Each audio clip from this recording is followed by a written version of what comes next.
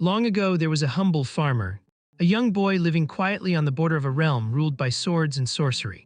Fate had already written his role as the one destined to rise as a legendary hero. Yet he had no interest in carrying that burden. He preferred his calm, unhurried life, and ignored the system's constant notifications. He simply went on living in his own way. Meanwhile, across the land, kingdoms and nations alike fell one after another to the overwhelming might of the demon queen, Elizabeth. Without the hero's presence, they had no chance of standing firm. Thus, Elizabeth claimed the entire world under her dominion and forged her empire. But one shadow lingered over her victory, the legend that one day a hero would rise and defeat her. So she unleashed her search magic, determined to track him down and challenge him. Meanwhile, the boy remained too absorbed in his comfortable life to care. His village was wrapped in a special barrier, which granted him even more time each day to indulge in his interests. He had built a home with his own hands, spending his time hunting, meditating, and tending to his crops, with no concern for demons or sorcery whatsoever. Eventually, the system reached its limit and cursed him to die by the demon queen's hand before vanishing entirely. The boy did not even realize it. His attention was fixed on Dajwang, the axe he had forgotten in the woods. Just as he was about to retrieve it, the sky dimmed, and thunder rolled with a threatening rumble. Elizabeth, the demon queen herself, descended upon the village. But instead of trembling in fear or acknowledging her terrifying presence, his first instinct was to dash out to save his laundry and dried fish from the storm. He felt satisfied once his little treasures were safe. And of course, his loyal electronic pet dog Wang Chai stood by his side as always, his only true companion. He hurried to usher Wang Chai inside. But before stepping in, a voice thundered from above. Elizabeth, in all her grandeur, revealed herself. The boy casually glanced at Wang Chai and asked his pet who she might be. Naturally, referring to the Queen of Demons, as if she were an ordinary passerby, did not sit well with her. Realizing his blunder, he immediately apologized, though deep inside panic churned. This place was supposed to be secure, not a stage for an uninvited appearance, especially not from the Demon Queen herself. Elizabeth, however, hurled something in his direction, perhaps to test his reaction. In sheer desperation, he flung his prized belongings into the air.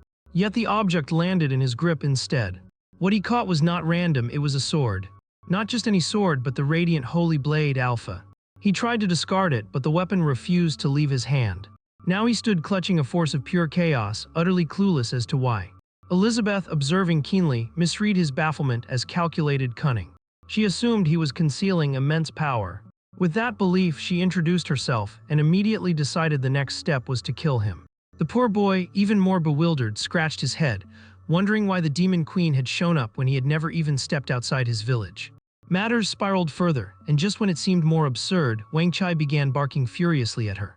Elizabeth responded by summoning her magic. The boy remembered the system's warning that their confrontation was inevitable. Accepting he had no control, he threw the sword aside. After all, he was just a beginner in this unforgiving world. With the ultimate foe standing before him, surrender seemed like his only option. Wearing a faint smile, he turned to retreat into his home, finding peace in knowing he had lived without regrets, not a single one. Elizabeth, misinterpreting his smile as defiance, decided the answer was to crush his house with boulders. Meanwhile, Wang Chai analyzed the incoming trajectory and launched missiles at the falling stones. Elizabeth assumed Wang Chai was some enchanted relic linked to the so-called hero. Convinced of her supremacy, she brushed it off and unleashed more magic to finish the fight. Yet Wang Chai, against all reason, managed to redirect her attacks back at her. To Elizabeth, it was laughable that such a small thing dared to oppose her. Both amused and irritated, she resolved to erase the dog and the entire area along with it. She conjured vast black holes, but the spell fizzled like cheap fireworks, leaving her baffled as she tried to understand what had gone wrong. She began to suspect the boy had altered something inside his little home to disrupt her magic. But the truth was far less impressive. The boy lay on his bed, resigned, perhaps silently preparing his farewell, while Wang Chai barked endlessly at her, a gesture she found both absurd and infuriating. At last she lost her patience. She spread her wings wide and lunged toward the dog. An hour later, the boy stirred awake, uncertain whether he was dead or alive. The silence outside was unnerving. Mustering courage, he crept to the door, cracked it open, and prayed for the best, but what he saw was the worst.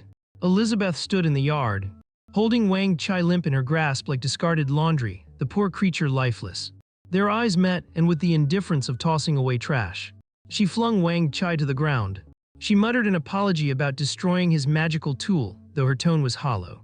The boy, knowing protest was useless, suggested they speak instead of letting the chaos continue. Elizabeth agreed, though only after ensuring he was buried beneath the earth. Yet before she could act, something shifted. She felt her strength falter and questioned if this was truly her end. With the grace of a falling statue, she collapsed and the boy rushed forward to check on her. But then matters took a strange turn as her garments began to vanish, revealing her body piece by piece. The boy's nose erupted in a flood of blood. By the time night descended, Elizabeth awoke in a bed. Her first thought was how disgraceful it felt for a demon queen to end up in such a state. She noticed the cuffs binding her and assumed the boy intended to keep her as nothing more than a trophy. Instead of ending her life outright, she attempts to summon her magic but finds the shackles holding her refuse to yield. Their faint clinking makes it obvious they are yet another artifact far beyond normal strength, somehow linked to the boy. Her eyes wander across the room, taking in the strange assortment of oddities. To her, it resembles the cluttered lair of an amateur sorcerer, and she realizes she may have underestimated him. Not only is he irritating, he is bizarre on top of it. Her thoughts are cut short when the boy enters, carrying a tray of food. Before he can stumble through whatever awkward words he had prepared, she silences him. If he intends to kill her, then he should just do it. Begging for mercy will never leave her lips. The boy is visibly nervous, though he tries to mask it before the demon queen, hoping only to speak with her. Regarding the shackles, he reassures her that they are only for safety. To Elizabeth, however, it sounds more like he is seeing how far he can push her humiliation before she breaks.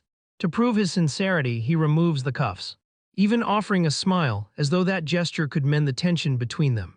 But to Elizabeth, it feels like mockery, as if he truly believes she poses no danger. She restrains her desire to obliterate him and chooses, for now, to play along.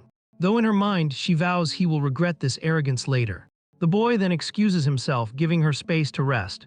Yet the question remains, why has he not ended her when he had the chance? For him, the answer is simple.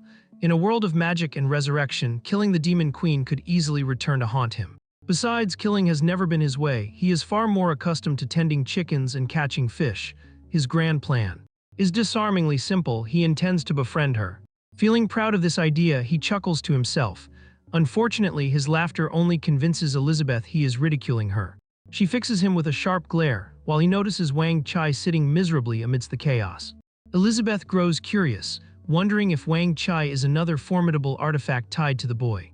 But to him, it is merely a little gadget he crafted out of boredom. Elizabeth, waiting for her moment, sees an opportunity. She decides to draw upon her limitless magic to restore her strength. Believing the boy has lost his tool, she thinks the power balance is hers again.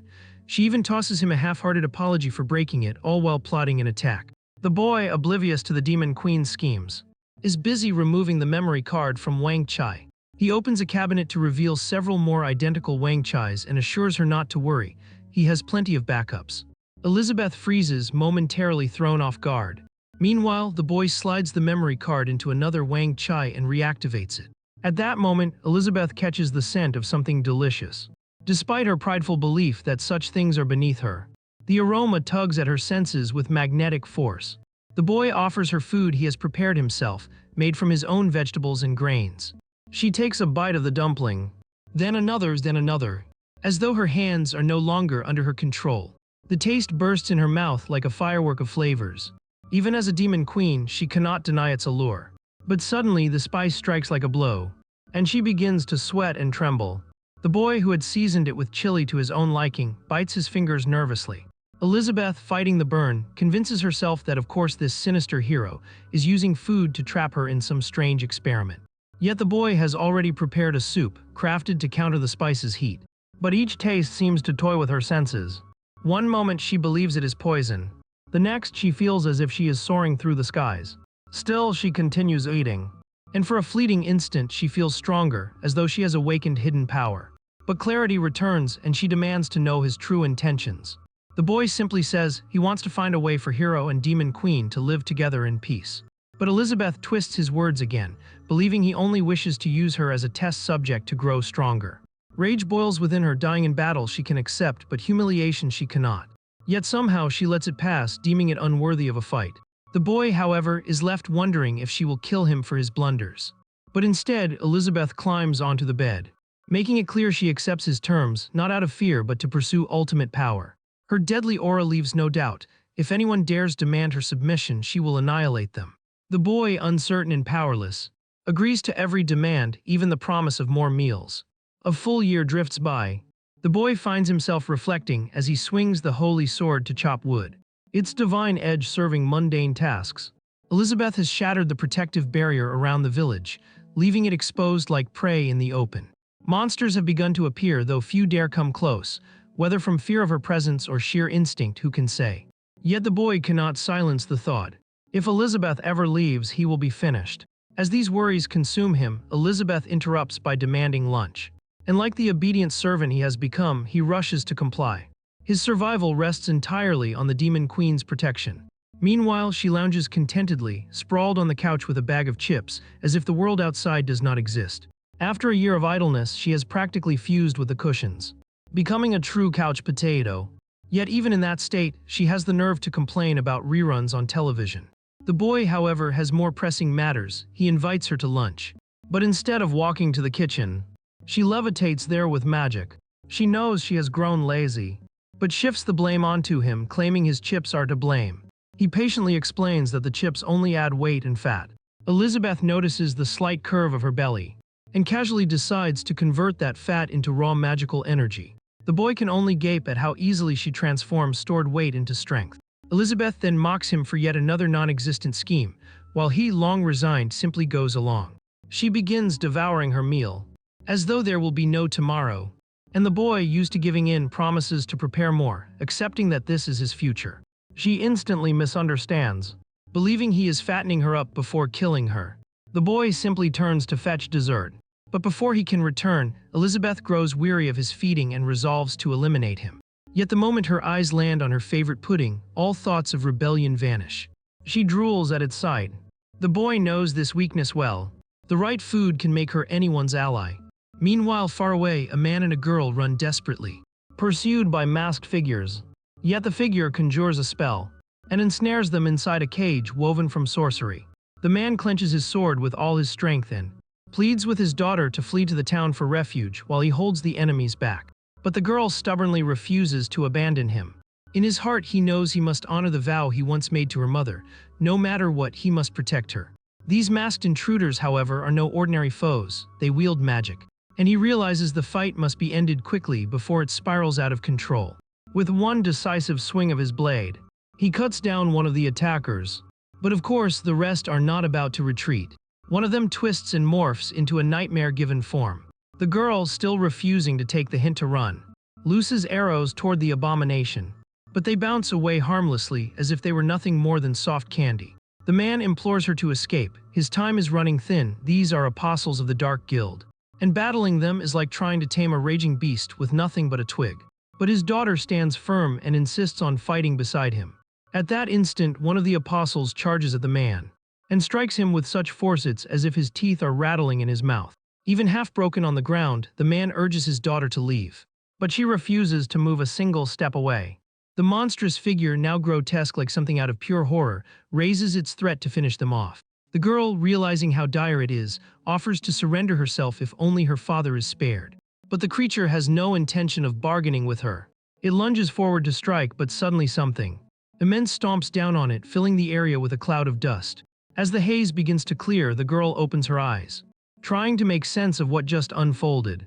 Before her stands Lord Mammoth, having crushed the fiend beneath his massive weight. And atop the great mammoth rests a shrine. Inside resides the immortal frog, who reports calmly that the threat has been neutralized. The frog then asks what should be done about the man and his daughter. Soon a small house emerges upon the frog's back, and inside, none other than Wang Chai, who declares that the humans be spared, for they must be taken to his master for judgment. Evil awakens in a strange chamber, disoriented. Her first instinct is to search for her father, but he is nowhere to be found. Then the memory returns. He was gravely hurt. Panic seizes her and she rushes to search. She opens a door, only to be confronted with a scene she could never have expected.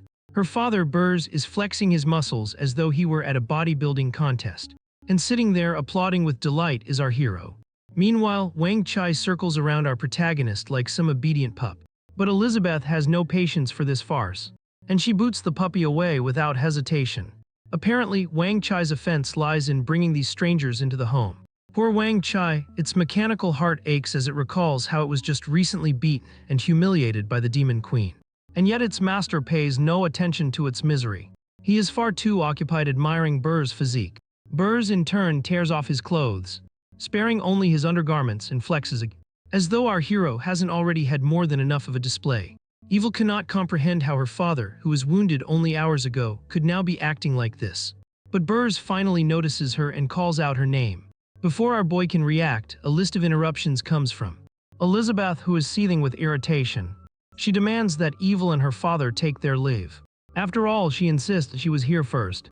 The MC, trying to salvage what dignity is left, invites them inside for a discussion. Once seated within, our protagonist offers them tea. Evil eyes the cup warily, suspecting it might be some enchanted brew that healed her father.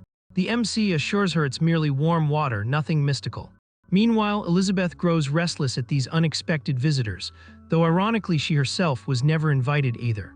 As Burrs regains fragments of memory, he recalls how Wang Chai brought them here, and how the hero gave him water that somehow reinvigorated him. After finishing the drink, something remarkable occurs. Evil and Burrs suddenly find themselves lying within a vast meadow and feel as though their spirits could soar away. The sky above is breathtakingly beautiful. It moves them almost to tears. And just like that, from a single cup of barley tea, Evil ascends to a 1-star archmage and even sprouts elf ears. Burrs' archmage level also rises from 3 to 4. The MC kindly offers them another serving. But Burrs is so overwhelmed by this kindness he is left speechless. Our boy, however, despairs, for he has no snacks left. The Demon Queen confiscated them all and he dares not cross her. Still, he cannot resist asking why they were attacked. Burrs explains it is because of the elf bloodline hidden within Evil. Evil then reveals her tale. Her mother was a saintess of the elf race who fell deeply in love with Burrs, despite the strict ban against marrying outsiders. The hero wonders aloud if it is the elves themselves pursuing them. But Elizabeth cuts that down, dismissing Evil's story as outdated nonsense, since interracial marriage laws vanished once the Demon Queen united the world. Burrs then recounts how, when his wife was forced back to the elf lands, he heroically fled with Evil and went into hiding. The MC can't help but think it all resembles one of those tragic romances doomed from the start. But Burrs clarifies that the elves spared them thanks to his wife's sacrifice. The true menace now is the Dark Guild from the demon realm. Our boy glances toward Elizabeth, who looks ready to explode. Realizing he struck a nerve, he quickly apologizes. Elizabeth, still bristling, shifts focus back to the Dark Guild and demands more explanation. Burrs explains that the Dark Guild has been experimenting on humans, working to revive the Demon Queen, and that elves are crucial for their scheme. Which is why Evil, who hasn't even awakened her bloodline, is being hunted. Elizabeth immediately discerns what is running through our hero's head, but he reassures her he already knows where she has been. Meanwhile, Burrs and Evil remain utterly confused by this strange telepathic exchange. Elizabeth, stunned by how drastically the world has changed in a single year, demands to know who claimed the Demon Queen was dead. Burrs answers that she vanished 5 centuries ago, and had she survived, she would have already reclaimed her throne. The MC, who had only been absent for a year, feels as though he has aged 500 years in an instant. Elizabeth, however, presses for the origin of this rumor about the Queen's death. Evil recalls that the old records state the Demon Queen was slain by the legendary hero. The hero and the Queen clashed for an entire month, and at the end he gave his life to save the continent. Both perished. At that revelation, Elizabeth's aura darkens, lethal as a storm brewing in midsummer. The terrified father and daughter instantly agree with her that such rumors must be false. And then the MC drops the revelation he himself is the legendary hero. At least that's what the system declares. But he does not end it there and even goes so far as to introduce Elizabeth as none other than the Demon Queen. The father and daughter nearly collapse under the sheer shock of such overwhelming revelations. Elizabeth, however, as always, misinterprets our protagonist's intentions. She assumes he is mocking her for once having been sealed away by him. Her fury ignites. She storms out, slamming the door with such force the entire room quivers. Burrs, who has been holding his breath the whole time, finally exhales and asks our hero directly what he intends to do with them. The MC, still reeling from the weight of it all, decides it's best to wait and let the truth settle in. As the night deepens, Burrs and Evil lie awake, the day's chaos leaving them restless. They whisper softly between themselves, Evil still dazed by it all. Though in her mind, she has twisted the events into believing Elizabeth must have fallen for the legendary hero and abandoned everything to hide with him. Burrs meanwhile clings to our protagonist's earlier advice, trying to calm himself. Just then the MC appears in the shadows like a phantom, checking why they are not asleep. Late into the night, he suggests a round of cards. It sounds harmless enough. Unless, of course, you are Evil and Burrs, who suspect this might be some deadly trial to decide whether he spares their lives. As they sit down, Evil cannot shake the sense that the cards themselves are radiating a sinister energy. Mustering her courage, she asks the hero what the game is called. He pauses, torn between giving them the original name, which would make no sense, or softening it for their fragile understanding. At last, he settles on Dragon Fight, a name that hardly eases their nerves. The moment they hear it, Evil and Burrs look as if they've been handed their death sentences. Yet they are not the only ones in the room. Elizabeth is there too, cloaked by her concealment magic. The MC then explains the rules. 2 brave heroes must team up to slay a dragon. But the cards themselves will decide whether they are heroes or the dragon. Evil and Burrs exchange horrified glances, their fears now fully confirmed. Our hero draws his hand first and seems pleased. Burrs nudges Evil forward, and with great reluctance she reaches out, the instant her fingers touch the cards. The entire room warps around them. Evil feels her strength draining away faster than a phone battery on a video call. She whispers an apology to Burrs, but he, ever the optimist or perhaps in denial, tells her he will handle it. The MC then asks if they would prefer to become the dragons. Evil and Burrs immediately refuse, and our boy confirms it once more. He proceeds to draw a few more cards to begin the match. But as soon as the result is revealed, his expression darkens. Seeing this, Evil panics, wondering if they have already failed this strange ordeal. The hero takes the first turn and lays down an 8. Burrs follows, and treats his move like he is defusing a bomb. With the utmost caution, he draws a jack, and places it down. Evil skips her turn. Our boy broods over his next move for an eternity, only to pass as well. Burrs stares in disbelief, realizing the hero is deliberately prolonging the game, and forcing him to keep playing while exhausting his strength. Desperate to end this torment, Burrs throws down his entire hand at once. He unleashes a mighty combo called Flying Dragon, according to the rules. But such a massive play exacts a price, leaving his legs racked with pain. Suddenly, a colossal dragon illusion erupts and shakes the room. The beast hurls a blazing assault at the MC. Evil and Burrs nearly dive under the bed in terror. Elizabeth, by contrast, observes the chaos as casually as watching a play. But the moment the dragon vanishes, Burrs' confidence vanishes with it. His supposed trump card has backfired completely. Not only is he losing, but he has also managed to anger the hero. Yet our protagonist, oblivious to Burrs' panic, praises the move instead, lost in thought. Before Burrs can react, the MC passes again. Burrs trembles, sweating profusely, and forces out his next move while Evil skips hers. Then it's the hero's turn. With an air of absolute confidence, he plays a straight. Another illusion bursts forth, towering waves crashing all around them. The father and daughter clutch each other as if they might drown for real. When it finally ends, they look ready to abandon the game entirely. But of course, our boy is far from finished. His next move summons knights riding in a grand carriage. Burrs, drained and frustrated, finally admits defeat, bereft of ideas. Evil, however, refuses to cower any longer. Ignoring her father's pleas, she mirrors the MC's play.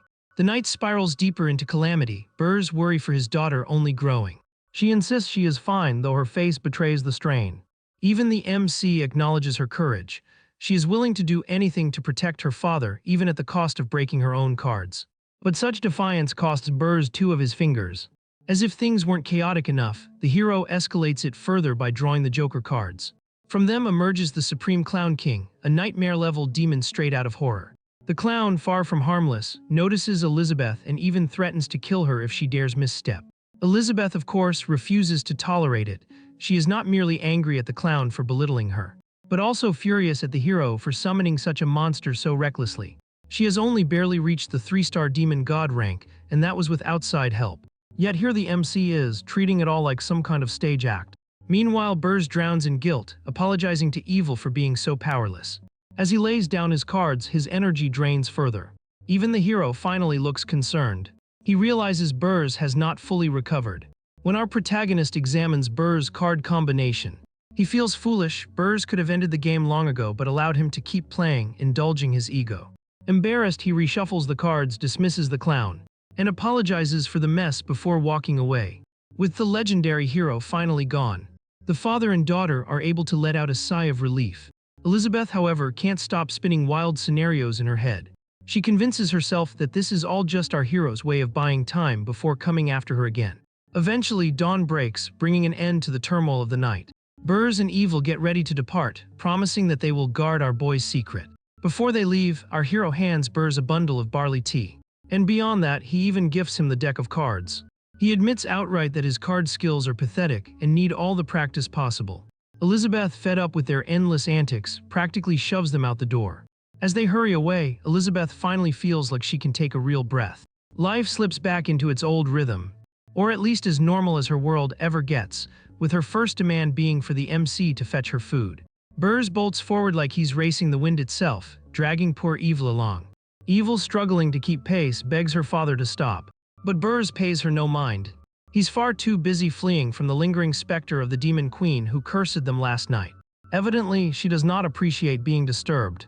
As punishment, she marked their necks with a curse, and made it crystal clear that they must never reveal anything about her or our boy. If they dare, the curse will trigger, sending them straight to the afterlife. When Burrs finally halts, he realizes just how far they've sprinted. Evil also scans the surroundings, struck by a nagging déjà vu of having been there before. Burrs, though, is too stunned at his own stamina to care about the scenery. Meanwhile, Wang Chai, the one responsible for sending them here, observes from afar. The corpses of the Dark Guild apostles still litter the ground. Burrs has no desire to linger, fearing the area will soon swarm with demons. So Wang Chai chooses to withdraw. But guess who decides to make a dramatic return? None other than the Dark Guild apostles. And leading them is their commander, the Great Apostle, a man rumored to harbor the power of a demon spirit or two. The moment Evil spots them, she panics and begs Burrs to abandon her. But Burrs is not the type to bolt from danger. He's endured a night with the demon queen. What are a few apostles compared to that? He pulls out the card deck gifted by our hero, and uses it to fling the apostles aside. This time he refuses to back down, because if he survives this clash, he can finally reunite Evil with her long-lost mother among the elf tribe, just as he once vowed years ago. Then he makes his boldest play yet, summoning the number 4s from his deck. From it emerges a towering figure. Evil instantly recognizes her as her mother. Under Burrs' command, the woman unleashes a barrage of arrows like a seasoned master, striking down the apostles one after another. The great apostle attempts to shield himself, but before the elf queen's might, he is utterly helpless. His head is severed clean, and the battle ends just like that. With victory secured, Burrs drops to his knees, looking like a man who just ran a marathon in full plate armor. Evil rushes to his side, but Burrs has just coined an entirely new title for himself. And so on that day, the Card Master was born. A week drifts by since Evelyn and Burrs departed. The MC returns to his quiet farming life, right now snacking on a watermelon while admiring the magical world's fruit breeding. Sure, the harvest looks impressive, but without anyone to share it with, it feels as dull as watching paint dry. At first, he was perfectly content with this life, simple farm work, slow days, dirt-stained hands. But after crossing paths with people from the outside, unease began stirring within him. He might try to shove it down, but who is he kidding? Adventure is calling, and he's never been the type to ignore a call, even if it drags him from his safe haven. He knows all too well, though, that he is no fearless adventurer and far too weak, so he keeps trying to bury that craving, but it clings stubbornly. Just then, Elizabeth makes her usual dramatic entrance. Spotting our boy's gloomy look, she can't help but ask what's wrong. The hero admits he wants to set out and explore. Elizabeth casually suggests he come along with her. The MC's face lights up instantly. After all, if the demon queen is by his side, weakness won't be a problem. The two waste no time preparing for the journey. Elizabeth snaps her fingers. A portal of magic unfurls before them. But just before stepping through, our hero lays out a few concerns. First, she must promise not to ditch him midway. Second, she needs to keep her emotions in check and maybe, just maybe, avoid causing a scene. It might sound like he's bossing her around, but surprisingly, she agrees without much resistance. Finally, he asks her to promise she'll return with him after the trip, because there's no way he's testing his survival alone in a monster-filled village, and let's be real, she's half the reason it's like that anyway. Elizabeth agrees at once, assuring him she has no plans of leaving before defeating him. In return, she makes a small demand of her own. A fruit pudding, simple, sweet, and utterly Elizabeth. With both sides satisfied, they step through the portal, leaving. Poor Wang Chai stuck babysitting the farm or sulking. On the other side, they emerge into a lively town. This is Boaster Town, a neutral ground. The MC's excitement is childlike as he darts from the equipment shop to the butcher's stall. He runs about thrilled at every sight. Elizabeth, meanwhile, notes how little has changed in the world even after a century. He agrees, remarking that it doesn't seem nearly as wild as Burrs once claimed. Elizabeth quickly credits herself, boasting that her great leadership is what preserved this peace. But our hero is already distracted, too engrossed by a nearby stall where kids are selling handmade dolls. Suddenly, a beastman resembling a pig storms over and kicks their stall to pieces. His fury pours out at the children, claiming their church owes his gang money, and yet they dare open a stall on his turf. The kids, especially the little girl Annie, are terrified. Still, she stands firm, insisting they won't pay a cent since the gang never protects them anyway.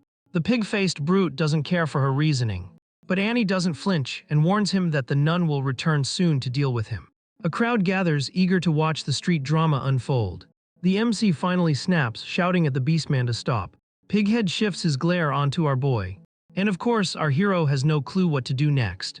So he shoots Elizabeth a desperate look, silently begging for backup. But judging from her cold indifference, she has no intention of playing savior today. So our boy changes tactics, appealing to the audience instead, loudly declaring that the beastman is bullying a child. Surely the crowd will intervene. Right, wrong. They stay quiet, too entertained by the show to lift a finger. Then Pighead notices the MC's southern clothes, and his eyes start gleaming as he drools over Elizabeth. Our boy nervously suggests settling things calmly, maybe even offering some regional delicacies. But Pighead isn't interested in diplomacy. He orders his lackeys to rough up our hero and haul Elizabeth away. And that is the last straw for Elizabeth. Sure, the MC once imprisoned her, but this. Yet these fools think they can pull the same stunt, not while she's around. Her fury sparks a sudden shift in the skies, as heavy clouds gather and thunder rumbles overhead. It feels as if the heavens themselves are declaring to Pighead that he has crossed the wrong line. The Pighead and his lackeys begin to tremble, unsure if it's rain coming or the end of their lives about to crash down. The protagonist quickly urges her to calm down, warning that the entire town might vanish if she keeps pushing. Elizabeth decides to let them live, but only by the narrowest margin. Annie, who has been silently witnessing the chaos, is left speechless by Elizabeth's overwhelming strength. And all of this uproar is because Pighead is fussing over a mere 10 gold coins. Hearing that, the protagonist glances toward Elizabeth, who likely has more wealth than she could ever spend. He proposes borrowing a little from her, promising to sell vegetables from his garden to repay the debt. Elizabeth, however, scolds him as a fool for even thinking of such a ridiculous bargain, especially since she hadn't even bothered to bring her treasure chest along in the first place. The protagonist then suggests offering local produce as payment. Maybe some of his freshly grown vegetables could work, though Pighead is anything but impressed. Just as the situation is about to collapse, a pouch full of coins comes flying out of nowhere and smacks Pighead square in the face. The impact leaves him reeling. The pouch belongs to none other than Hawthorne. He coldly orders Pighead to take the money and disappear. Pighead immediately notices the emblem on the coins, Thundersea Buckthorn, a feared sword St. Guild. Not wanting to test his luck, he wisely accepts the warning and retreats, at least for now. The protagonist helps Annie back on her feet. Out of gratitude, he offers Hawthorne some bananas. Hawthorne instead proposes forming a partnership that could ease their financial troubles.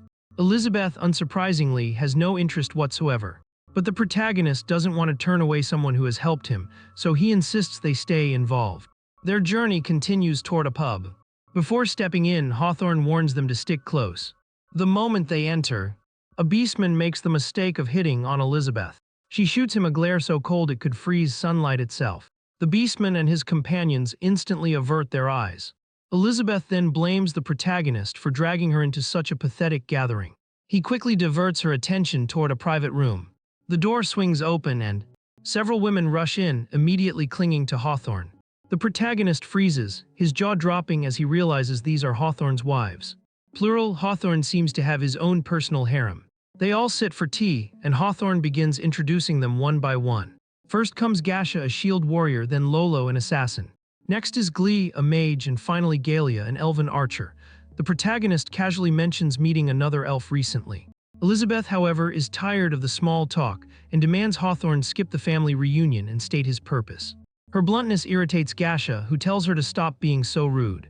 Lolo and Galia throw in some sharp insults as well, mocking Elizabeth's arrogance and appearance. Elizabeth edges closer to exploding. She warns them outright if they want chaos, she'll gladly give it, but they'd better not regret it afterward.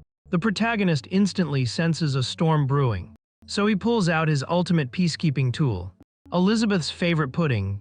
One spoonful later, her rage evaporates as if it never existed. The protagonist then fabricates a silly tale about them belonging to some nameless tribe, where Elizabeth is queen and he is her servant. It's pure nonsense, crafted solely to deflect the tension. Of course, Lolo and Galia take the opportunity to mock Elizabeth further, laughing at her expense. The protagonist explains that it's her first time outside, and she's still adapting to different cultures. Meanwhile, Hawthorne, finally able to speak, lays out his true plan. He wants them to join him and his wives in exploring a treasure dungeon. He also points out the sinister energy Elizabeth displayed earlier, which doesn't exactly align with a small-town princess. The protagonist grows curious and asks Annie to explain what these treasure dungeons are. Annie clarifies that they're magical realms built by ancient beings to safeguard treasures, dangerous and hidden away. Hawthorne then admits the real reason he needs them. The dungeon's barrier requires 8 people to open. Annie's expression darkens at once. She knows these dungeons are notoriously difficult, and as just a 4-star magician, she feels woefully unprepared. The protagonist empathizes, as his own magical ability is practically non-existent. But Hawthorne assures them their role is simply to fill the numbers. He and his wives will tackle the real dangers.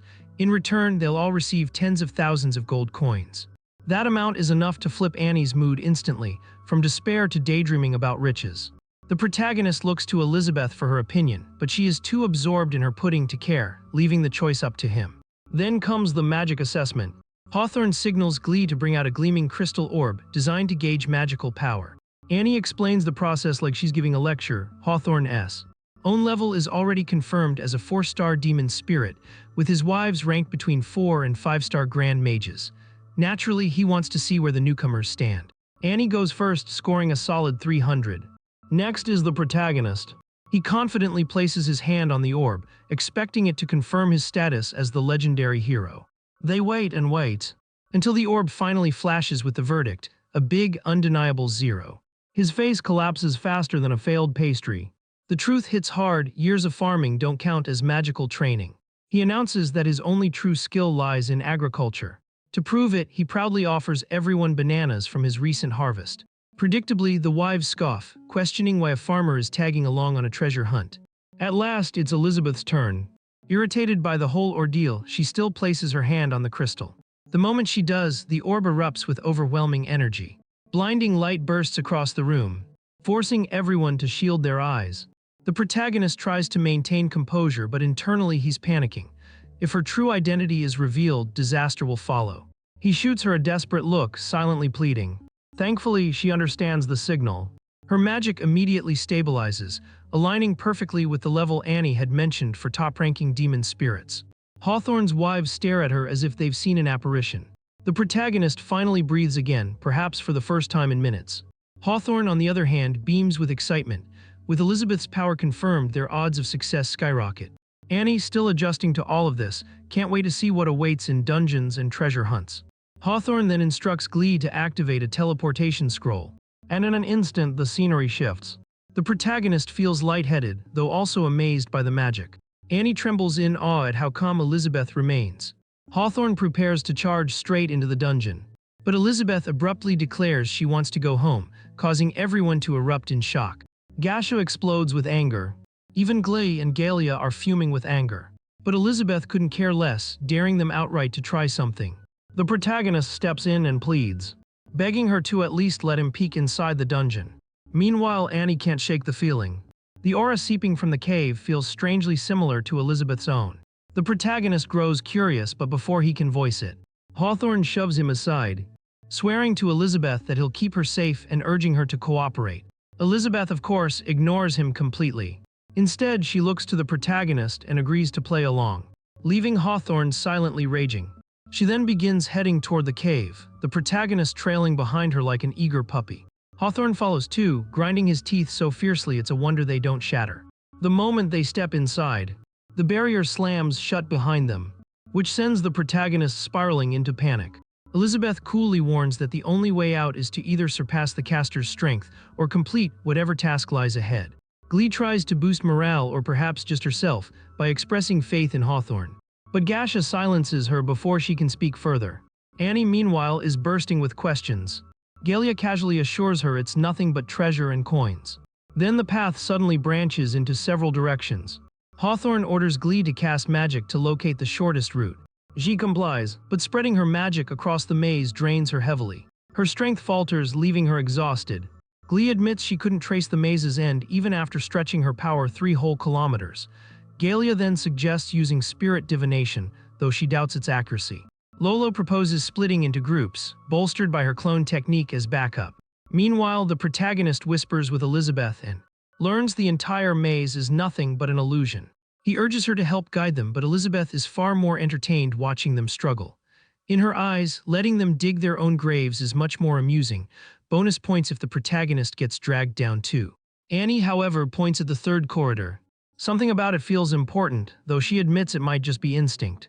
Glee senses nothing, dismissing Annie's gut feeling as unreliable. So Annie wisely holds her tongue. Glee favors the final passage, noting it contains the fewest monsters. But Lolo pushes for splitting up and exploring all paths, while Gasha argues they should stick together for safety. After weighing everyone's input, Hawthorne sides with Glee's option. Annie, however, is convinced it's a disastrous choice.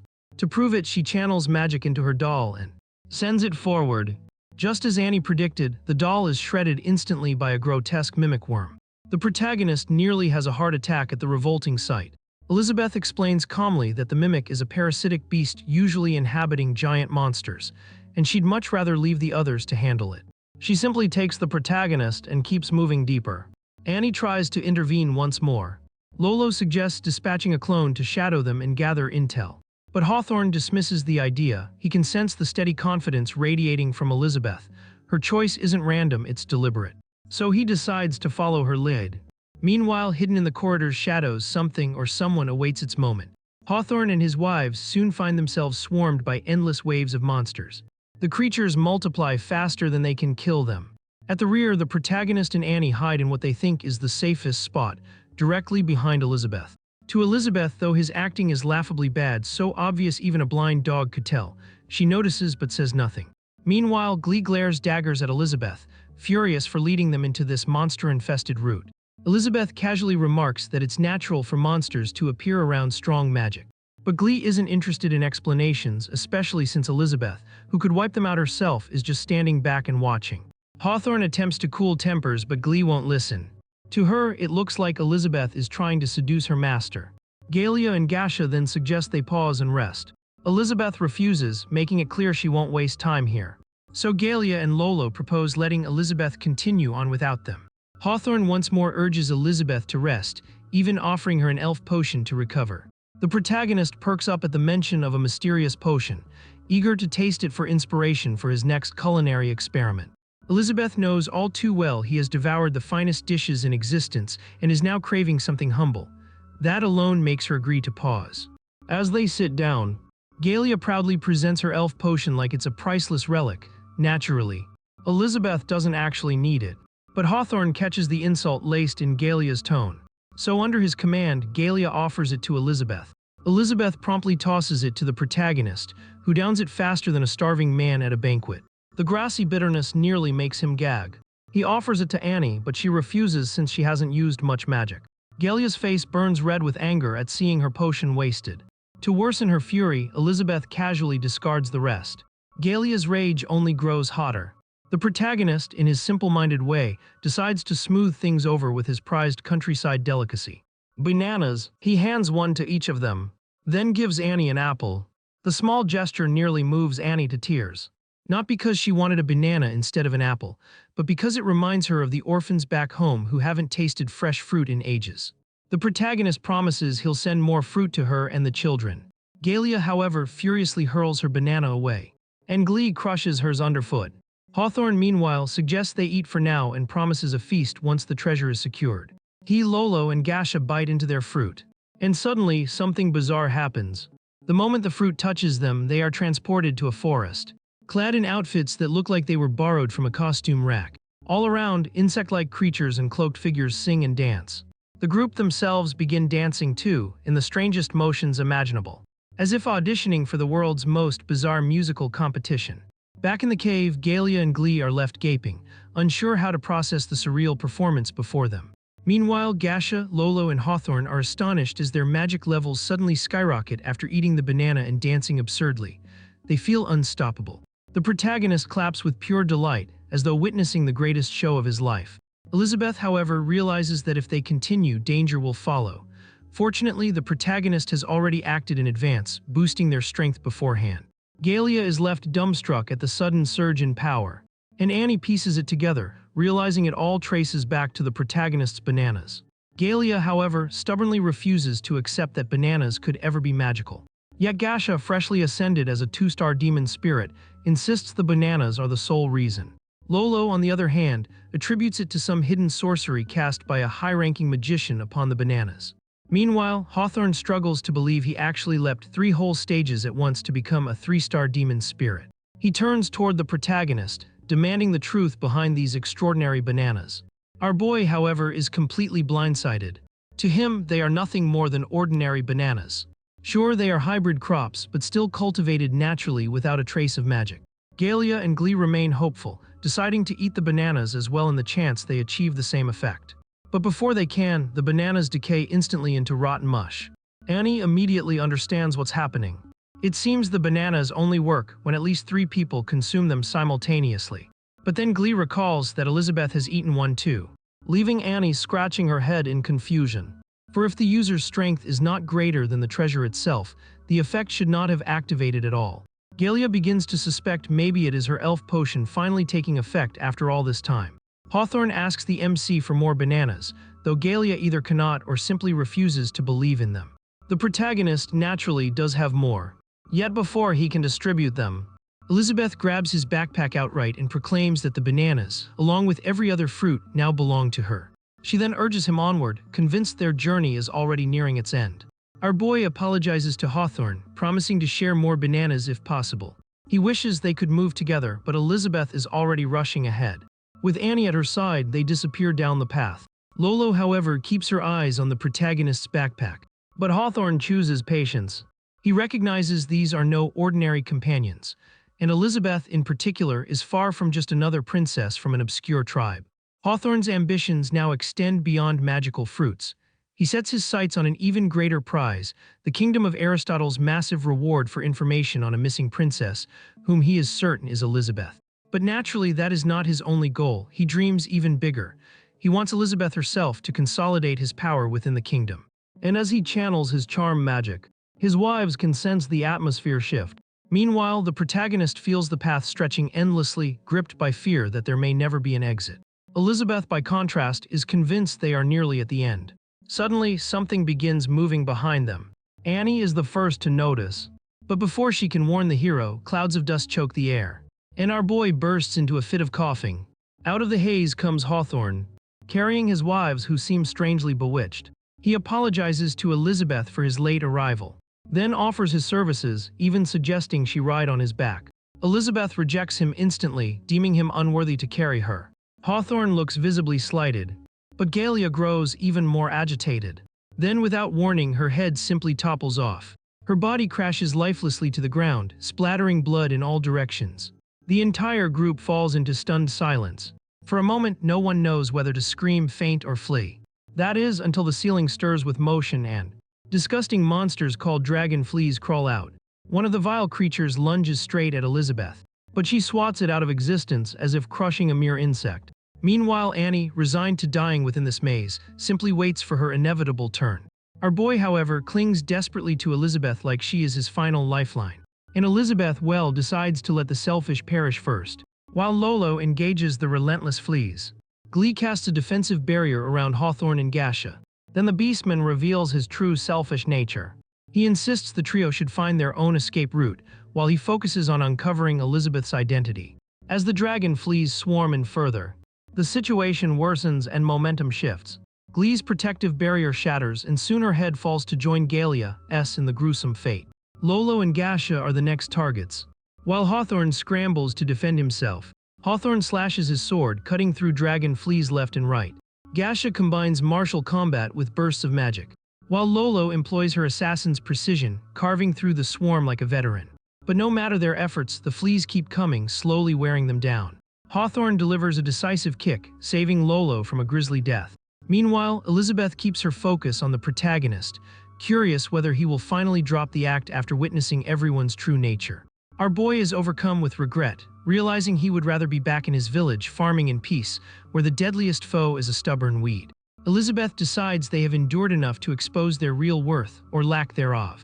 She tells the protagonist to stop sulking and brace himself for what lies ahead. She takes the lead, leaving Hawthorne and his wives behind to handle the fleas.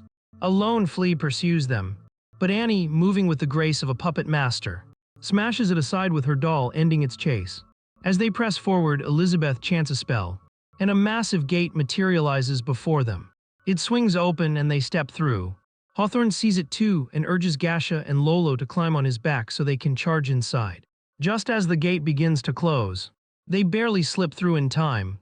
On the other side lies a chamber heaped with gold coins, jewels, and treasures. Our boy lights up with excitement at the sight of mountains of gold. It feels like stepping into a fairy tale. Except Hawthorne, true to form, shoves him aside. Gasha also makes sure Annie stays out of the spotlight. The treasure now becomes Hawthorne's one true love. He no longer even bothers to feign gratitude for their help.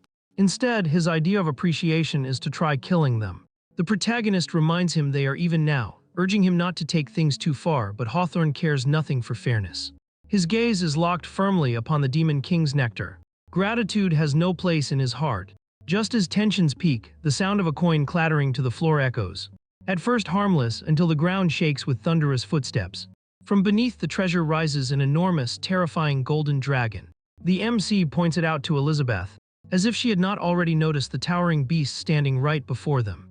Annie instantly spirals into full-blown panic, and the dragon's deafening roar only intensifies the chaos. Hawthorne, still stubbornly convinced he can finish this in one grand strike, commands his wives to hold off the beast while he gathers power for the final blow. Lolo and Gasha spring into action, with Lolo boldly taking the lead. She unleashes her clone ability, hoping the dragon will be thrown off by the duplicates. But the dragon, being every bit the dragon it is, pays no mind to the illusions. Meanwhile, to Hawthorne, this is the climactic moment. The dragon is the last obstacle, and he believes it's finally time to release his ultimate strength. He begins drawing in every ounce of energy he has. Lolo changes strategy, employing her assassin's finesse to strike from several directions at once. Yet the dragon doesn't so much as twitch. It's like trying to pierce a mountain with a sewing needle. Next comes Gasha's turn. Feeling quite smug about her freshly enhanced attack, she thinks her strike is flawless, except the dragon clearly disagrees. With one casual swipe of its claw, it sends her crashing through the air. Seeing this, Lolo's patience snaps. She decides to go all out, calling forth her 1,000-clone technique. She knows full well it won't cause serious damage, but she's sure at least it can buy them some time. Unfortunately, the dragon scatters a barrage of golden coins, obliterating every last one of Lolo's duplicates in the blink of an eye. Naturally, those coins don't spare the trio either. Elizabeth, safely tucked within her barrier, can't help but notice how strangely composed the protagonist seems. But the truth is, he isn't calm at all. He's frozen stiff, paralyzed in the middle of the mayhem. At the same time, Annie summons a massive bear puppet to block the storm of coins, while Lolo remains completely fixated on shielding Hawthorne, throwing her clones around him as protection. But in doing so, she neglects her own safety entirely. Meanwhile, Hawthorne finishes gathering his energy and unleashes his lightning flash technique, absolutely convinced that even a demon spirit couldn't withstand it. Yet once the dust clears, reality crashes down on his overconfidence. Instead of piercing the dragon, his sword shatters into countless fragments. And of course, the dragon dismissively boots him aside as if he's nothing. Now looming before them stands the 4-star demon sack dragon, fully prepared to take on the trio. Our boy has just witnessed Hawthorne swatted away by the dragon's tail, so he decides it's time to pull out his hidden card. Elizabeth, however, seems more intrigued by what's running through his head. The protagonist urges her to get moving, otherwise they'll all become dragon chow, and by they, he very much means himself. Elizabeth, needless to say, isn't thrilled about being ordered around like his lackey. Annie, on the other hand, isn't even focused on the dragon, nor the squabbling between the protagonist and Elizabeth. She trembles, convinced that the true nightmare hasn't even arrived yet, and that survival is impossible. Elizabeth approaches Annie, resting a hand on her head. Something about Annie's magic feels oddly familiar. It calls to mind the Jim bloodline, prompting Elizabeth to peer deeper. Annie's memories begin to surface. She relives flashes of a happy little church where young Annie once laughed and played. But that joy was short-lived, for apostles soon descended and razed everything. Annie recalls a nun who had once shown her kindness. Yet in her memories, that woman's smile twists into something sinister. Then the slaughter began. One apostle attempted to strangle her, and that's when Annie's powers erupted, so violently that it annihilated everything around her. Apostles, children, adults, no one was spared. Returning to the present, Elizabeth realizes the girl buried her power so deeply that she even tampered with her own memories. To Elizabeth, this is nothing but foolishness, and Annie is a disgrace to her lineage. Annie, meanwhile, is too busy weeping apologies to the children she killed back then. Elizabeth tells her flatly that if she's done crying, she had better stand and fight, otherwise, she can just sit there and wait for the dragon to devour them. Those sharp words ignite a spark in Annie, and instead of drowning in guilt, she shifts her focus toward protecting someone, namely the protagonist. She channels her magic, summoning a host of puppets of all shapes and sizes. They charge straight at the dragon. The dragon roars, swinging at the panda puppet, but the panda locks tightly onto its claw. Meanwhile, the rabbit puppet starts pounding on the dragon's body like a drum. The beast screeches, but the rabbit's fists just keep landing, blow after blow. The protagonist watches with fascination, trying to puzzle out what Elizabeth did to spark such a change in Annie. But the truth is, Elizabeth only reminded her to face the present, nothing miraculous. The dragon slams the rabbit puppet down hard, yet the rabbit refuses to let go, gripping its other claw. The snake puppet slithers in, coiling itself around the dragon's frame. In retaliation, the dragon lashes up a hurricane with its tail. The owl puppet swoops in to block the raging winds. Our hero can't help but admire Annie's mastery of puppetry, though soon, his thoughts drift to the enigmatic Jim bloodline Elizabeth mentioned moments ago. Before he can delve deeper, he suddenly stumbles, barely catching his footing. It's a lightning flash attack from Hawthorne, who against all odds is still alive and kicking. Even worse, he's holding the protagonist's backpack. The MC's attention zeroes in, he wants that bag back. But Hawthorne, in his mania, tears it open and devours the fruits inside.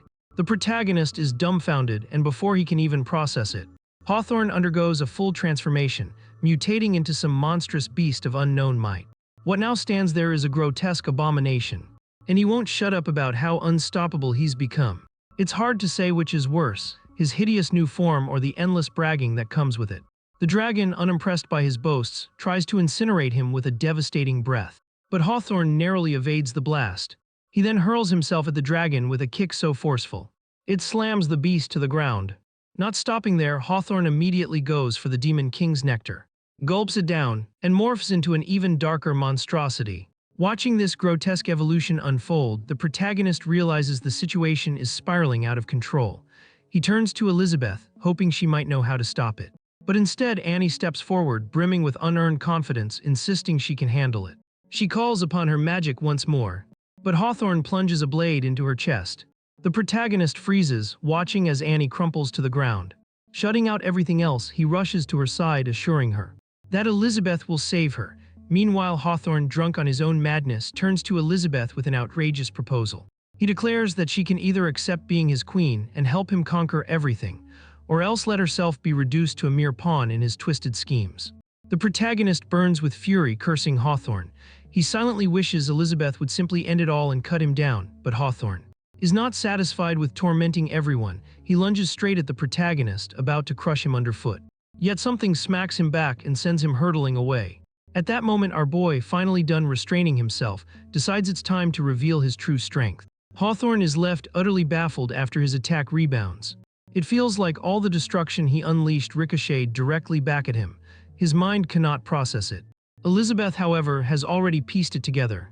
She knows full well that the protagonist twisted Hawthorne's power against him, making him his own undoing, since even she cannot bring herself to destroy anything born of his hands, no matter how much she wishes to. The MC, meanwhile, stands there brimming with confidence, convinced he truly is the legendary hero. But reality is different. He has no idea what is really happening. In the fantasy world inside his head, he is Elizabeth's loyal attendant, feeding her exquisite meals in return for her protection. And once again, she has saved him. So long as he stays useful, he believes she will keep him safe. In his mind, everything makes perfect sense, though he couldn't be more mistaken. Hawthorne, for his part, doesn't care about the odds stacked against him. He only laughs. He believes he has used less than half his strength, and in his delusion, he is already winning. He charges at Elizabeth, enraged by her rejection. But something else intercepts him and smashes him away. Hardly the glorious triumph he had imagined, just a filthy beastman humiliated. He can't grasp what's happening when suddenly, another dragon appears. And not just any dragon, but the Golden Dragon Queen herself, bearing the rank of a one-star demon king. She turns her tail toward Elizabeth, almost as if asking for a gentle pat. Even at death's edge, Hawthorne refuses to concede defeat. But the dragon has had enough. With a swipe of her claw, she impales him. Our boy is stunned by what just transpired, so he looks to Elizabeth for confirmation. Elizabeth calmly explains that the place they are in is nothing but an illusion. Then, without warning, she, Annie, and the protagonist all begin to float. The dragon and Elizabeth exchange words in some strange tongue. Then, in a flash, the dragon transforms into a girl, Amelia. Tears brimming, she clings to Elizabeth and laments that she has waited forever for her return. The shocking twist: Amelia isn't merely a dragon, she is Elizabeth's pet. Amelia's tale begins in a forbidden land suspended between heaven and earth, where Elizabeth discovered her as a fragile egg. Using her magic, Elizabeth nurtured Amelia to life, gave her a name, and raised her into a devoted disciple. To Amelia, Elizabeth is far more than just her master. She is mentor, companion, and the very one who gave her existence meaning. Naturally, Amelia vowed to remain by Elizabeth's side, swearing to guard her with unwavering loyalty. Over the years, their bond became unbreakable. Amelia grew from a helpless hatchling into Elizabeth's steadfast partner, fighting by her side against countless foes. So when Elizabeth resolved to rule the world to end all wars, Amelia never hesitated, she followed her without question. At first, their journey was filled with victories. But in time, Amelia began to notice something troubling. Elizabeth's once radiant smile slowly withered, fading like paint peeling from a wall. As Elizabeth's power only grew, Amelia felt her own strength waning in comparison. The breaking point came when the drama surrounding the Holy Sword erupted. Amelia dutifully patrolled, carrying out her master's orders like the loyal servant she was. Meanwhile, back home, everything unraveled as Elizabeth departed in search of the legendary hero. A decade passed, Elizabeth's chancellors spiraled into madness, rebellions rose, crime spread, and everything slid toward ruin. Heimerdinger advised they split up and stabilize their regions. Twilio, however, turned to Jim, the one who knew Elizabeth best, for reassurance. Jim remained adamant that Elizabeth could never lose to some so-called legendary hero. Yet, Amelia could not be bothered with politics. She drowned her days in wine, reminiscing about the times she was Elizabeth's cherished companion. She returned to the place where Elizabeth had found her long ago, clinging to the hope that maybe, someday, her master would come back there. Years passed like seasons until finally Elizabeth returned. To Amelia, that meant everything would go back to the way it used to be. Elizabeth, however, didn't want Amelia to linger in the past. She wanted her to meditate and grow into a demon queen-level powerhouse. Amelia, misunderstanding, begged Elizabeth not to abandon her, convinced her long absence had been entirely because of her. But the protagonist interrupts, steering Elizabeth's focus toward saving Annie rather than dwelling in old memories. And right on cue, Annie stirs awake. Amelia, though, is now seething. Elizabeth isn't even looking her way. Her attention is fixed on some random guy. And just when Amelia thinks it cannot get any worse, she discovers that this nobody is the legendary hero, the very one she blames for taking Elizabeth away all those years ago. That's the final straw. She resolves to settle it with him then and there. The protagonist, utterly clueless, greets her with cheerful introductions. Amelia responds by morphing her hand into a dragon's claw, lunging at him to deliver punishment. Yet her strike bounces harmlessly away. Our hero, still oblivious to her hostility, simply extends his hand for a friendly shake because, in his innocent eyes, she's nothing more than Elizabeth's companion. Elizabeth corrects him, Amelia isn't a friend, she's her mount. And that single word sends the protagonist's imagination running wild. He pictures Amelia in human form, carrying Elizabeth on her shoulders like a steed. Elizabeth then casts her magic, and in an instant they are all transported back home. Amelia is left in awe, once again witnessing her master's immense power. The protagonist, too, is impressed, marveling at how easily he's returned to his peaceful village. In his mind, the conclusion is simple: stick with Elizabeth and all his troubles vanish. Annie, meanwhile, lies unconscious from the strain of teleportation. Elizabeth instructs the protagonist to carry Annie inside to rest while she addresses Amelia. Amelia stands there, eager and attentive like a student awaiting her master's command. But Elizabeth's concerns are far larger, chief among them, the shadowy guild rising in the demon realm. Amelia reveals it was founded by someone named Malfoy, a name that stirs vague recognition in Elizabeth. The reason it matters: this guild has been slaughtering countless people under the false banner of resurrecting her, which Elizabeth finds infuriating. She orders Amelia to annihilate the guild while keeping her name and location concealed. And as a reward, she promises Amelia her long-desired freedom. Amelia beams with joy at the promise. Though in truth, what excites her most is the thought of curling up in Elizabeth's bed every night like a pampered cat. With her mission set, Amelia takes off into the sky, but her grand flight doesn't go as expected. Out of nowhere, something strikes her hard. She spins to see her attacker, Wang Chai, who has apparently decided she makes fine target practice. Another missile streaks toward her, but she shields herself with her dragon wings. Confidence swells in her chest, until a whole barrage of missiles rains down. When the smoke clears, Amelia looks less like a mighty dragon and more like a charred chicken. But Wang Chai isn't finished. Spotting that she's still barely alive, it prepares another volley. Before it can strike, however, Elizabeth silences it with a single deadly glare. Wang Chai, not foolish enough to cross the Demon Queen, hurriedly adds Amelia to its do not attack list, pretending as if it never roasted her. Meanwhile, Amelia hovers there battered, humiliated, and nearly in tears, wondering what she did to deserve such misery. The protagonist, unfazed, prepares fresh orange juice for Annie. Still trembling, Annie accepts the glass and begins drinking. As the juice flows down, she senses its strange potency. It feels as though the pulp and magic within are both calming and revitalizing her. Yet her vision soon distorts, and the apparition of the nun materializes. The spirit rambles nonsense about accepting her authentic self. Annie, already fragile and overwhelmed, breaks down into sobs. Meanwhile, the MC collapses onto the couch as if he had just returned victorious from some great battle. At least, that is what he imagines in his own mind. He indulges in this tiny taste of triumph until Elizabeth enters the room. A single look at Annie is all it takes for Elizabeth to announce that she recalls everything. Then she begins recounting a dramatic story. Supposedly, Annie's ancestors had sworn eternal fealty to her, the Demon Queen. And now, with Annie's bloodline stirring awake, that vow has resurfaced.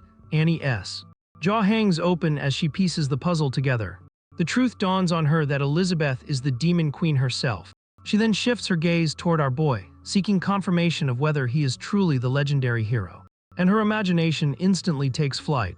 In her mind, she spins a tale of Elizabeth and our heroine, locked in combat for supremacy for an entire month, only to eventually fall hopelessly in love and vanish into seclusion for 5 centuries. To Elizabeth, the story is not far from reality. But our boy, by contrast, desperately wishes Annie would stay quiet, fearing her words might provoke Elizabeth's wrath. Elizabeth then shifts her focus back to Annie. She explains that once Annie's bloodline awakened, she lost control and annihilated everyone in her orphanage. Instead of accepting that, Annie deluded herself into waiting endlessly for the nun's return. Elizabeth does not stop there. She digs deeper, revealing that Annie's so-called siblings are nothing more than enchanted dolls, sustained by her own magic, which also explains why she has never advanced beyond the rank of magician. The tragic truth is that Annie tried to shield her family from the apostles, only to lose control and destroy them herself. The crushing weight of it all strikes Annie like a runaway carriage. Her skull pounds as the buried memories surge back in torrents. Before she can completely unravel, Elizabeth renders her unconscious with a blow. Our boy rushes forward in time to catch her falling body. Elizabeth assures him that Annie is merely asleep, and that this was the only way to stop her from unintentionally causing devastation. The MC understands the burden now falls upon him to resolve things. The church falls into silence, broken only by the faint sound of sewing. Annie rests on a bed deep in slumber, while our hero sits nearby, carefully stitching together a doll. At last, Annie awakens and apologizes for being nothing but a burden to him. She now remembers fully that it was her own actions that brought harm. The MC gently corrects her, reminding her she was not some heartless murderer. She acted only in defense of her siblings. Even so, Annie continues weeping and condemning herself. Our hero steers the discussion away from her spiral of self-blame and toward the dolls. He observes that although the craftsmanship is detailed, she has tied far too many knots to stop the cotton from slipping out. He tells her that such knots will drain the doll of its spirit, but reassures her that together they can mend it. Annie, however, remains trapped in her bleak thoughts. Our boy then shares a familiar saying with her: do not linger forever in life's rainy season, but instead look ahead, knowing that brighter skies will surely return. He urges her to lift her head and gather strength to face the truth. Then he presents her with a doll he crafted just for her, a small, charming angel. He names it Raphael, hoping it may soothe her wounds, or at least give her a gentle distraction. Annie takes the doll into her hands, and as she does, she feels the faint presence of her siblings. Summoning her courage, she finally bids them farewell and vows to safeguard the church. Our hero silently thanks the system's books for their lessons in psychotherapy. Still, he knows he must check on Annie from time to time, for healing is never finished in a single day. Amelia soars across the bleak, mud-choked skies of the death swamp in the demon realm. Her eyes sweep over the ruin below, witnessing the devastation of her master's land makes her wonder whether someone is deliberately practicing destruction. She can hardly believe the state it has fallen into. As she descends, hideous beasts glare at her as though she were their next prey. Amelia swiftly slaughters a few of them, and the remainder scatter in fear. Then a voice cuts through the silence. A shadowy witch-like figure appears. Kurthuzad, a 5-star demon ancestor and one of the Dark Guild's 6 pillars. She makes it abundantly clear she is not pleased to see Amelia. Meanwhile, inside the Dark Guild's hall, countless grotesque eggs filled with abominable creatures are displayed together like macabre trophies. The 6 pillars of the guild gather around them, sensing a formidable presence approaching. Farazdak Samawi, a 1-star demon sovereign, speculates that the intruder seeks vengeance for Ghana's army being obliterated during their failed strike against the Sword Saint Guild. Ruth Bader, a 2-star demon ancestor, expresses her faith that Care will handle the threat. Experiment number 24, another 1-star demon sovereign, suggests sending William Elizabeth, a 3-star demon ancestor, to amuse himself with the opponent. But William shows no interest. Diego Cthulhu, a 4-star demon sovereign and the Dark Guild's vice president, declares that regardless of how powerful the invader might be, they will not leave alive. Presiding above them all is Malfoy, the Dark Guild's president. Merely a 1-star demon sovereign, back in the swamp, Care writhes in bewilderment. She cannot comprehend why her magic suddenly fails, nor why her magical tools are losing all effect. In desperation, she attempts to teleport to the guild hall to deliver news. But Amelia crushes her beneath a dragon's claw, reducing her to ash. With Care's demise, the remaining apostles eye her vacant seat among the pillars, and immediately begin plotting how to defeat Amelia while assuming she must be exhausted. Amelia, however, pays them no mind. She sees them as mere refuse. One roar from her golden dragon disintegrates them into dust, and she continues onward as though nothing happened. Soon she confronts a monstrous guardian stationed at the gate of the Dark Guild Hall. The beast postures menacingly, demanding Amelia answer its questions or die. Amelia simply kicks it aside and strides through the gate. At last she stands before Malfoy, who no longer resembles the respectable man he once was. Instead, he has decayed into a twisted, grotesque parody of himself. To Amelia, he does not even register as a threat anymore. In fact, the sight borders on mockery. Amelia knocks Malfoy unconscious with a single strike, leaving his fellow demon pillars frozen in disbelief. Yet shockingly, Malfoy is not truly dead. He regenerates and remarks on Amelia's overwhelming strength. But at the same time, he voices curiosity about why she has suddenly awakened, and speculates she must have encountered Elizabeth. Before Amelia can respond, tentacles erupt from the ground and ensnare her. It is Diego's arrival. Obsessed with his delusion that slaying her will crown him the new Lord of Demons, Amelia remains thoroughly unimpressed. She begins biting through the tentacles. Diego scoffs, dismissing it as a pointless act. But Amelia has no concern for his opinion. She keeps devouring them one after another. Diego, once boasting of his power and size, quickly shifts his tone. Within seconds, his bravado collapses into desperate pleas for mercy. But Amelia, far too ravenous to relent, devours him completely in an instant. Then Ruth steps forward. Clever as ever, she pretends to surrender, but then attempts to unleash a seductive kiss attack in hopes of enslaving Amelia as her puppet. Clever effort, but Amelia humors her for barely a moment, and then, unimpressed, tosses her aside like nothing. As for William, one would assume he had learned his lesson after watching both the vice president and his father get devoured. But no, he convinces himself he stands a chance against Amelia. The poor fool does not even get the chance to blink before she boots him halfway across the chamber. Next up is experiment number 24, who throws itself into battle with everything it has. Farazdak follows suit, flexing every ounce of brute strength.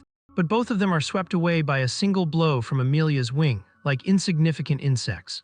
Then Amelia turns her gaze toward Malfoy, declaring that he is nowhere near her level. Surprisingly, Malfoy admits her superiority and confesses his jealousy, lamenting that as a mere human, he could never hope to reach such heights. Amelia, however, has no interest in idle chatter. She gives him an ultimatum: either take his own life or fight for it. Malfoy knows victory is impossible, but claims he has an ally who can step in. And that ally, as it turns out, bears a striking resemblance to Elizabeth.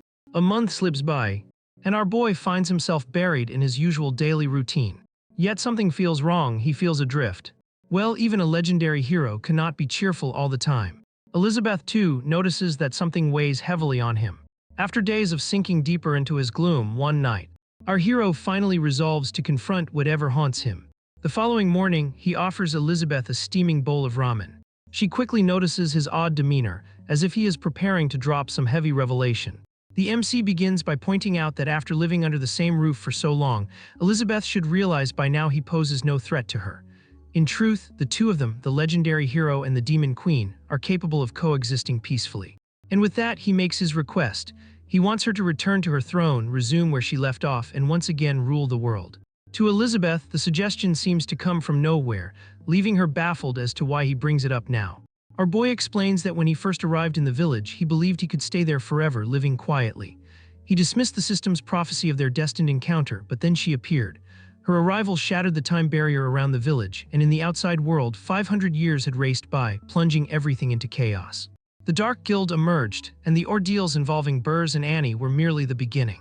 Elizabeth, however, remains perplexed, not seeing how any of this connects to them, but our hero understands that straying from his path of destiny means he cannot live without her. And he refuses to remain just a simple farmer, blind to the turmoil consuming the world. He longs to embrace the role of hero that everyone already believes him to be. What strikes Elizabeth most is his confession that he cannot live without her, that she finds intriguing. Meanwhile, our boy insists he will not become some useless hero wasting away in a village while the world collapses. He refuses to cling to a selfish dream of peace while everything burns. If monsters raze the village, what then? Move to the city and get a mundane job, that is not the life he wants. As she polishes off her noodles, Elizabeth grasps the essence of his words. Our boy wants her to clean up the chaos outside. For her, it is hardly troublesome, she can handle it with ease. Hearing this, our hero beams with relief and even offers to help her pack. How thoughtful. But Elizabeth is not exactly eager to re-enter the outside world. Instead, she proposes two solutions to the problem. Option 1, unleash world-destroying magic and erase everything in one sweep. The MC instantly rejects the idea. Unsurprisingly, so Elizabeth advances to her second option, to find someone fit to rule the world and guide them from the shadows. And in her view, the ideal candidate is none other than our boy himself. The MC grips the holy sword with tense hands, struggling to process how events have led him here. A few feet away, Elizabeth lounges comfortably, enjoying the spectacle of our boy's turmoil. The mighty hero, dragged unwillingly into swordsmanship training after pestering her with his antics. Sweet, sweet karma. While she admits that his raw strength far exceeds hers, she takes pride in her own mental fortitude and hard-earned experience, convinced he will never surpass her in those domains. Just hours earlier, she had nearly agreed to leave as he wanted, until he confessed that he cannot live without her. In her eyes, matters like ruling or destroying the world pale beside that. So for now, she chooses to sit back and observe while Amelia handles the Dark Guild. Of course, she cannot ignore the fact that his odd behavior these past days and his rambling earlier that morning are really just excuses to capture her attention. After living together for a year, it is obvious to her that he has fallen for her, whether he admits it or not. Arrow, however, is a man of deep reflection. He wonders whether mastering swordsmanship is truly as simple as swinging a blade 1,000 times each day. To him, it sounds far too simplistic. Meanwhile, Elizabeth watches him, her amusement barely contained. Though she may not equal his raw power, she relishes watching him struggle. She is certain she alone can rein in his chaotic impulses. Romance has never been her domain, but with the MC, well, she might consider an exception. With his dominion over creation and production and her command of magic and swordsmanship, she cannot help but imagine a child born of them. Surely such a child would be the strongest in existence. But of course, the father first needs to straighten himself out. Our hero, poor soul, has absolutely no idea what runs through Elizabeth's mind. As he wrestles to decipher her true intentions, an unforeseen event erupts. A sudden explosion rattles the area, and in an instant, the holy sword vanishes from his hands, leaving behind the figure of a boy in its place. The MC freezes, utterly bewildered, wondering if this is some kind of prank. The boy protests loudly that he is not a child. Elizabeth quickly recognizes him as Alpha, the spirit of the holy sword. Alpha, however, shows no fondness toward her and charges straight at her with murderous intent. But Elizabeth effortlessly sends him flying with a single kick. The poor boy crashes down, head ringing. He looks like someone who has just staggered out of a brutal boxing match. They eventually sit down to talk. Our hero apologizes to Alpha for not realizing the sword housed a spirit. Alpha forgives him on the grounds that his appearance is meant for a critical moment, the fated clash with the Demon Queen, not for endless wood chopping. He then grabs our boy by the collar, demanding an explanation for such outrageous misuse of his power.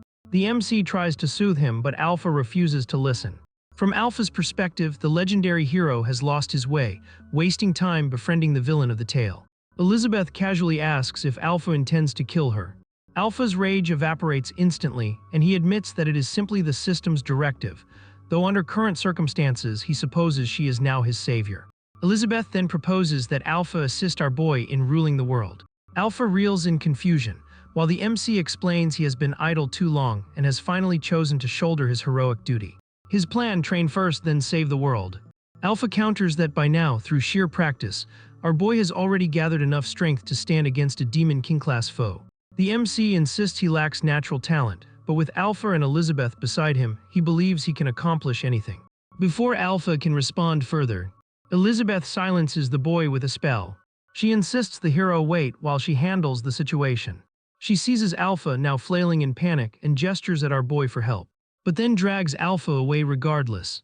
Moments later, Alpha returns with his face swollen like a balloon, and reluctantly agrees to aid the MC. With matters settled for the moment, Elizabeth instructs the hero to set out on his journey and focus solely on swordsmanship. The trio soon arrives at Boaster Town, a bustling place, especially near the Sword St. Guild's quarters. Elizabeth, guided by her magical intuition, has hauled both our hero and Alpha here, claiming something significant is about to unfold. Alpha, however, complains endlessly, dismissing it all as a waste of time, until Elizabeth threatens to split him in two if he continues. That shuts him up instantly. The frightened boy clings to our hero like a kitten before reverting to his sword form. The MC notices a flyer lying on the street. It advertises a guild tournament where fighters from various guilds will battle for glory. Soon a booming announcement echoes through the city, proclaiming that bets and entries are now open. The crowd erupts in excitement, rushing to place wagers and secure seats, and practically sweeps our hero and Elizabeth along with them. When they finally reach the entrance, a beastman serving as the ticket inspector halts their way. His enchanted ticket scanner shows nothing since, of course, they don't actually have any tickets. Our boy reaches for his pouch of gold, ready to just buy their way through. But the beastman explains that tickets, once priced at 10 gold coins, are now being scalped for 200.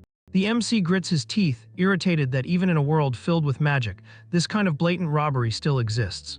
Elizabeth, however, has no interest in dealing with such nonsense. She simply casts a hypnotic spell on the beastman. In an instant, his smug arrogance collapses, and he transforms into an overly polite attendant. Not only does he allow them in without issue, but he also hands them VIP tickets as though they were honored guests. As the pair enter the VIP chamber, all the notable figures are already gathered inside. In one corner sits Gore Severus, the spell scribe. Nearby is Brian, the drunken blacksmith from the Dwarf Kingdom, whose booming laughter fills the room. And then the Saga sisters, Luna and Anna, representing the Sword Saint Guild, are present as well. Anna immediately notices Elizabeth and our hero, nudging her sister to pay attention too. Elizabeth drops into her seat without hesitation and promptly demands snacks. Meanwhile, Anna and Luna keep staring at them, studying them like a puzzle they cannot quite solve. The atmosphere changes when a goblin named Gob makes his flamboyant arrival. He is loud, theatrical, and clearly reveling in the spotlight. He then announces the final participants of the tournament. First is Ching, the star swordsman of the Sword Saint Guild. Next is Gaula, a massive warrior of the Giant Bear Guild, who looks as though he could crush people with a mere embrace. Following him is Travis, a stunningly handsome elf whose looks leave half the room entranced. And finally, Yi, the enigmatic guest from the Card Guild, who captivates the audience simply by standing still. The competition begins, and the arena erupts with deafening cheers. Travis surveys the battlefield like a weary adult surrounded by children who have no idea what they're doing.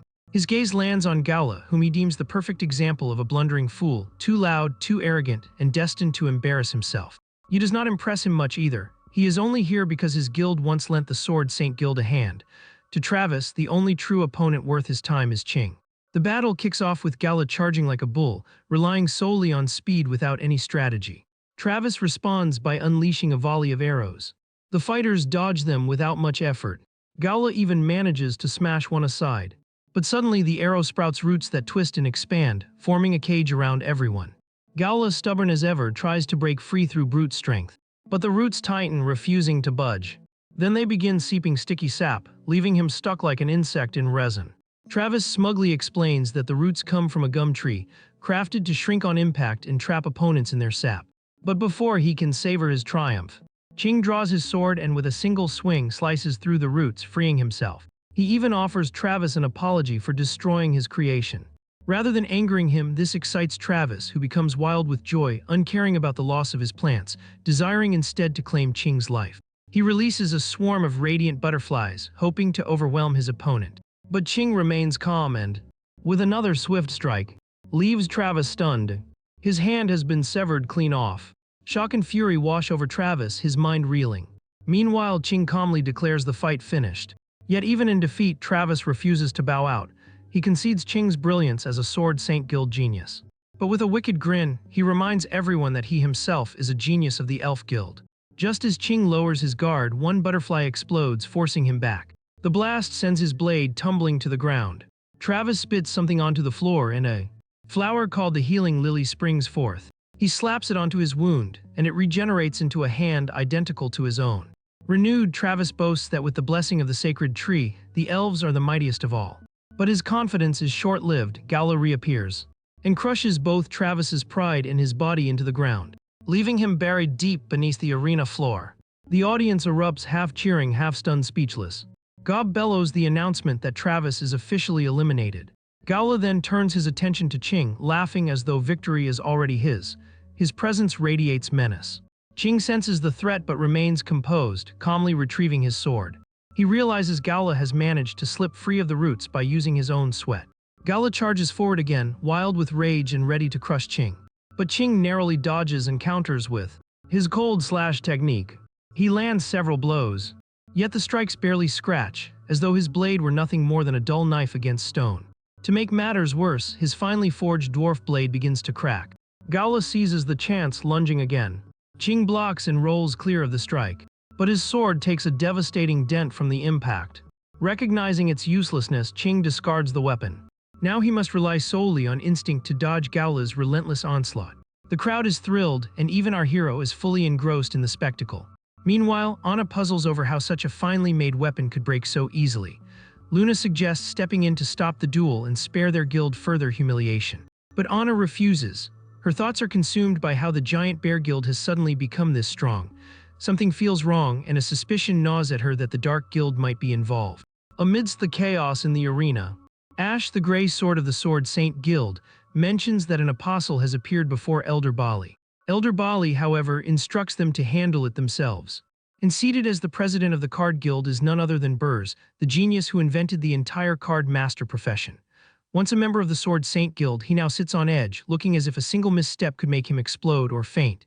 Keep in mind, this man is a 4-star demon ancestor, yet even that doesn't shield him from nerves. Burrs has his reasons, though. His life has been defined by his hatred of the Dark Guild. He founded the Card Guild solely to oppose them. Over time, he has slain more apostles than anyone can count. But today, what grips him is not anger, but pure fear. Because sitting in the VIP seats above him are Elizabeth and our boy.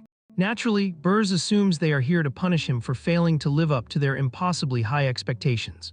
His anxiety is not just about the guild's performance, but also about the card deck and barley tea that the MC entrusted to him to wield properly. Meanwhile, the clash between Gala and Ching grows even fiercer. Gala draws on his raw strength and mastery of earth magic. He slams the ground, reshaping it into a massive stone sheet. Then he entombs Ching inside a colossal boulder. For a moment, it seems he has secured the upper hand. He even knocks on the boulder mockingly to taunt Ching. But then he notices a thin cut forming and recoils, realizing his own hand has been severed. Ching shatters the boulder using his selfless state technique. Gala roars with the intent to kill, yet the giant instead loses his own feet to Ching's blade. Ching grants him one final chance to yield, but Gala stubbornly refuses to surrender. He recalls the forbidden drug his teacher warned him never to use unless utterly desperate. It grants overwhelming strength for a short time, but at the cost of brutal side effects. Ching, however, simply stands with his magic poised, waiting for him to act. Gala, seeing no alternative, swallows the pill. His ambition burns to ascend as a demon king and destroy Ching. Sadly for Gala, Ching has no intention of letting the drug take effect. Before it can even work, Ching's sword brings the match to a sudden end. Gala's head tumbles across the arena floor. With him gone, the only contender left is Yi. But the figure behind Yi's mask is none other than Evil, hyping herself up for the last battle. Meanwhile, over at the Card Guild, Evil is quietly meditating with her cards, sipping on some barley tea. In that moment, she ascends to the rank of a 1-star great demon spirit. Right then, Burrs steps inside and addresses her by her fresh new title, Yili Fu. The first thing he does upon seeing her father is ask about the Sword Saint Guild. Burrs, being his usual self, delivers news that is both discouraging and somewhat hopeful. Yes, the Dark Guild's attack has been dealt with, but the Sword Saint Guild is drowning in far more drama than he anticipated. His expression darkens. She's worried because their own region's growth and the MC's Card Guild depend on the guild's support. Yet Burrs hasn't come back empty-handed. He tosses her a pouch filled with powerful dark gear from great apostles. And the bigger revelation, they've secured entry into the Sword Saint Guild's competition finals. Burrs wants Yi to enter and win. Yi, however, is plagued with self-doubt, fearing she'll be crushed by the stronger opponents. Burrs counters by reminding her that they're no longer the weaklings they once were. He even vows to hand her the treasure deck belonging to our boy so she can strengthen herself. Back in the competition arena, Yi arrives armed with the hero's cards, well aware she can only wield 6 at once. The rest of her deck is made of flimsy duplicates. Still, she refuses to retreat, since the MC's advancement relies on her. She slashes through the roots with a card strike and presses forward. Qing notices how she concealed her strength throughout the fight, only to reveal it now at the climax. But he remains unimpressed, telling her to quit since she isn't worth his time. Out of courtesy, he warns her his guild owes her a favor, but Yi refuses to bow out. She hurls a magical strike that narrowly misses him, immediately catching Brian's attention. Yi follows up with rapid attacks, swinging her cards like swords. Qing blocks every blow as though it were nothing. He quickly realizes she's just buying time and charges straight at her. Yi panics for a heartbeat but doesn't allow fear to stop her. She leaps into the air, using her cards as stepping stones to gain distance. From above, she fires another card slash. Qing dodges with ease and retaliates with a soaring counterattack. The duel intensifies as Yi's card lock begins to sap the power of Qing's magic blade. For a fleeting instant, it seems she might overpower him until his strength surges back. Yet Yi refuses to yield. In truth, all her weaker moves were nothing but stalling tactics. Then she unveils her ace in the hole.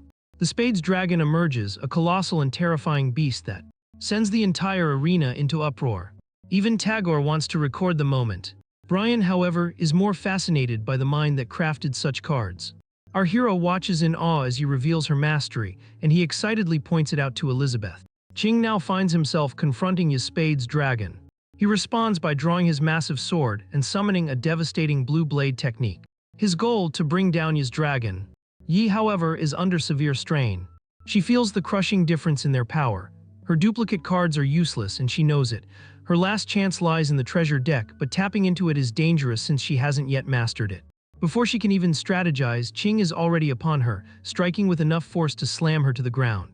She concedes defeat, oddly at peace with having reached this point. It feels like enough. But just as the crowd assumes the match is done, something unexpected occurs.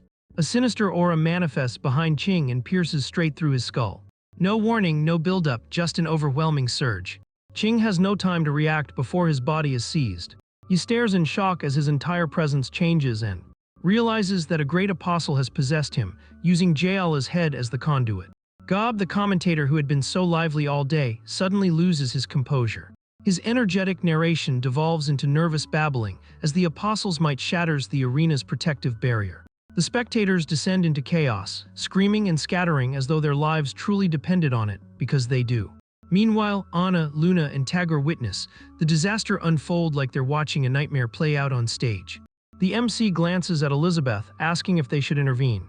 But Elizabeth holds him back, insisting that as a future ruler, he must learn to face unpredictable crises. Burrs, meanwhile, is drenched in sweat. Watching the hero and Elizabeth, his mind jumps to conclusions. As usual, the wrong ones. He convinces himself they must have known this invasion was coming and staged it as a bizarre test. Instead of despairing, he thinks he now has to impress them as well. Elder Bali observes quietly, pleased that Burrs has boxed himself into returning to the guild after making a fool of himself. On the battlefield, the great apostle revels in controlling Qing's body and flaunting his sinister strength. Yi, realizing she faces a foe from the Dark Guild, decides it's time to unleash everything. She draws her treasure deck and throws herself in fully. The apostle, sensing her power, immediately attempts to strike her down. Their clash detonates in a violent explosion. When the smoke clears, Yi still stands, shielded by the apparition of a knight bearing a radiant holy shield. The arena is now pure chaos. Yet the MC can't shake the sense of déjà vu. Even Brian concedes that these new cards he wields hold power beyond belief. Tagore points out how the phantom warriors she summons resemble the legendary 13 holy warriors from ancient tales. Elder Bali, on the other hand, wonders aloud if he is using the same strategy Burrs once deployed against the 6 pillar demons. Burrs clarifies, back then he used 9 cards whereas he is only wielding 5. Yi, already back on her feet, selects 2 cards from her deck, a red ace and a black ace, and commands the Great Apostle to release Qing. The resulting blast stuns the Apostle momentarily. For a brief second, even he seems impressed, though realization quickly follows that he's now the target. He cannot comprehend how mere cards wield such destructive force. Unwilling to risk annihilation, he attempts to flee with the intention of carrying Qing's body away for further research. But Yi's illusion warriors block his escape with their shields and pass him from one to the next, trapping him. The Apostle is completely disoriented by the absurdity of it. He refuses to accept death so soon after being born. Desperate, he unleashes his ultimate technique, a fearsome sword spell. But before it can take effect, the illusion warriors seal him within a glowing box. Yi commands them to close in. The shields compress tighter and tighter, closing the prison around him. The Apostle panics and begs for mercy, but his pleas fall on deaf ears. Moments later, the shields crush inward completely, and his form erupts within the box. Qing collapses to the ground, finally freed, though his swollen face makes him resemble a pufferfish. Yi's mask slips loose, and she realizes she's been a bit careless. With the fight concluded, Burrs exhales in relief, convincing himself that the hero and Elizabeth will be pleased with the outcome. Our protagonist, however, isn't just satisfied, he's ecstatic. The instant he recognizes Yi, he nudges Elizabeth, reminding her of the father-daughter pair they once met. Elizabeth, far less amused, shoots Burrs a sharp glare. Burrs immediately breaks into a sweat under her stare. He silently vows never to disrupt them again and bows deeply, as if his life depends on it. The MC, spotting Burrs as well, grows even more excited, eager to ask questions and reconnect, which only serves to make Burrs even more anxious. The poor man becomes convinced that our hero's excitement is a sign that he somehow failed to meet expectations. Elder Bali, watching from the sidelines, cannot hide his curiosity about the person Burrs respects so highly. Elder Bali then welcomes a diverse group into the meeting hall, among them the father-daughter pair. Along with them are Elizabeth and our protagonist. Everyone settles into their seats. Elizabeth's intentions are plain as day. She wants the hero to gain an understanding of world affairs as part of his path to leadership. The hero himself, however, chooses to call it experience. Elder Bali begins by congratulating Burrs for his success in the competition. Yet Burrs, being the modest, or perhaps overly reverent man he is, quickly diverts attention from himself and introduces his benefactors, the MC and Elizabeth. But with Elizabeth glaring daggers at him, he doesn't dare reveal her true identity. The hero can't help feeling sympathy for Burrs, who has to juggle all these secrets as though his very life hangs on them. Even stepping outside with Elizabeth feels to the MC like carrying trouble by his side. He suggests to Elizabeth that they simply call her a beginner so as not to draw attention. Elizabeth shows no interest, telling him to do as he pleases. Taking her apathy as permission, the MC spins one of his usual outrageous tales, this time claiming he is a minister from a distant land and Elizabeth is a princess, which makes others wonder how they could have missed hearing of Princess Elizabeth. But Burrs, ever the loyal ally, supports the hero's tall tale without hesitation, even crediting him with teaching card techniques. Not wanting to leave Burrs hanging, the MC returns the gesture, praising his card mastery and even asking him for advice on swordsmanship. This stuns Luna, who cannot grasp why someone so skilled with cards would need sword lessons. Qing, however, urges her to stay quiet and not embarrass them in front of their elders. Yi then turns to the hero and asks for his honest opinion of her abilities. The hero, at a loss, freezes up. Then Burrs too asks for feedback. The poor MC admits he has nothing useful to say, confessing he never expected them to get so inventive with his cards. Burrs goes on to reveal that they not only replicated his cards, but even started a guild without telling him. He looks disheartened, feeling she isn't strong enough. But the hero lifts her spirits, telling her that opening the guild to more members is actually a good thing. Somehow the father-daughter duo completely misinterpret his words, believing he meant that ordinary folks like them can easily teach the card skills and help the guild flourish. The hero just silently despairs, envying them for having magical power. Meanwhile, Tagore uses his sophisticated demonic eye lens to scan everyone's magical energy. He sees Elizabeth shining with immense power, while the MC has almost none. When Elizabeth catches Tagore staring, he panics. Her glare is so piercing it makes him reconsider every choice he's ever made. Elizabeth even mutters her desire to kill someone. Luckily, the hero swoops in with her favorite pudding. which instantly soothes her mood. The discussion shifts to serious matters when Elder Bali raises the subject of forming an alliance against the Dark Guild. Ash lays out the dark gear they had collected during the tournament. Burrs explains their origins. These items apparently grow inside people who embrace the Dark Guild's power. Luna speculates that Gowla may have accepted dark power after passing a purification test. Anna, however, proposes that the Dark Guild may have skipped the test altogether. Tagore adds that purification can only expose the weakest cases of fusion. He elaborates that fusion exists on 3 levels. At the lowest, the host becomes a puppet-like Dark Apostle. At the mid-tier, the host produces a Great Apostle but cannot control it. At the peak, the host fully commands the fusion, wields tremendous strength, and serves the Dark Guild as a pillar demon. What ties them all together is their absolute allegiance to the Dark Guild. They must obey whoever granted them their power, like being trapped in a job they can never quit. Ching wonders aloud if he nearly became one of the Dark Guild's top apostles. Tagore clarifies that while Ching was under partial control, he was never fully fused. Otherwise, his skills could have elevated him to the level of a pillar demon. Elder Bali expresses gratitude to Burrs for his efforts. Burrs, once part of the Sword Saint Guild, insists he only did what was expected of him, nothing more. Ching concedes his loss and acknowledges his strength, especially her skill with cards. But he attributes all her success to the hero. Brian turns his attention to the MC, asking whether he made those cards himself and where he learned blacksmithing. He also notices the holy sword in the hero's pack, remarking that it doesn't resemble an ordinary weapon. The MC replies that he isn't truly a blacksmith and knows little of the craft, he only tinkers at home for fun. Brian dismisses this with laughter, unconvinced. Luna confidently states that the Dark Guild won't dare act while the Sword Saint still lives. Anna warns her to keep quiet. Naturally, this piques the hero's curiosity about the Sword Saint. He asks Burrs, who explains that after sending word from the mountains 6 months ago, the Sword Saint has not been heard from since. Ash clarifies further, the Sword Saint went to apprehend Elder Axe, who betrayed the guild but never returned. Ching adds that when he ventured into the mountains, he found the area devastated, half of it reduced to ruins. Elder Bali continues, saying Axe obtained a massive magical weapon. A colossal axe known as Demon Burial. A weapon so fearsome that Axe can stand toe-to-toe with the Sword Saint herself. Brian reveals that he inspected the finest arms of the Dwarf Kingdom but found nothing similar, concluding it must be of Dark Guild origin. The hero, still struggling to grasp it all, listens as Burrs explains the structure of the Sword Saint Guild. At the top sits the Sword Saint with 5 elders beneath. Each elder specializes in a weapon: sword, dagger, spear, shield, and axe. But Elder Axe betrayed them, killed the dagger and spear elders, and ignited a rebellion. Elder Shield perished fighting the Dark Guild, leaving Elder Bali as the last senior elder. The rebellion also swayed many, including Elder Bali's own son Hawthorne Therias. The MC recognizes the name and reveals that Hawthorne is already dead. Elder Bali knows his son's fate is sealed, but the larger issue is that too many crises have crippled the guild. The Sword Saint Guild is on the verge of collapse, and he desperately calls for unity against the Dark Guild. But the odds look grim. Brian agrees to supply weapons, but not top-tier ones since grinding stones are scarce, though his father is working on it. Tagore questions why Elder Bali believes they can defeat the Dark Guild with such limited means.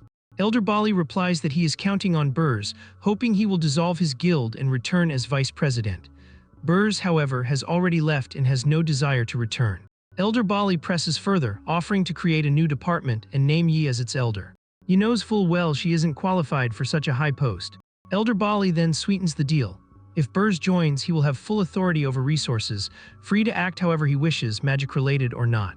Ash also urges Burrs to reconsider, pointing out that joining is far easier than founding a new guild. Burrs, feeling cornered, turns to the hero for guidance. The hero shares a saying from his hometown: joining a high rank may be easier, but true ambition lies in starting from scratch. The ambitious will always choose to build from the ground up. Yet he admits he himself isn't much of a dreamer, so perhaps his advice doesn't carry much weight. Burrs, however, misinterprets completely, believing the hero doesn't want him to remain just a follower. Torn between disappointing Elder Bali and disobeying his savior, he finds himself trapped. Elder Bali even invites Burrs to set his own terms if it will help. At last, Burrs rises and declares that he didn't create his guild for fame or fortune, but solely to elevate the hero's reputation. His resolve is unshakable. Elder Bali struggles to comprehend why Burrs is so devoted to the hero's cause. But Burrs assures them that his guild will still support the Sword Saint Guild in the fight against the Dark Guild. Elder Bali reluctantly agrees to recognize Burrs' guild as legitimate. And thus that matter is settled.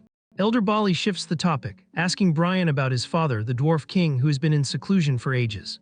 Brian replies that his father is researching the grinding stone crisis, though no one has been willing to cooperate with him. Elder Bali then turns to Tagore, who promises to provide weapons and combat spells. Finally, Elder Bali unveils the grand plan. In 2 months they will rally their forces, and until then they must avoid further blunders. The hero then proclaims that he wants to join their guild, and in particular train in swordsmanship. Both Burrs and Yi are stunned, they can hardly believe it. But the MC insists they should ask Elizabeth, since it was her suggestion. Too intimidated to challenge Elizabeth, the father and daughter simply go along. Elder Bali asks about the hero's magic level, since swordsmanship usually requires magical ability. The hero admits he has none. Hearing this, Ash bluntly tells him that without magic, he'll never master magical sword techniques. Elder Bali remains uncertain, but he does mention that there is one person who perfected swordsmanship without magic. That person is the Sword Saint. If the hero is truly serious, he must go and find her. Burrs is convinced that the protagonist must rise to the challenge if he truly wants to learn from the finest. The main character understands their intentions, but deep down he cannot shake the thought that they see him as unfit for any of this, and that thought cuts deeper than he would like to admit. Tagore takes a moment to jot down several sword technique incantations, and prays they will prove useful for the young man. Just as he wraps up his work, Elizabeth's pudding also reaches completion, and the protagonist, brimming with excitement, eagerly shows her the magical script that holds the sword skills. Elizabeth casually crushes the empty pudding cup in her palm, and then without warning Tagore, who had been sitting there moments before, bursts into a gory explosion. Meanwhile, in another place entirely, the famed sword saint Chichi Saugus is locked in combat with Elder Axe. She is determined to bring him down for collaborating with the Dark Guild. Chichi channels her magic and strikes at Axe, but naturally he counters it with his weapon, the demon Burial. Axe begins to boast that as his bond with the blade strengthens, Kai Kai's threat will dwindle away, and before long, he will be the one holding the advantage. Kai Kai, however, reminds him that if he keeps down that path, the axe will consume him, and his identity will be lost. Axe, however, shows no concern. He wants Kai Kai to witness firsthand the might of the darkness, and thus the sinister energy starts to spread across his body, overtaking his form. Axe's frame begins to shift in the most absurd manner as it reshapes into that of a woman.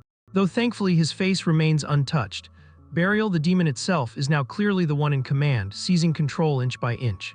Kai Kai cannot help but mock him as a fool. It is like watching someone fall for the oldest deception in history, ensnared by a cursed gear embedded in his chest, yet utterly blind to it. Axe then tears the gear free, his form fading away, replaced entirely by the demon. Kai Kai has no intention of showing mercy, she draws her weapon Phantom, a legendary armament steeped in history, forged personally by the Dwarf King. Crafted from the hoof armor of the Phantom Horse King, it grants her the ability to dash 10 times faster, like becoming the wind itself. Burial intends to silence her, but Kai Kai is not going to make that task simple. She releases her devastating cleaving technique and splits the earth beneath her. As the clash continues, Kai Kai grows irritated as cracks begin to appear on her phantom weapon. Burial, inhabiting Axe's body, still struggles to adapt, managing to deflect some blows while others land with impact. Kai Kai recalls that the Phantom Horse King could travel 100,000 kilometers a day without tiring, yet this weapon barely leaves a scratch. Burial, in turn, buys herself time as Kai Kai stretches her limbs and regains composure. But Kai Kai has no patience to waste, and she brandishes a new arsenal. Vers, the Stalactite Spear. Forged from the rare stalactite pillars deep within the dwarves' hidden vault, deceptively light yet utterly unbreakable. Next, the Insect Scythe, shaped from the sickle of the insect king Mantis. It can lock onto enemies and transform inflicted damage into magical power. Then comes the Thulocane, created from the limbs of a deep-sea fiend. It bears a grim side effect: the wielder's soul gradually corrodes. Finally, she unveils the explosive knife, forged from ores mined at the Earth's core. A weapon so volatile it requires the utmost precision, for even the slightest slip or a sneeze nearby could detonate it. Burial senses her new form loosening its restraints, but Kai Kai wastes no time. She calls forth the Snow Silkworm Shield, woven from the silk of the pure white silkworm, icy, unyielding, and near indestructible. Kai Kai prepares her final gambit. The Stalactite Spear amplifies the scythe's power, the Thulocane twists space itself, and the explosive knife channels the core's energy into a chain of detonations. Yet she can only maintain it for a single minute before the darkness begins eroding her mind. But a single minute of destruction is more than enough. To finish it all, she summons the Hammer of All, crafted from the fossilized bones of a mammoth lord, a 100-ton monstrosity capable of absolute annihilation with nothing more than a tap. She hurls it into the warped space she has conjured. A spear of devastation tears through it. Burial moves with such swiftness, it is as if the snow silkworm shield never existed. Before the fragments can even touch the ground, she has already bypassed the incoming strike and carved Chi-Chi cleanly in half. Yet Kai reforms herself and summons a bulwark of abyssal magic guarded by 7 swords. A valiant effort indeed, but Burial slices through it like fragile paper and leaves Chi-Chi collapsed on the floor. Having finished her warm-up, Burial decides it is time to unleash her full power. She activates the all-seeing eye embedded within her faithful axe. It scans the horizon and locks upon her next quarry, Elizabeth. Elsewhere, Elizabeth and the protagonist finally return home. Elizabeth, ever focused on her priorities, makes a beeline for the couch. Chips in one hand, remote in the other. She settles down to relax, leaving the tedious business of ruling the world entirely to the main character.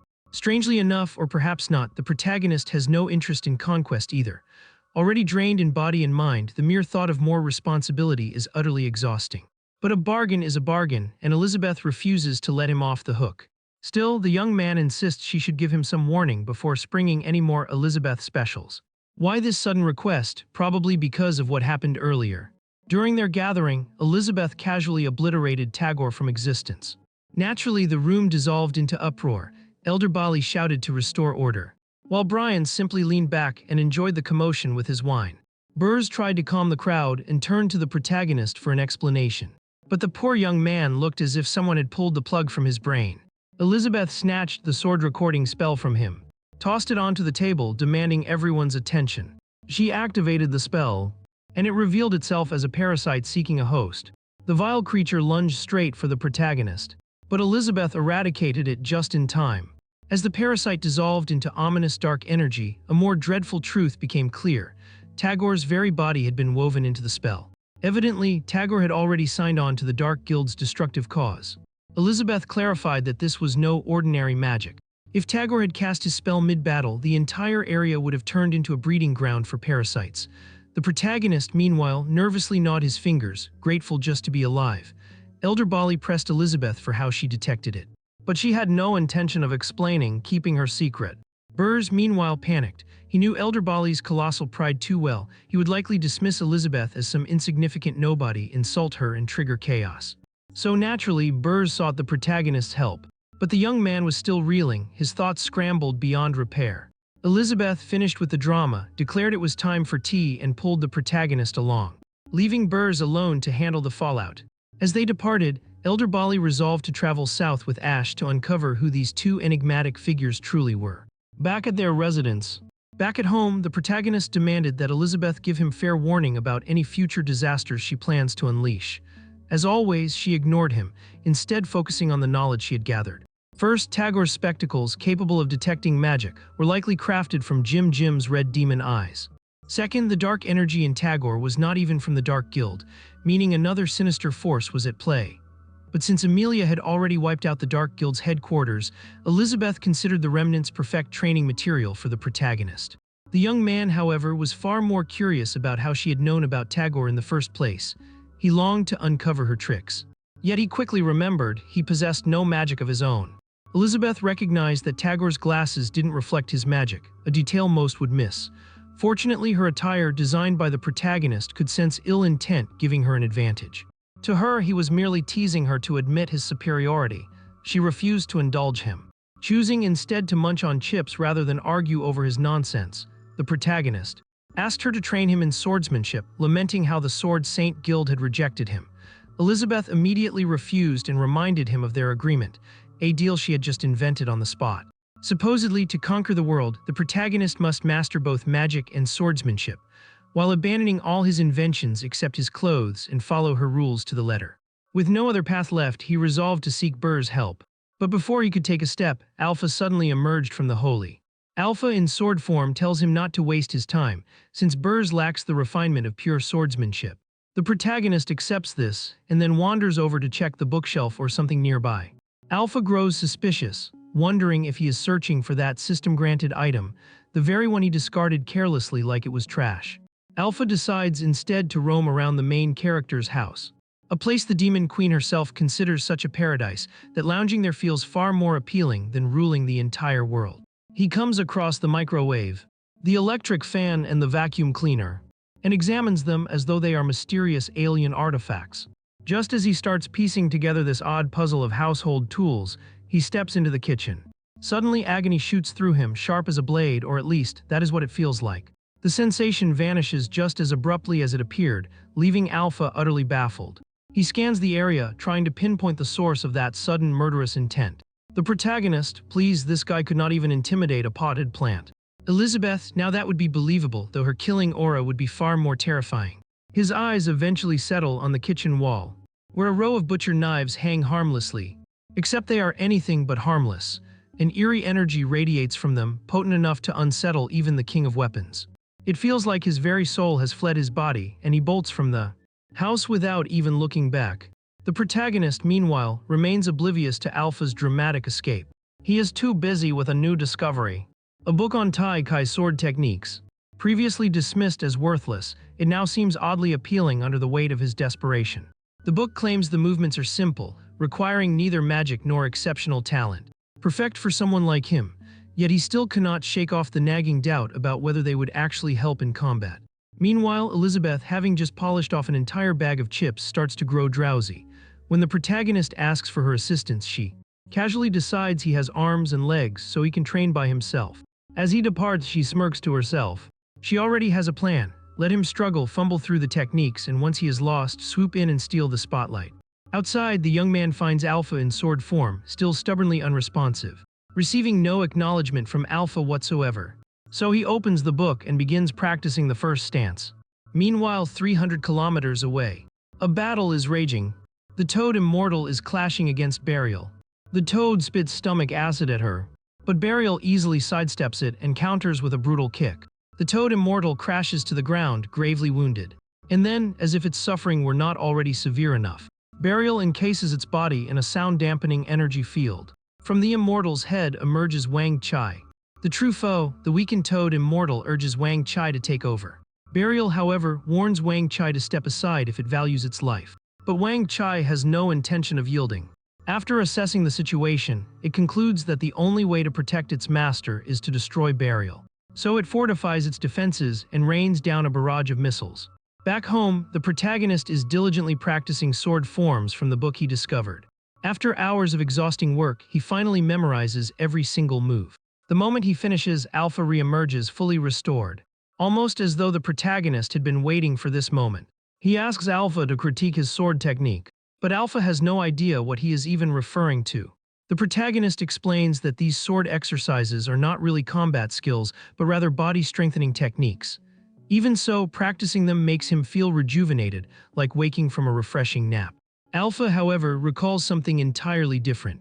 Specifically, the terrifying weapons he discovered in the young man's home, which had driven him to flee in terror. Once hailed as the greatest weapon, the sword of a legendary hero, Alpha has now been reduced to a far less glorious state. He nearly lost his soul in the process, an outcome that would have been humiliating.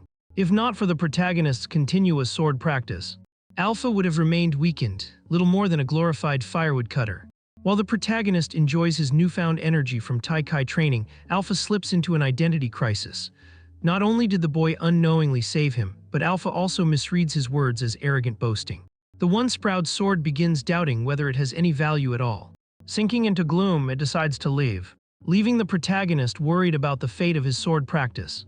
Meanwhile, back on the battlefield, Burial tries to convince Wang Chai to ally with her so they can annihilate everything together. But Wang Chai only growls and refuses outright. This infuriates Burial, who retaliates with a savage cleaving strike. Wang Chai realizes that if Burial's attacks continue, they will rupture the earth, unleash lava, and trigger earthquakes that could endanger its master's life. It extends its mechanical hand and seizes the dark energy buried deep beneath the ground. Burial, meanwhile, is convinced Wang Chai cannot withstand her next blow.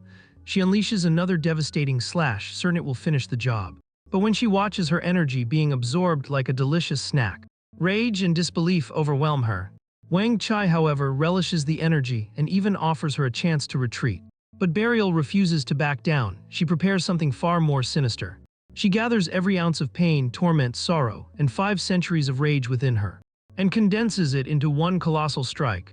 She hurls all that bottled-up resentment directly at Wang Chai. Yet Wang Chai does not even flinch. Instead, it produces a small, polished mirror, one of the protagonist's inventions, and effortlessly reflects the attack as if it were nothing. The blast rockets out of the earth through the cosmos and into the unknown. Burial can only stare stunned, as centuries of hatred are dismissed like meaningless dust. To make matters worse, she notices the dog drone, Wang Chai's companion, hovering overhead. She tries to obliterate it, but before she can act, she finds herself ensnared in a force field. Wang Chai, still composed, acknowledges her as the strongest foe it has faced since Elizabeth, yet shows no concern. The dog drone intensifies the field's power. Burial clings to her composure, determined to endure. But the pressure mounts until she can bear it no longer. She burns and is driven deep into the earth. With the battle over, Wang Chai stretches its body, eager to sift through the protagonist's discarded junk and pick out useful scraps. But just before it departs, a hand bursts from the soil, and out emerges Chi-Chi, adorned with the lucky pendant. This pendant is said to be crafted from fragments of a lucky star that passes Hero Continent once every decade, later forged into jewelry by the Dwarf King. Kai has spent years gathering its shards, and whoever wears it is blessed with extraordinary fortune. Elizabeth, meanwhile, lounges on the couch, happily munching on chips while watching TV. The commercials annoy her, yet she refuses to stop until she finishes the last. Crumbs at the bottom of the bag, the ones packed with extra spice and crunch. She savors each bite, as though it is the most irresistible and satisfying thing in the world. After the bag is emptied, she rises to go check on the protagonist. In her head, he must be struggling, and she alone can swoop in like a savior, guiding him to victory. It would be the perfect moment. She swings the door open with a cheerful grin, prepared to bestow her wisdom, but instead discovers him calmly seated on the grass, wholly absorbed in his training. He gestures for silence, acting as though her arrival is barely worth noticing. At first, she seethes at the audacity of someone ignoring the Demon Queen, but soon she convinces herself he must have run into some obstacle and is avoiding it. Naturally, she hatches a brilliant scheme. He will beg for her assistance, and she'll grant him a few techniques that would guarantee success, but only if he accepts her terms. Yet no, the protagonist pays her no mind. He is far too immersed in meditation, brushing off everything she says. Elizabeth's patience begins to fray, though she makes an effort to keep her composure. She reminds him that swordsmanship, not meditation, is supposed to be his focus. Then, almost as if to challenge her words, he raises a broken branch and points it at her. He explains that these strengthening drills train both body and spirit. While she's been munching on snacks, he has already mastered all 13 sword techniques. He even offers to demonstrate. Certain he will only embarrass himself, Elizabeth allows it. The protagonist begins with the foundational practices of Tai Chi. They emphasize a clear mind, proper stance, and steady breathing. To her surprise, he then performs the first technique, the dragonfly brushing the surface of water. The move actually carries weight. She refuses to admit it, but it makes her pause in thought. His following maneuvers only affirm that his strength is real, and she can no longer deny it. When he transitions into the thunderstorm form, she is forced to acknowledge he has improved. Sensing the stakes rising, she decides to intervene. She summons her magic and draws her demonic blade of destruction. The protagonist, meanwhile, proceeds to the fifth form, conjuring the image of a blue dragon emerging from water, while Elizabeth channels her weapon to summon a demonic dragon. To her frustration, her once mighty sword aura now feels like nothing more than a child's tantrum compared to the bizarre spectacle the protagonist is pulling off. All the while, the young man remains oblivious to her struggle. With eyes still closed, he drones on about serenity and the essence of Tai Chi, resembling a host of a meditation retreat. Then, upping the drama, he unveils his eighth technique, and a luminous moon rises from the waters. Elizabeth retaliates by conjuring jagged stone masses to smash the moon, declaring he has strayed into the wrong discipline. Instead of swordplay, he should have stuck to philosophy or stargazing. But then the moon swells in size. The earth beneath her trembles, fueled by his gravity manipulation. Yet she refuses to concede. She hurls herself toward the moon's surface.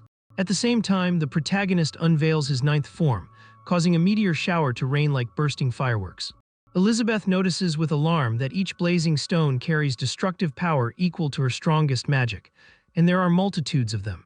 She shifts into her demonic form and tears through the meteors with ferocity like a raging storm, then charges him directly, determined to end his irritating tranquility. Her ultimate strike cleaves the moon apart in a devastating slash, its raw force so overwhelming it even feels excessive to her. She halts, eager to see whether that serene expression has finally vanished from his face. But no, the protagonist remains untouched, without so much as a scratch. Elizabeth finds it beyond belief. And then, as though his earlier displays weren't enough, he unveils the 10th form, lifting the moon itself. Elizabeth curses herself for being foolish enough to be thrown off guard by him. She resolves to put an end to this absurdity. Channeling every ounce of her magic, she forges one colossal strike and hurls it straight toward the moon. Meanwhile, the young man, lost in his own world, presents a technique called the Sword of Enlightenment. Elizabeth, unwilling to simply watch him toy around, refuses to stay idle. She unleashes her ultimate sorcery and summons 9 replicas of herself, each carrying the same strength as the original. The doppelgangers rush at him, blades ready. Yet not a single strike connects.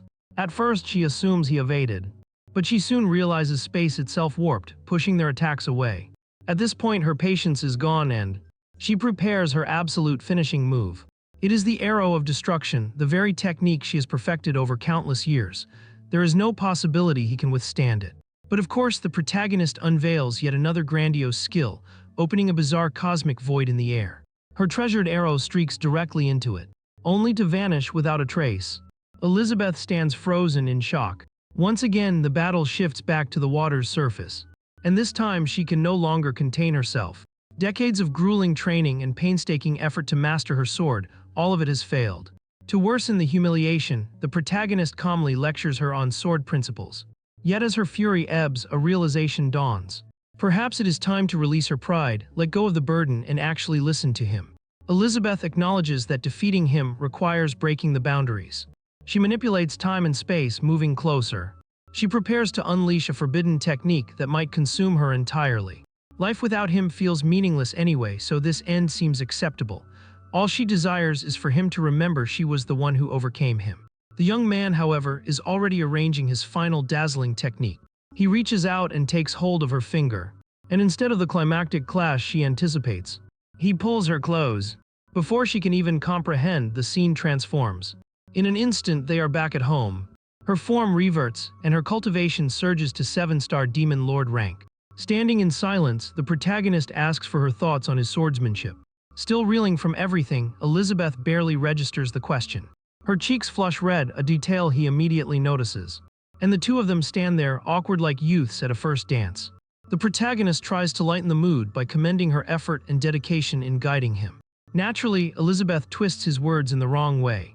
In her mind, every step he took was part of a master plan to help her overcome her cultivation wall, pushing her senses to the brink, forcing her to face hopeless trials, then shattering her beloved sword, only to rewind time so she could grow stronger without sacrifice. To her, this is about more than power. It is proof of his ultimate goal. That goal, of course, being marriage and raising the most powerful child imaginable. Obviously, she concludes she is still unworthy of that.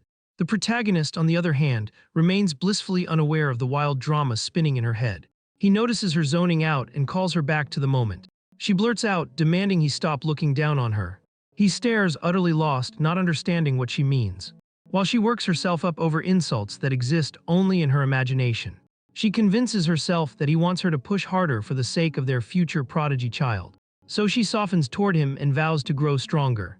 Though deep inside, what she truly wishes to ask is whether he feels the same for her, yet the words remain lodged in her throat. At that very moment, Wang Chai drops in with Kai, his arrival abruptly killing the fragile romantic tension. The protagonist notices that Kai's wounds are actually quite severe. He then commends Wang Chai for handling the first aid so well. Wang Chai swells with pride, but the feeling quickly fades as it senses something is off. It turns to see Elizabeth, whose expression looks ready to erupt with fury. She is livid because it has brought more people here, ignoring her explicit warning. Meanwhile, some 30 kilometers away, Alpha lands breathless after a long flight. He has only just woken, and already the world feels like chaos. The protagonist apparently chose to play the romantic lead with the Demon Queen, which is inappropriate on countless levels. But Alpha's true frustration lies in how everything the young man set up has left him, the so-called king of weapons feeling useless, reduced to worthless scrap.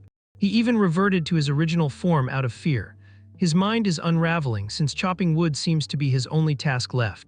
He resolves to rediscover his purpose and reclaim his confidence. But then a cry for help reaches his ears. Turning, he spots Berea lying injured. She explains her true body was destroyed by an enemy. and if she fails to obtain a new one soon, she will vanish completely. Alpha, never having seen a weapon spirit of such beauty before, is utterly captivated. Yet he knows that finding her a new body cannot happen instantly. Seeing his reluctance, Burrito proposes she temporarily merge into his body. Dazzled by her allure, Alpha agrees without thinking clearly. Burrito silently calls him a fool for agreeing but decides to exploit the chance. She puts on her sweetest smile and beckons him closer, feigning innocence. Alpha leans in and she draws him even nearer. With eyes brimming with resentment, she asks about his struggles, offering to help him face them. Alpha stares into her gaze, completely spellbound. As though her essence ensnares his soul, he admits his deepest resentment, that he has lost his purpose, and it is all because of them. She vows that if he surrenders his body, she will shoulder his burdens. Alpha consents and allows her to seize control of his form. His resentment becomes the fuel that amplifies her power. Burrito feels an intoxicating rush of strength surge through her. Though the body is frail, she disregards its limits. Her past failures have taught her one truth: recklessness is her downfall. This time she will not rush at Wang Chai. She will wait patiently, avoiding him until she can strike with devastating precision.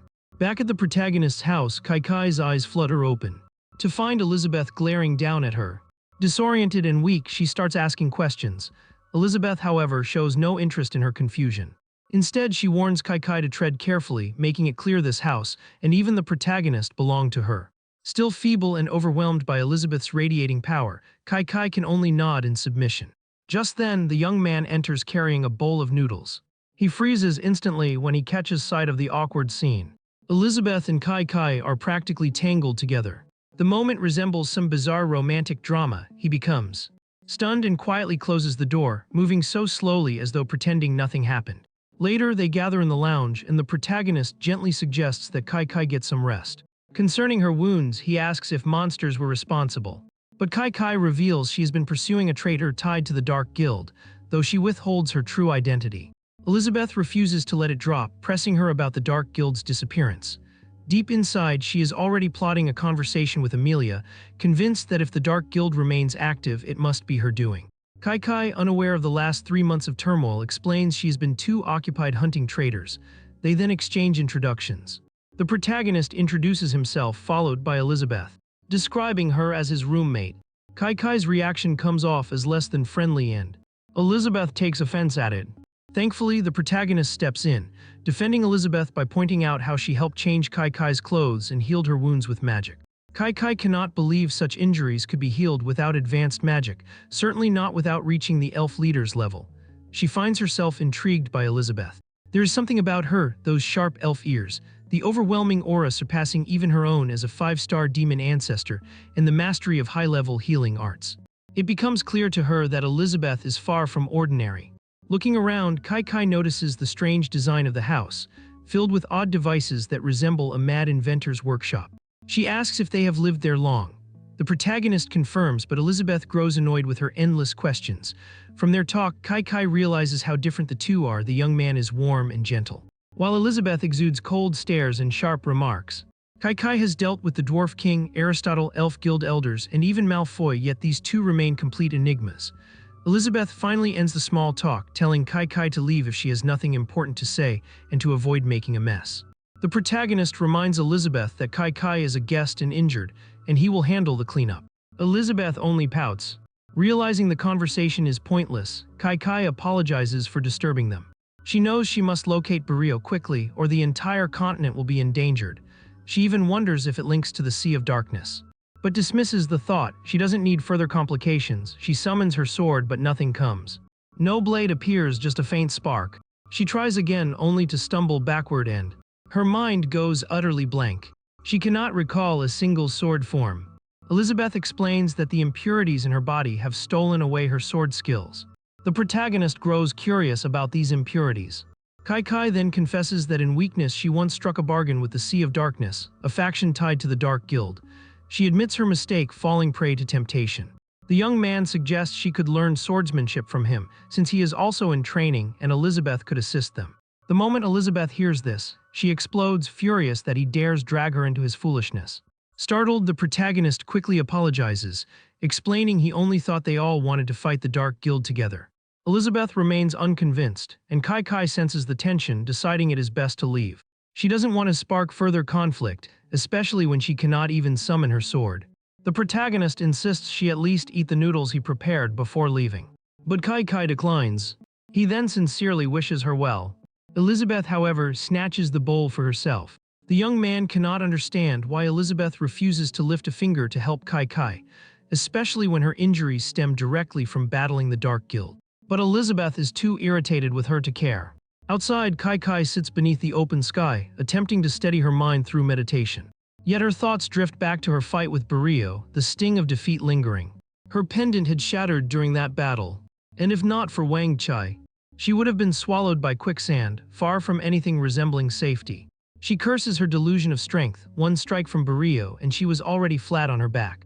It should have been her wake-up call. She regrets ever letting the Sea of Darkness manipulate her during her weakest moment. Her spiral of self-pity ends when the protagonist arrives, realizing she hasn't gone far. He sits beside her as if he knew she needed someone to pull her out of her thoughts. He shares his own tale, how he once had the chance to learn swordsmanship but clung to village life out of nostalgia. Now he regrets it, feeling talentless and desperate for a way to defeat the Dark Guild. But to Kai Kai, he does not understand.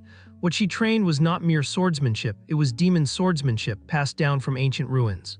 The young man tries to encourage her, reminding her she still has magic and can grow stronger by shifting her path, citing someone he knows who managed it. Kai Kai remains unconvinced. To her, losing swordsmanship is losing her very self and identity. She doubts she can bear it. The protagonist replies that in the grand scheme, nothing matters so rigidly. They can start anew and grow together. He even shares some insights into Tai Kai swordsmanship. Meanwhile, Elizabeth, concealed by her magic, has been watching. She fumes at the protagonist for daring to betray her.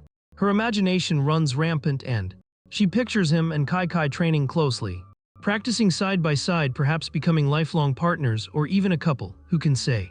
Naturally, that remark pushes Elizabeth straight into a fury. The protagonist hears Elizabeth's voice as she appears and he assumes she has come to lend her aid. Instead, Elizabeth reminds him of their pact, that nothing is to be handed to anyone unless she gives her approval first.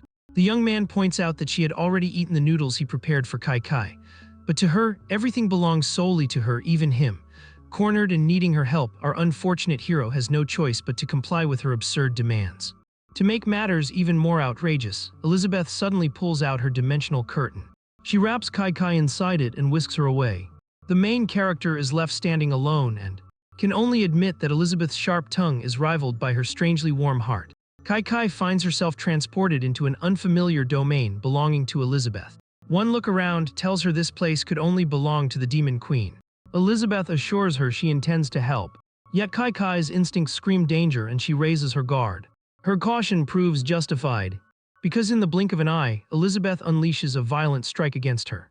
Kai Kai evades the blow, baffled at why Elizabeth, who once rescued her, now seeks her death. With no grievance between them, she cannot comprehend such sudden enmity. Elizabeth shows no hint of goodwill. Her only intent is to kill Kai Kai swiftly, even suggesting she stop struggling and accept her fate. But Kai Kai refuses to surrender.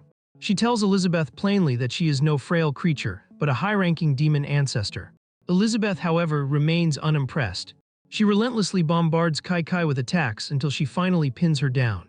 Kai Kai demands to be released, but Elizabeth pays no attention. Then things take a strange turn. Elizabeth notices Kai Kai's focus slipping away. Stripped of her sword skills, Kai Kai has tapped into some corrupt inner power that is clearly destabilizing her. Instead of delivering the finishing blow, Elizabeth changes her approach. Her energy pierces into Kai Kai's body and drags out a parasite-like being that had been festering inside her. Kai Kai collapses to the ground, slowly recovering while Elizabeth fixes her gaze on the vile hitchhiker. The sinister parasite tries to dodge her questions about its ties to the Dark Guild. Elizabeth grows impatient and obliterates it completely. Just as Kai Kai believes the ordeal is over, her body starts to rebel. She staggers like a marionette with its strings cut and then speaks as if possessed. The entity inside her had forged a pact with some arcane force, promising her the strength to become the Demon Queen. But the price was steep. Every moment of weakness cost her something vital. And if the parasite were ever destroyed, its contingency was to seize control of her body. The entity reveals that its chosen vessel was Elizabeth, blaming her for shattering the contract's terms. Elizabeth recalls facing something similar in the past. Back in the Demon Queen's training grounds, Elizabeth pushed herself relentlessly to reach that throne because she knew an inevitable confrontation with the legendary hero awaited her. Just as she drove herself beyond her limits, a voice interrupted. The voice named itself Azathoth, Lord of the Sea of Darkness. He offered her strength. The sort of strength that could propel her straight into the Demon Queen's realm and let her laugh in the face of the hero's might. All he asked in return was a seemingly small price, that she allow him to reside inside her body. Elizabeth immediately sensed trouble, and a little probing revealed Azathoth's gift was far from selfless. His real plan was to lurk inside her, wait until the hero appeared, and then seize the prize for himself. Yet the instant she grasped his chaotic essence, the contract was sealed. But Elizabeth was never one to let some shadowy parasite dictate her fate. She dragged his essence toward the lava pits, a desolate place likely fitting his nature. Without ceremony, she cast him in. Azathoth raged about contracts, backlash, and unfair treatment. Elizabeth, however, resolved to ascend to Demon Queen on her own terms, converting the chaotic essence she had absorbed into her own power, erasing his contract entirely. He sank into the molten abyss, cursing her endlessly. Centuries later, 500 years to be exact, Azathoth has returned, seeking vengeance and eager to flaunt the true strength of his chaotic force. He reveals his full chaotic form, blending it with Kai Kai's supreme swordsmanship, and launches a devastating strike against Elizabeth. The attack rushes toward her, only to be nullified by a barrier. Enraged, he realizes his vaunted swordsmanship has been rendered useless, erased without effect. Elizabeth explains that the techniques he wields were created by her. Naturally, they cannot harm her. What's more, compared to the hero's true abilities, what he just displayed does not even approach the pinnacle of swordsmanship. Azathoth, now both bewildered and furious, begins doubting his own strength. By the laws of power, he should have already attained the rank of two-star Demon King. Yet here he stands, watching his mighty assault vanish like a bad joke. He attempts to retreat and break the seal on his body. But as he moves, Elizabeth's power seizes hold of his garments. When he struggles to escape, his clothes rip apart. Elizabeth has no intention of letting him slip away so easily. He warns that if she attacks, Kai Kai will perish along with him and no magic will affect him. But Elizabeth hardly takes his threat seriously. Instead of striking with magic or force, she simply hurls a bowl of noodles at his head. To Azathoth, it feels like the greatest humiliation. Yet something unexpected occurs. The energy within the noodles seeps into his cells. Suddenly, his body convulses in agony as the chaotic force is driven out of him. Meanwhile, Elizabeth calmly gathers the loose chaotic energy, though she silently berates herself for once again needing the protagonist's help. Not long after, Elizabeth reappears at the same spot. The hero sees her carrying Kai Kai's bare body, and quickly shields his eyes like a gentleman. The following day, Burial, now manifesting as the Holy Sword, approaches the hero's residence. But upon spotting Wang Chai, she vanishes in an instant. Wang Chai senses something amiss, yet its detection system finds nothing. Instead, its frame begins to crack, and it blames Elizabeth for damaging it so badly that its systems remain unstable. Wang Chai has still not recovered from the thrashing Elizabeth gave it after learning Tai Kai from the hero. Ever since Elizabeth's power grew, Wang Chai has lived in fear that she might one day crush its data core in anger. Now it struggles to repair the injuries she left behind. Burial, meanwhile, circles the hero's house for what feels like an eternity. With every useless lap, her irritation deepens. Each time she believes she can finally reach her target, Wang Chai appears again like an unskippable nuisance. At first, she tries to dismiss it, telling herself the persistent hound only wants to interfere, but regardless of how many times she alters her path, it's always there, blocking her way. At last, Burial's patience snaps, and she resolves to end this tiresome chase. She shifts into alpha form, determined to confront Wang Chai once and for all. Wang Chai spots her and initiates a scan. But instead of preparing for battle, it greets her warmly as if welcoming Alpha back home. For a creature so obsessed with data, Wang Chai can still make laughable mistakes. Burial is taken aback for a moment, but then finally steps inside the house. The sight of that familiar home overwhelms her, bringing tears to her eyes. Her memories drift back to those early days. She recalls the protagonist working tirelessly to craft an axe, the very same Dajwang introduced at the beginning of the tale. And the truth is revealed, that axe was Burial herself. She had been there all along, aiding him in chopping wood and guiding him from a clueless boy into a young woman's form. But of course, not every memory is warm and comforting. Burial recalls a gloomy day in the forest under pouring rain, when the young man grabbed a pile of wood and in his haste forgot her there. The years rolled by, 500 of them to be precise. And Burial remained trapped in that forest, abandoned by her master. Centuries of solitude would twist anyone's heart with anger, and so it did with Burial. One night, Ak appeared, speaking with the apostles about the Sword Saint Guild. He was desperate for something to make him stronger. The apostles handed him a potion provided by the Dark Guild. He gulped it down without hesitation, as if it were a miraculous energy drink. Dark armor etched itself onto his chest, and he felt reborn, likely imagining himself as some grand hero. Meanwhile, Burial, still lying dormant in her axe form, began radiating a sinister aura. A sudden burst of energy erupted, killing all of the apostles in an instant. Ack turned around in shock, only to realize the attacker was the axe itself. A voice echoed from within the weapon, commanding him to kneel.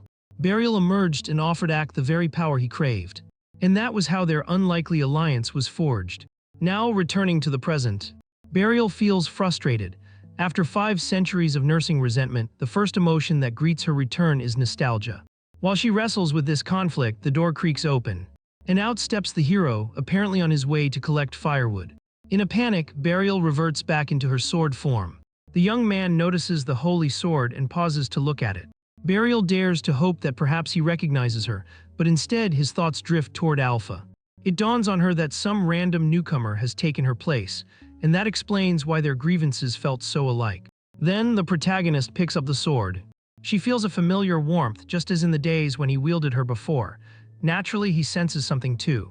Though in his typical fashion, he dismisses it as mere coincidence. As he begins chopping wood, Burial struggles to keep her composure, trying to remain cold and distant. Yet she cannot help the joy of working alongside her master again. The young man seems to sense it too, as if they are in perfect harmony that day.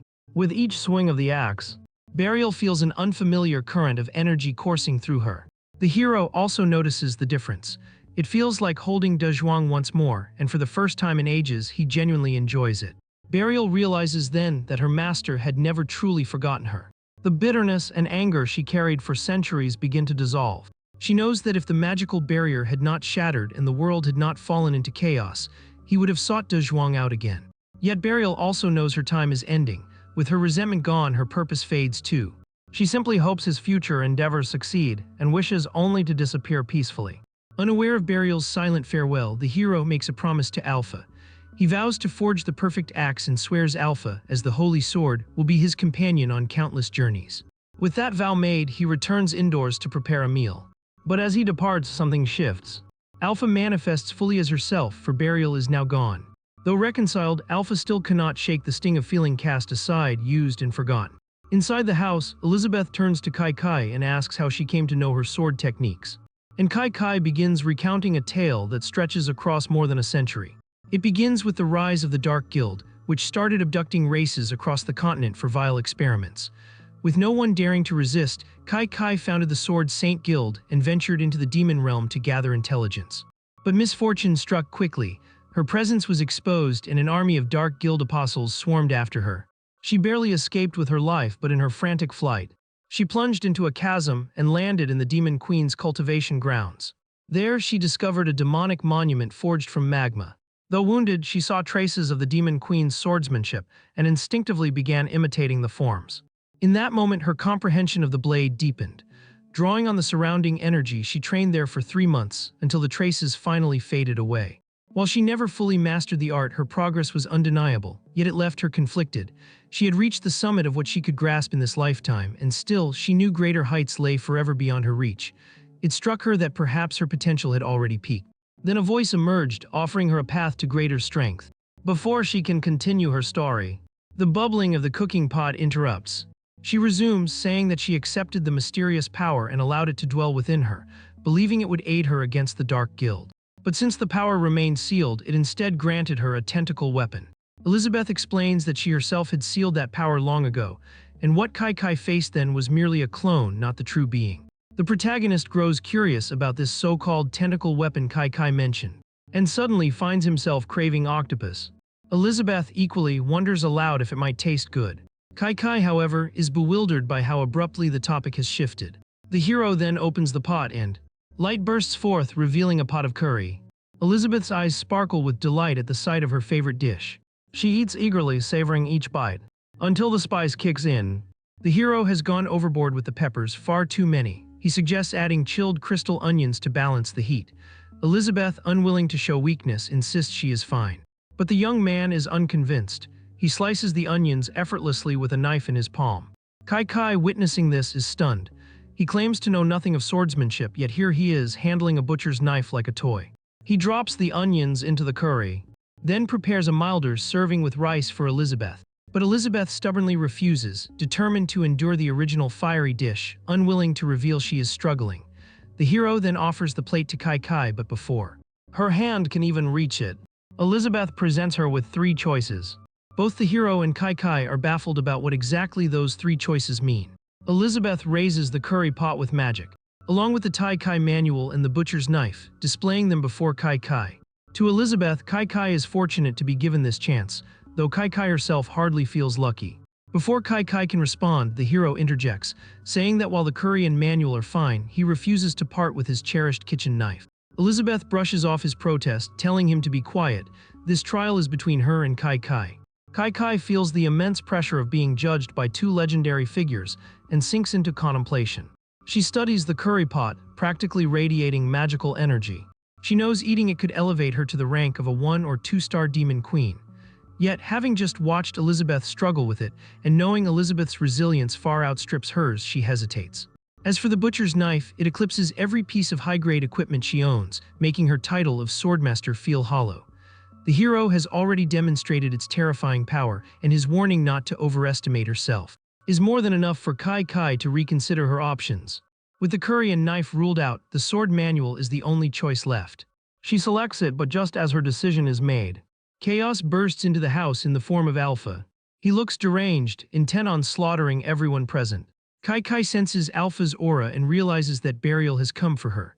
At that point, she decides she can no longer burden the hero and Elizabeth, and resolves to handle it herself. She seizes the hero's knife to confront the threat. But the instant her hand touches it, it feels like she tried to stroke a wild tiger. The knife radiates an overwhelming presence, and in seconds, her life force is drained away. Within moments, she collapses to the floor, her appearance now more like a lifeless husk than a warrior. The knife slips from her grasp and rolls straight toward Alpha, who is clearly just as susceptible as Kai Kai. The weapon latches onto him, siphoning the dark energy right out of his body. Alpha reverts back into the shape of a sword once again. The blade rolls neatly across the ground, returning straight into the hands of its rightful wielder. That wielder is none other than our protagonist, now staring at it with nothing but sheer bewilderment. The main character shifts his gaze between Kai Kai's corpse-like frame and the ever-watchful owl. Alpha, back in sword form, completely loses his composure. Farazdak, the mighty bear who once presided as guild master, now lies sprawled out, resembling a collapsed mound of fur rather than the fearsome leader he used to be. Experiment number 24 rushes forward to administer first aid. And before long, Farazdak rises to his feet again, restored, healthy, and ready to leap once more at Amelia. But before he can lunge forward, Ruth intervenes, sending him a delicate air-blown kiss to settle his fury. A hint of sorcery here, a brush of charm there. And just like that, Farazdak's anger melts away as she gently assures him the battle has already ended. Experiment number 24, however, turns on Ruth and calls her out for disappearing without a trace. While the vice president was devoured and William suffered a brutal beating, Ruth had every excuse to flee. She cannot bring herself to face either the Demon King or the Golden Dragon King. She admits she is not built for that level of confrontation. Yet with Malfoy back in the fray, everything is suddenly manageable again. Meanwhile, Amelia herself has now transformed into an egg. The sudden shift takes Malfoy completely off guard. He never anticipated Amelia to pull something like this, and truth be told, harming her was never his true intention. Then, without warning, a writhing tentacle appears and scoops the egg up. It forcefully shoves the egg into a massive container shaped like an egg itself. A brilliant burst of light erupts from within, and Malfoy feels an unfamiliar sensation stirring inside him. As the power of the Demon King surges through him, he begins to reverse in age, marveling at the astonishing transformation. Just a little more, and Elizabeth will be restored to him. At that exact moment, Tagore makes his entrance, declaring that his link to Dago has been severed. Malfoy reveals that Dago sacrificed himself in service of the guild. Then he sharply demands to know why Tagore has shown up here. Tagore calmly explains that his current vessel has been compromised, and he requires a new one. Upon seeing this stranger, Ruth turns to experiment number 24, desperate for more information. What she learns shakes her. Tagore, like Dago, originates from the Sea of Darkness, a chaotic dimension far beyond their world. He is not even human, merely a parasitic fragment of Azathoth. Ruth presses further, questioning why Malfoy would ever ally himself with something so alien and unnatural. Experiment number 24 has no clear answer either, but it does confirm that the cursed gears are Malfoy's creation, the result of his research into chaotic forces. Tagore, or perhaps it's best to call him Azathoth, now announces that the campaign to seize the Dwarf and Aristotle kingdoms must be postponed due to the sudden interference of the Card Guild and the Beast Gang. Malfoy concurs with this assessment. After all, the apostles he had painstakingly trained are now gone as well. Malfoy's thoughts fixate on only one priority: bringing his master back to life. He has labored tirelessly toward that single goal. Day after day, night after night, consumed by the same obsession. And now, after relentless effort, it feels as though he has finally broken through the barrier. But just as he is on the cusp of success, everything unravels in an instant. He cannot grasp what failed, the answer eluding him like a shadow. Suddenly, blood spills from his mouth as he coughs violently, realizing his body is beginning to fail him. Unless he ascends to the rank of demon sovereign soon, death is inevitable. Yet surrender is unthinkable. He has staked his entire existence on this path, and quitting is not in his vocabulary. Experiment number 24 lingers helplessly at the sidelines. Despite all its sparks and circuitry, it cannot repair what is happening to its master. Just as Malfoy teeters on the edge of despair, Azathoth steps in, offering a way to make him stronger. To prove his claim, he demonstrates by taking a small rat and twisting it into a hulking bear in seconds. Even Malfoy cannot deny how remarkable it is. The principle is simple: inject chaos into a creature, cultivate its growth, stabilize it with magic, and the transformation is complete. Thus, Malfoy and Azathoth strike a pact. Azathoth will provide the chaotic energy, and Malfoy will supply him with bodies. Yet Malfoy, ever stubborn, flatly refuses to use chaos on himself. Because ruling the world or attaining absolute power means nothing to him. The only thing he desires is to resurrect his master, and explaining that to Azathoth is the last thing on his list. Azathoth, unsurprisingly, is not pleased. Manipulating Malfoy is turning into a thankless, exhausting chore. So he fabricates a clone, naming it Dago, to keep watch over Malfoy while he departs. Back to the present, Azathoth's patience is wearing thin. He demands that his demon sovereign body be restored. Malfoy tries to argue that his laboratory is crumbling and half of his experiments have been lost. But Azathoth dismisses the excuse. He knows full well Malfoy has the skill to create a demon king in mere moments if he truly applied himself. He even suggests using the Elizabeth clone, but Malfoy cuts him off sharply, making it clear his master is not to be touched, and Azathoth had better not cross that forbidden line. Farazdak and Ruth can barely stay upright as Malfoy's aura surges outward. The oppressive force is so heavy it feels like the ground itself is trying to swallow them whole. Azathoth brushes it off with a joke, though inside he knows Malfoy is a live bomb primed to detonate. Still, Azathoth has hidden aces, Elizabeth for one. He intends to keep that card secret, ready to use it as leverage when the time comes. But for now, his focus remains fixed on reviving his original body. With that thought, he departs, leaving Malfoy behind. Malfoy, however, keeps his mind on one thing alone, counting down the days. The days until Elizabeth will return in her perfect form. Meanwhile, over in Boaster Town, the protagonist has been dispatched by Elizabeth to investigate. It hasn't been long since his last visit, yet the town is bustling with new construction projects. He makes his way toward the church, intent on checking in on Annie. But the moment he pushes the door open, he is greeted by the sight of the pig-headed beastman, looking far too pleased with himself. A scene outrageously unfitting for a place of worship. Our hero promptly kicks the vulgar beastman aside and demands to know where Annie is. The pighead responds with a flimsy excuse, claiming Annie is merely resting. But the main character isn't buying it, and his patience is running thin. Before he can press further, the pighead spins the accusation back at him, calling him out for wasting time. Then he smugly invites the protagonist to do as he pleases. For a moment, our hero freezes, realizing Elizabeth isn't here to back him up this time. Still, he refuses to back down. With a silent nod to himself, he steels his resolve to act like the courageous hero he wants to become. Just as the standoff begins to escalate, Annie finally steps in. The pighead instantly abandons everything, rushing to her side, urging her to rest. He even brags about the spotless floor, claiming he scrubbed it clean with sweat, blood, and perhaps far too much enthusiasm. Annie offers him a polite thank you for his hard effort. The protagonist, on the other hand, stands bewildered, wondering if he completely misread the situation. Eventually, they all sit down to share tea. That is when our hero notices Annie seems to have grown taller. Just as Elizabeth predicted, with her magic restored to full strength, Annie's level has risen, and so has her height. Curious now, the protagonist asks why the Beast Gang's behavior toward Annie has shifted so drastically. Annie admits she doesn't know either, but she recalls a major incident from the previous week, one that caused massive destruction across the town.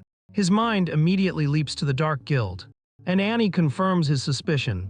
Exactly 1 week earlier, the Beast Gang's leader suddenly transformed into an apostle. Azathoth, observing from the shadows, takes note of the chaos. He becomes convinced that orcs are far more compatible with absorbing pillar power than either humans or elves. The flaw, however, is undeniable. Once transformed, they lose their minds and become nothing more than mindless killing husks, unfit as parasitic hosts. The Beast Gang's leader rampages through the town, demolishing everything in his path, leaving streets in ruins and scaring everyone into submission. Until Annie herself arrives, determined to quell the madness. With a swift command, she summons her puppets. Her summoned puppets rush the leader head-on, shredding him apart in brutal fashion. Piece by piece, they tear him down until nothing remains but a lifeless heap. The pig-headed beastman watches with tears streaming, mourning the loss of his leader. Meanwhile, Azathoth, who has been silently observing all this time, cares less for the fight and more for Annie herself. Her power draws his interest, yet it is her bloodline traced back to Jim that truly captures his curiosity. He immediately begins plotting, considering Annie as his next potential parasitic host. But Annie, with one piercing glance in his direction, detonates the butterfly he had been using as his surveillance. Back at the church, our protagonist pieces together the remains of the Dark Gears, realizing they are undeniable proof of the Dark Guild's involvement. Annie, however, cannot shake off the strange magic she sensed earlier. It matches what her eyes perceived just before that mysterious man vanished. Perhaps capturing him will unlock clues to her lost memories. Yet her train of thought shifts as she remembers the real reason the protagonist came here. He is here to check on her recovery, to see whether she still needs treatment. Annie reassures him she is doing fine, then boldly declares that she will wield her bloodline's strength to protect the entire world. Hearing that, the protagonist feels both relief and a pang of guilt. Handing her such a heavy responsibility feels dangerous, but so far it seems to be working. Not that he has much choice. Elizabeth, who ought to be the one watching over the world, shows no concern at all. That leaves him a man with no magic trying to watch over everything. And deep down, he knows that if he, the so-called legendary hero, tried to intervene directly, he would probably just make things worse. Annie, however, completely misinterprets his words. To her ears, it sounds like he is dismissing the world as weak, as if the people are useless and the Dark Guild isn't even worth acknowledging. Worst of all, she thinks he is implying that if their plan fails, he will reset the entire world without hesitation. So Annie vows to give her absolute best, even though she knows her mastery is still far from complete. The protagonist then pulls out a bag of fruits, fulfilling a promise he made her long ago. He even swears to bring more in the future. Annie takes this gesture in her own way. To her, the fruits aren't merely a thoughtful gift, they represent his way of monitoring her progress. She accepts them and swears to rise to the expectations now pressing on her shoulders. The protagonist goes on to share Elizabeth's agreement with him, the one that revolves around ruling the world. Annie lights up, thrilled at the idea that the so-called legendary hero is finally stepping into the fray himself. But the protagonist quickly clarifies the misunderstanding.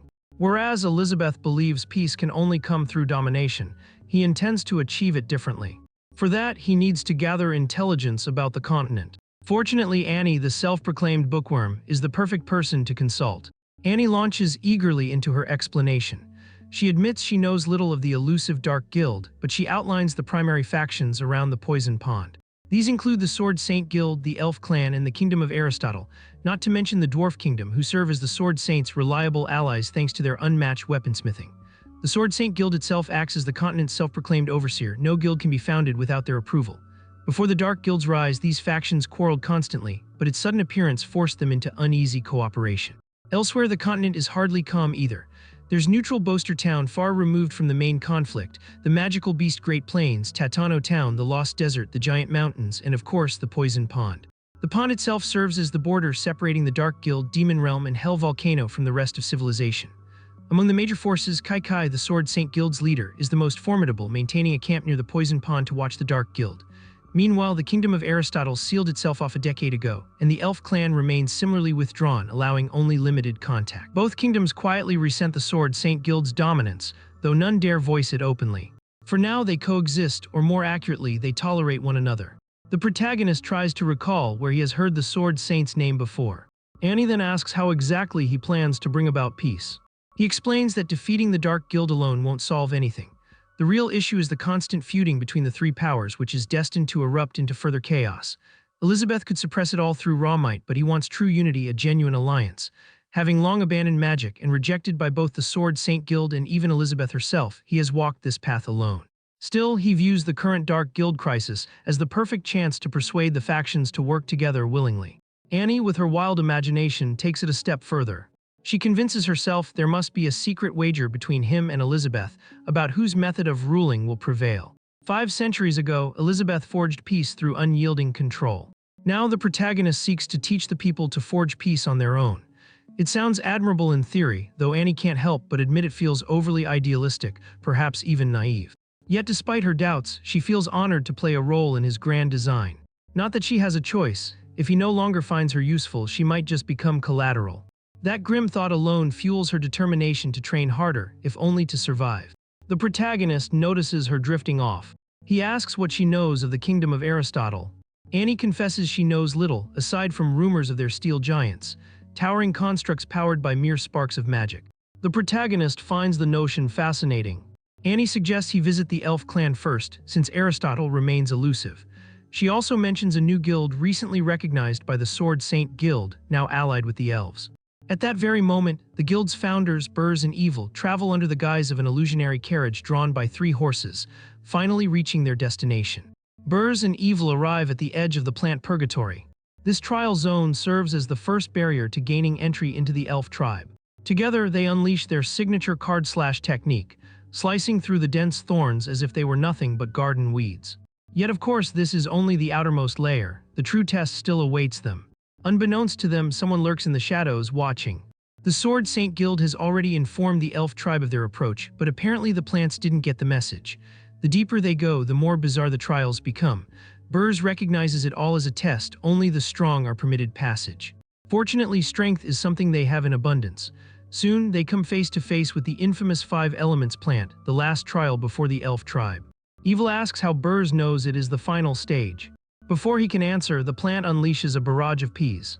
As the projectiles rain down, Burrs recalls that 3 decades earlier, back when he was part of the Sword Saint Guild, he had endured this same challenge to enter the elf tribe. The duo respond with synchronized card slashes, cutting the peas apart mid-air.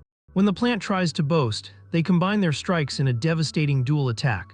Burrs warns Evil not to get overconfident, for the plant is far from beaten. Sure enough, it returns stronger than before. Now it fires peas that explode into thorny shrapnel.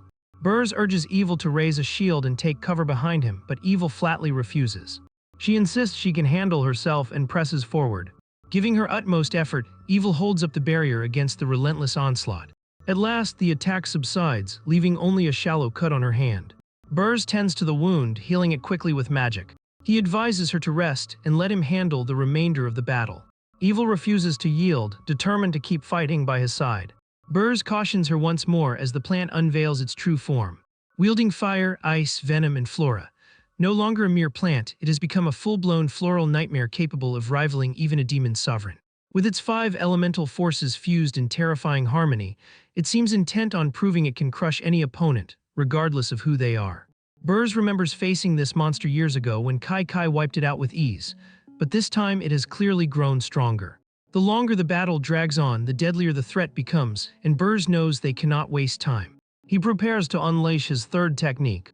But before he can act, an arrow whistles in from nowhere and lands with a thud. From it, a flower blossoms instantly. The one-sprout 5 Elements plant recoils in fear and retreats back into the ground. Evil senses a strange familiarity in the energy, and Burrs explains it is due to her elven blood. A figure appears, inviting them inside. Evil cannot help but question why her mother isn't the one greeting them. Burrs explains that the elf tribe's hierarchy is maddeningly complex. Her mother journeyed to the Holy Land 16 years ago for protection. He reassures her that her mother's love remains unchanged. When they finally step into the elf tribe, they are greeted with cold stares and open hostility. Evil turns to Burrs, asking why everyone looks ready to throw them out. He explains that elves are notoriously untrusting of outsiders. Evil counters, pointing out she has seen plenty of elves and allied guilds out in the world. Burrs elaborates that the tribe follows a strict ranking system. Those nearer the giant divine tree at the center possess purer blood and greater resources. Meanwhile, the elves on the outskirts, with only modest talent in plant magic and archery, barely scrape by, yet outside the tribe they are highly sought after. Before Burrs can continue explaining the politics of elf society, Blanchett, the elf tribe's great general, makes her appearance. She arrives to escort them directly to the Holy Land, wasting no time before leading the way. Evelyn and Burrs trail closely behind her lead. Evil can't help but marvel as the trees shift and bend, forming a path to guide them. Burrs explains that this is the elf tribe's guardian barrier, and without an elite elf leading the way, they would remain trapped in the forest. Eventually, they escape the forest's twisted maze. They arrive at a colossal tree, glowing with a light so magnificent it could bring a poet to tears. Burrs pauses, recalling that this is where it all started. 30 years ago, a 19-year-old Burrs wandered as a proud member of the Sword Saint Guild. He was basking in his own sense of importance. Suddenly, someone shouted at him to move. Turning, he spots a girl struggling with a holy mount gone wild. Naturally, he rushes to help her. And after the mount finally settles, she thanks him and bids farewell, "See you." Sensing an opportunity, Burrs asks if he may ride the mount as a reward. Soon they soar through the skies together. Burrs is awestruck by the hidden core of the elf tribe, while the girl Nikita trembles in fear. Observing her panic, he is surprised to see an elf frightened of heights. It's simply because she never learned to overcome her fear.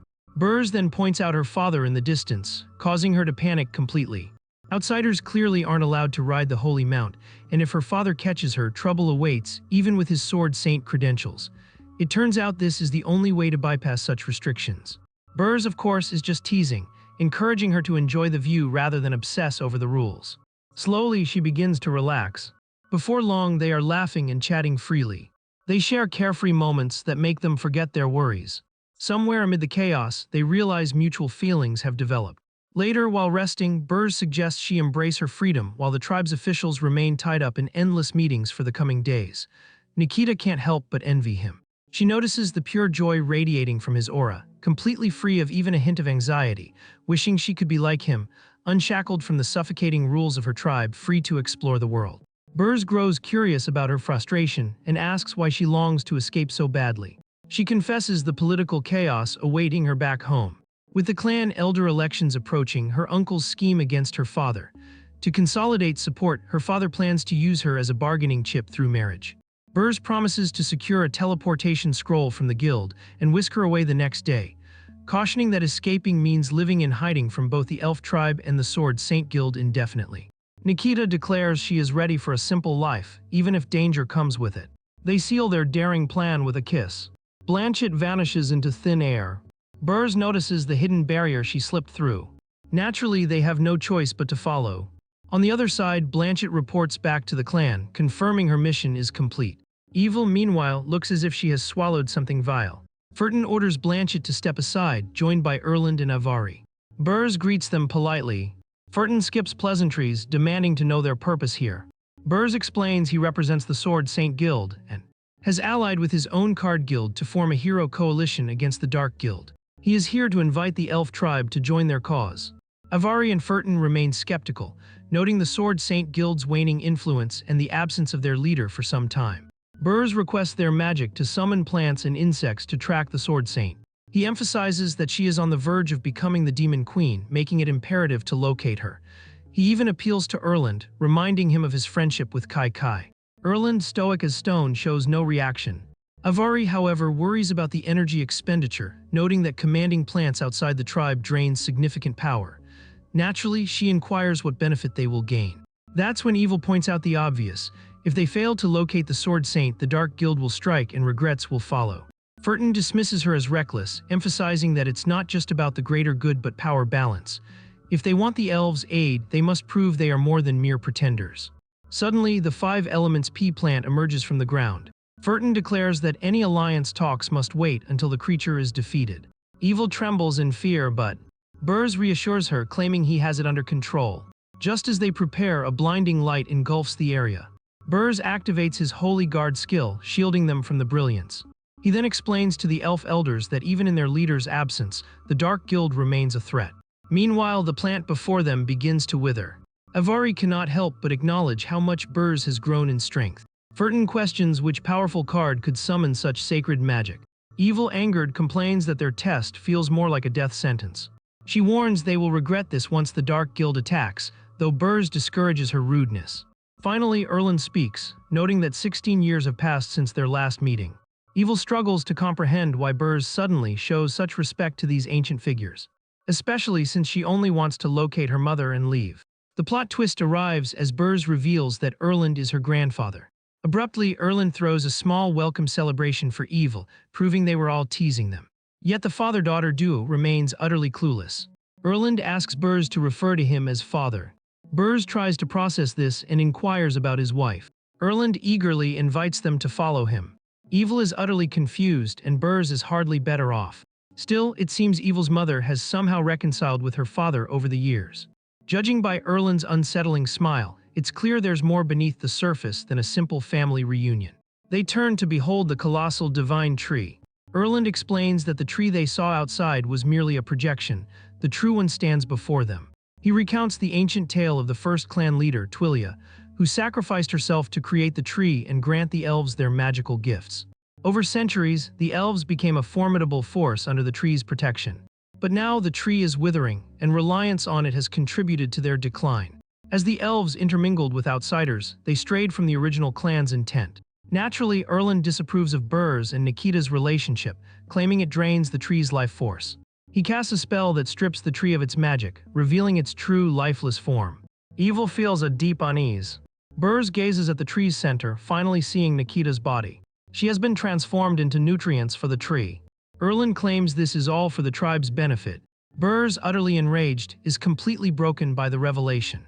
He seizes Erland by the collar, raging about being separated from his wife for 10 years, and how she has been reduced to fertilizer. He demands her immediate return. Erland signals Verton and Avari, who approach the ancient tree. They embrace it as if it were a long-lost friend. And they merge with it. Soon, a branch sprouts from the tree. Seeing this, Burrs finally releases his grip. Erland explains that the two elves have become nutrients for the tree, a supreme honor, and Nikita surely feels honored as well. Burrs slams the ground in frustration. He finds it impossible to accept this notion of selfless elven duty. Erland mentions that even a small branch can extend the tree's light for another year. Outsiders may not understand, but the elves have their reasons. Then Erland drops a bombshell: Nikita can still be revived. But that can only happen if Burrs agrees to pay the cost. And the cost turns out to be nothing more than the hero treasure card strapped to her waist. Erland has already sensed the divine aura hidden within those cards, and believes that if they are offered to the divine tree, it could be strong enough to bring Nikita back. Burrs can't help but grow intrigued by the idea. Yet Evil quickly reminds him that those cards are meant to save the entire world, not to gamble on the balance between life and death. Erland, however, argues that if the tree devours enough divine energy, it absolutely can restore the lives that were lost. And to make the deal more tempting, he even vows to personally protect Nikita afterward. Torn between hesitation and desperation, Burrs begins leaning toward the offer. Evil warns him again of the consequences. If anything goes wrong, Elizabeth and the main character will surely lay the blame on them. But Burrs, driven by his emotions, still takes the cards and declares he will shoulder the responsibility. With that, Burrs hands over the entire deck of cards to Erland. And Erland reassures him with confidence that once he casts the elven spell and lets the divine tree soak in the divine magic, Nikita will return in no time. Evil, showing far more caution than her father, makes one last attempt to talk Burrs out of it. But Burrs is determined. He will risk everything for the chance to bring his wife back. Suddenly, roots burst out from the earth and coil tightly around both Burrs and Evil. In that moment, Erland's demeanor shifts completely. He starts laughing like a madman. His body reveals dark gears embedded within, and he drops the shocking truth that the elves have secretly been allied with the Dark Guild from the start. He is not the Erland they once trusted, but just a puppet controlled by something far more sinister. And as if that revelation isn't enough, a strange plant erupts from the soil. From its opening petals steps out a Joker-like figure. The Joker then boasts about how, a decade ago, he turned the elders of the Elven clan into his puppets, replacing their organs with dark gears to grant himself a twisted form of immortality. When left alone, the elders act naturally, but once he intervenes, they obey his every command. Now, under the Joker's control, Erland obediently hands him the deck of cards. The Joker wastes no time, examining his prize and pulling the cards out one by one. At the same time, Erland unleashes his plant magic, smothering Burrs and Evil with blossoms. But these are no romantic flowers. These are parasitic blooms that drain energy like leeches. The Joker then commends Erland for his performance before letting him finally rest. He turns his wicked gaze back toward Burrs and Evil, and after watching their skills, he concludes that the cards have the power to summon spirits from other worlds, though the cost is nothing less than their very life force. For a brief moment, Burrs feels some relief, assuming the Joker's ignorance about the cards' true use will keep disaster at bay. But as if reading his thoughts, the Joker's real ambition becomes clear. He has no intention of sacrificing himself. Instead, he plans to fuel the cards using the lives of the entire elf tribe. Without warning, the sky grows dark, and the ground trembles beneath their feet. The elves erupt into panic as their very life force streams from their mouths and flows toward the divine tree. Not even the sacred mounts are spared, and then comes the sight of the Joker gathering all of that energy into the cards, feeding them until they overflow with power. Watching this, Burrs finally realizes without a shred of doubt they are completely doomed.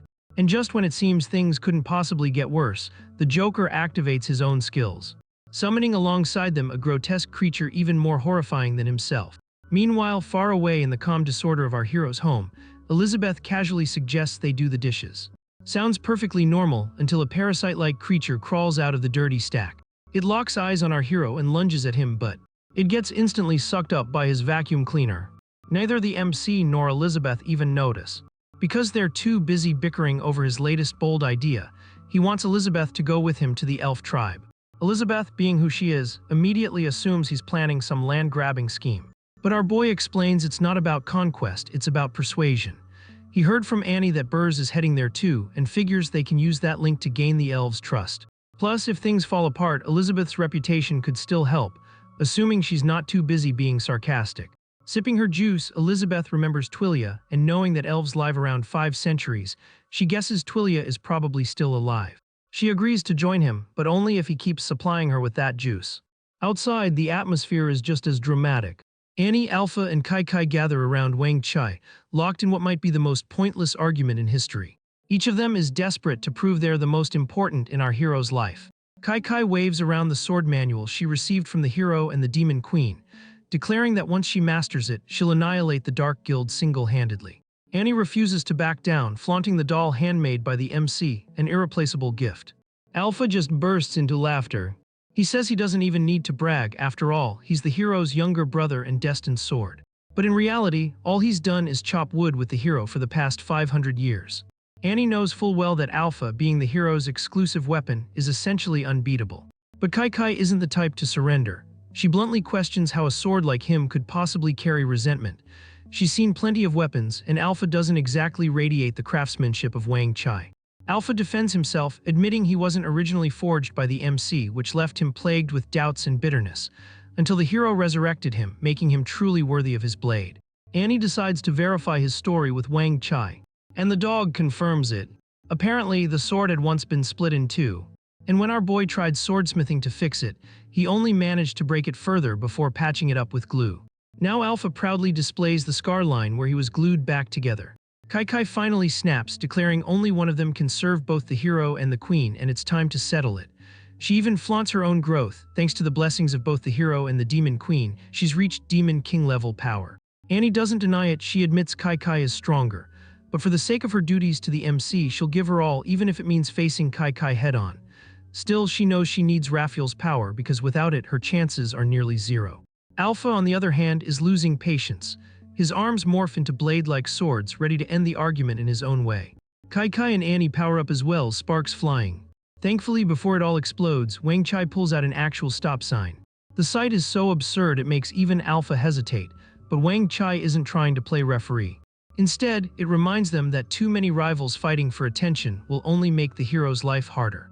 Then Wang Chai clarifies its stance. Sure, it could rally the beasts of the Great Plains and guard against invaders, but right now our hero spends most of his time roaming the village. And ever since Elizabeth appeared, he's been ignoring Wang Chai entirely. The poor dog's request is simple: stick close to the MC, keep his life peaceful, and quietly handle any threats that pop up. And while they're at it, stop competing for the spotlight. The perks of serving the hero should be obvious, and Wang Chai isn't about to spell them out. One final demand though, it alone gets the right to rummage through the hero's trash. The three of them reluctantly agree. Just then, Wang Chai's radar goes off, signaling the hero's approach. As the MC steps outside, he finds the group sitting together, all smiles, with no chaos in sight for once. Annie breaks the silence, asking if he's heading toward the elf tribe. The MC replies that he needs to stop by the workshop first to grab some tools before going.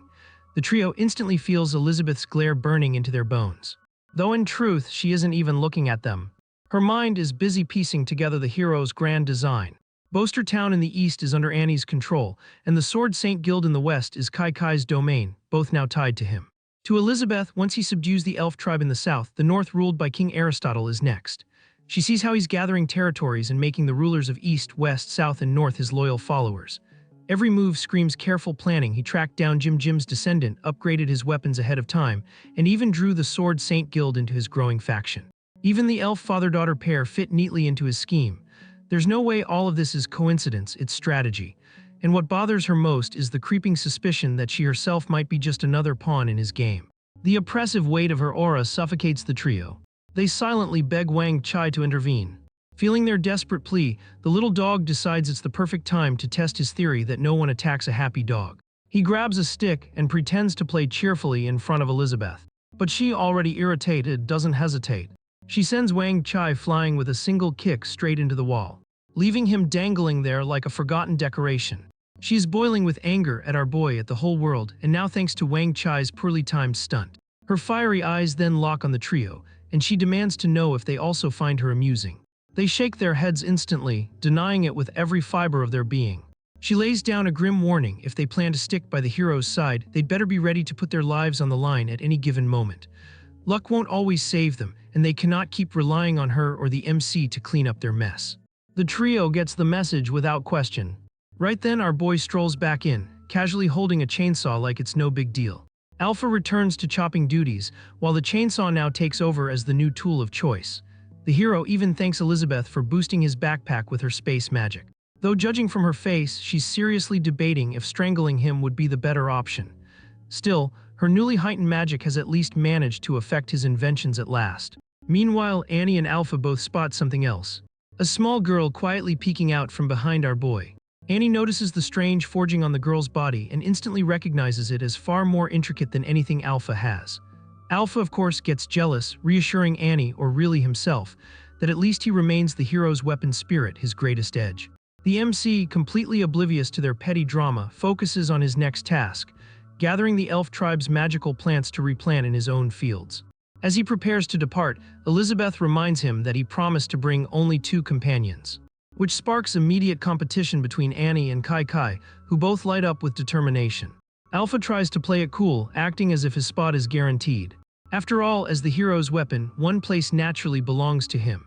But the hero gently shuts him down, explaining that this is a peace mission, and carrying a weapon spirit into negotiations wouldn't exactly send the right message. Alpha's confidence shatters on the spot, leaving him visibly crushed. With Elizabeth's portal ready, the group sets out, leaving Alpha behind to guard the house, much to his dismay. Feeling abandoned again, Alpha spirals into an existential crisis, until a voice suddenly calls out to him. It's a battered Wang Chai, who asks whether Alpha has learned the true art of survival yet. Alpha, misinterpreting the MC's intentions as usual, convinces himself that staying back with Wang Chai is actually winning the jackpot. Why go on some overhyped trip when he can patrol alongside the legendary dog? To him, this seems way more important, so he happily tags along, grinning. Meanwhile, on the other side of the portal, things are anything but smooth. The group arrives in elf territory, and as expected, Annie faints from the ride. Kai Kai checks on her. Our hero, however, is too busy marveling at the colossal, ancient-looking tree towering ahead. To him, it's breathtaking. To Elizabeth, it's nothing but a lifeless husk of wood. The MC insists on taking a closer look, but Elizabeth declares that a wardrobe change comes first. Without warning, she strips Kai Kai's outfit away with magic, leaving the poor girl mortified as she scrambles to cover up. Giving a heads-up clearly wasn't in Elizabeth's plans. Thankfully, she spares her further humiliation in front of the hero by summoning new clothes for her right away. With that sorted, Elizabeth switches to her own outfit too. She makes it crystal clear that no one else is allowed to wear clothing designed by the hero, because in her eyes it would ruin everything. Meanwhile, the MC can't help but think how insanely convenient magic really is. As they press on, the air grows heavier with tension. Behind them, a flower unfurls to reveal an eye. Through it, the Joker spies on their every move. He has already captured the father-daughter pair and turned them into trophies, but Kai Kai's sudden presence throws him off. It makes him suspect a looming clash between the guilds. His gaze then shifts to Elizabeth. He recognizes her instantly from Burrs and Evil's memories, even after centuries. Seeing her again shocks him.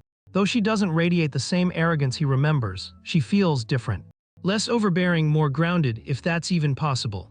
Convinced she's plotting something, He decides the safest move is to eliminate everyone but the hero. Unaware of the Joker's schemes, our boy and his group keep pushing forward, hacking through the trial plants blocking their path. Kai, the only one familiar with this place, grows impatient waiting for the Five Elements plant.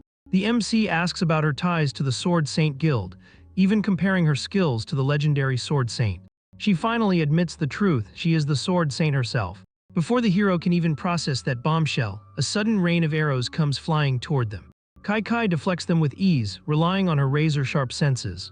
Annie volunteers to deal with the hidden archer, claiming she can sense their concealment magic. Kai flat out refuses help. She activates Kai's first skill and locks onto Blanchett's hiding spot with pinpoint accuracy. Blanchett retaliates with seed arrows. Annie's panda puppet shields them from the Five Elements plant. Kai expected resistance, but this is excessive. With Annie and the puppet at her side, she fends off the relentless barrage. Meanwhile, our hero is busy chatting with Elizabeth, reflecting on how clueless he was during his first adventure. Back then, a scene like this would have made him faint instantly. But now he's stronger, no more faking composure. Secretly, though, he pats himself on the back for bringing Kai and Annie. Elizabeth is insanely powerful, but her mood swings make extra backup a safer choice. Elizabeth, on the other hand, recalls when the boy used to lurk quietly, hiding his true identity like a timid pup. Now, thanks to their contract, he's finally grown a spine, or maybe borrowed one from her. The MC actually finds her presence comforting, well, when she's not blowing things up, and he wishes their odd friendship could last forever. But peace is out of the question. The Five Elements plant suddenly decides it's snack time and swallows the hero whole. Kai and Annie freeze in stunned horror. Elizabeth, however, seems lost in her own thoughts, replaying the boy's earlier words like she's in some rom-com. The plant then sinks into the ground, leaving everyone in shock. Kai snaps out of it and vows to hunt down Blanchett, the mastermind behind this chaos, and demand answers. Blanchett, meanwhile, celebrates her success. Her mission to capture the hero is complete. She triggers the plants to self-destruct, unleashing a massive explosion. Annie's puppets shield the group, but they come out battered. Annie herself pours every ounce of magic into containing the blast. Even Kai admits with rare honesty that the puppet pulled off a miracle, one she herself might have struggled to survive. But Blanchett isn't finished. She plays her trump card, planting even more seeds. Using her magic, she forces them to grow at a monstrous rate. New plants sprout up, encircling Kai, Annie, and the puppets. They're primed for yet another round of self-destruction. Kai quickly forms a sword shield and yanks Annie and the puppets to safety. They barely escape, though they're tossed around hard by the blast. Watching from afar, Blanchett grudgingly admits Kai is formidable. Still, she's certain she can outmaneuver her in the forest, where even nastier threats lurk. She turns to leave. But Elizabeth suddenly materializes behind her, demanding answers with an aura that screams zero patience. Blanchett, who assumed the blast had finished Elizabeth off, looks like she's seen a ghost. She even dares to demand Elizabeth's identity, as if that's the real concern here. Elizabeth isn't impressed. She lets Blanchett stew in confusion, and when reality sets in, Blanchett's survival instincts scream that falling into Elizabeth's hands is basically a death sentence. In desperation, she rips the armor from her hand, activating a seal and self-destructive arrows on herself. Elizabeth concludes that the elves must have allied with the Dark Guild. 5 centuries under her rule, and people already forgot who's in charge. If they need a reminder, she'll gladly give it. Terror has always been her specialty. Meanwhile, deep within the forest, the Five Elements plant suddenly bursts from the earth and spits the MC out like faulty vending machine change. Dizzy and disoriented, our boy blinks at the bizarre sight before him. But his confusion doesn't last long. The plant lunges at him, forcing the hero to flail and stumble back, silently praying for Elizabeth to show up like a miracle. Just when things seem like they can't possibly get worse, the plant halts mid-charge and starts sniffing the ground. The MC stares in bewilderment. Then he notices the packet of organic fertilizer in his pocket, spilling all over the place. The special gift he prepared for the elf tribe has, unfortunately, turned into bait for a deranged, plant-obsessed monster. To make the whole situation even weirder, the plant suddenly morphs into what looks like a leafy puppy. Our boy, running purely on survival instincts, pulls out the rest of his fertilizer and waves it like some desperate peace offering. The plant puppy doesn't hesitate for even a second and wolfs down the gift with childlike excitement, only to flop over moments later, bloated and groggy, as if it had eaten way too much. Seeing his chance, our hero sneaks away as quietly as possible, praying Elizabeth shows up before the forest throws another nightmare at him. Far from that chaos, Erland is busy reporting some unpleasant news to the Joker. He explains that the MC vanished right in the middle of teleportation. The Joker, however, isn't frustrated, he's intrigued. He pieces things together and concludes that this boy has to be the legendary hero. That's all the confirmation he needs, and he decides to use the hero's magical cards to prove to Elizabeth that he can stand on her level. Meanwhile, in another corner of the forest, Annie and Kai Kai are barely recovering after what can only be described as a disaster of a day, having been blasted into the sky by that explosion. They crash down into another grove, bruised, battered, and dizzy. Kai Kai coughs blood, the backlash of unstable magic tearing at her from pushing those sword techniques too far. Annie suddenly senses a wave of terrifying magic and warns Kai Kai. Before long, both of them are pulled into battle. Their puppets move swiftly, blocking relentless strikes from a bizarre little cartoon mage. That cartoon mage turns out to be a 5-star demon sovereign. Both of them notice that it has the aura of a hero, but beneath it lies something twisted and vile. Kai Kai activates Tai Kai's third skill, certain it will finish the job. But the cartoon mage instantly shields itself with a matrix guard. Then, before she can even recover, another attack lunges straight at her. Annie throws her puppet owl into the path, intercepting the strike just in time to protect Kai Kai.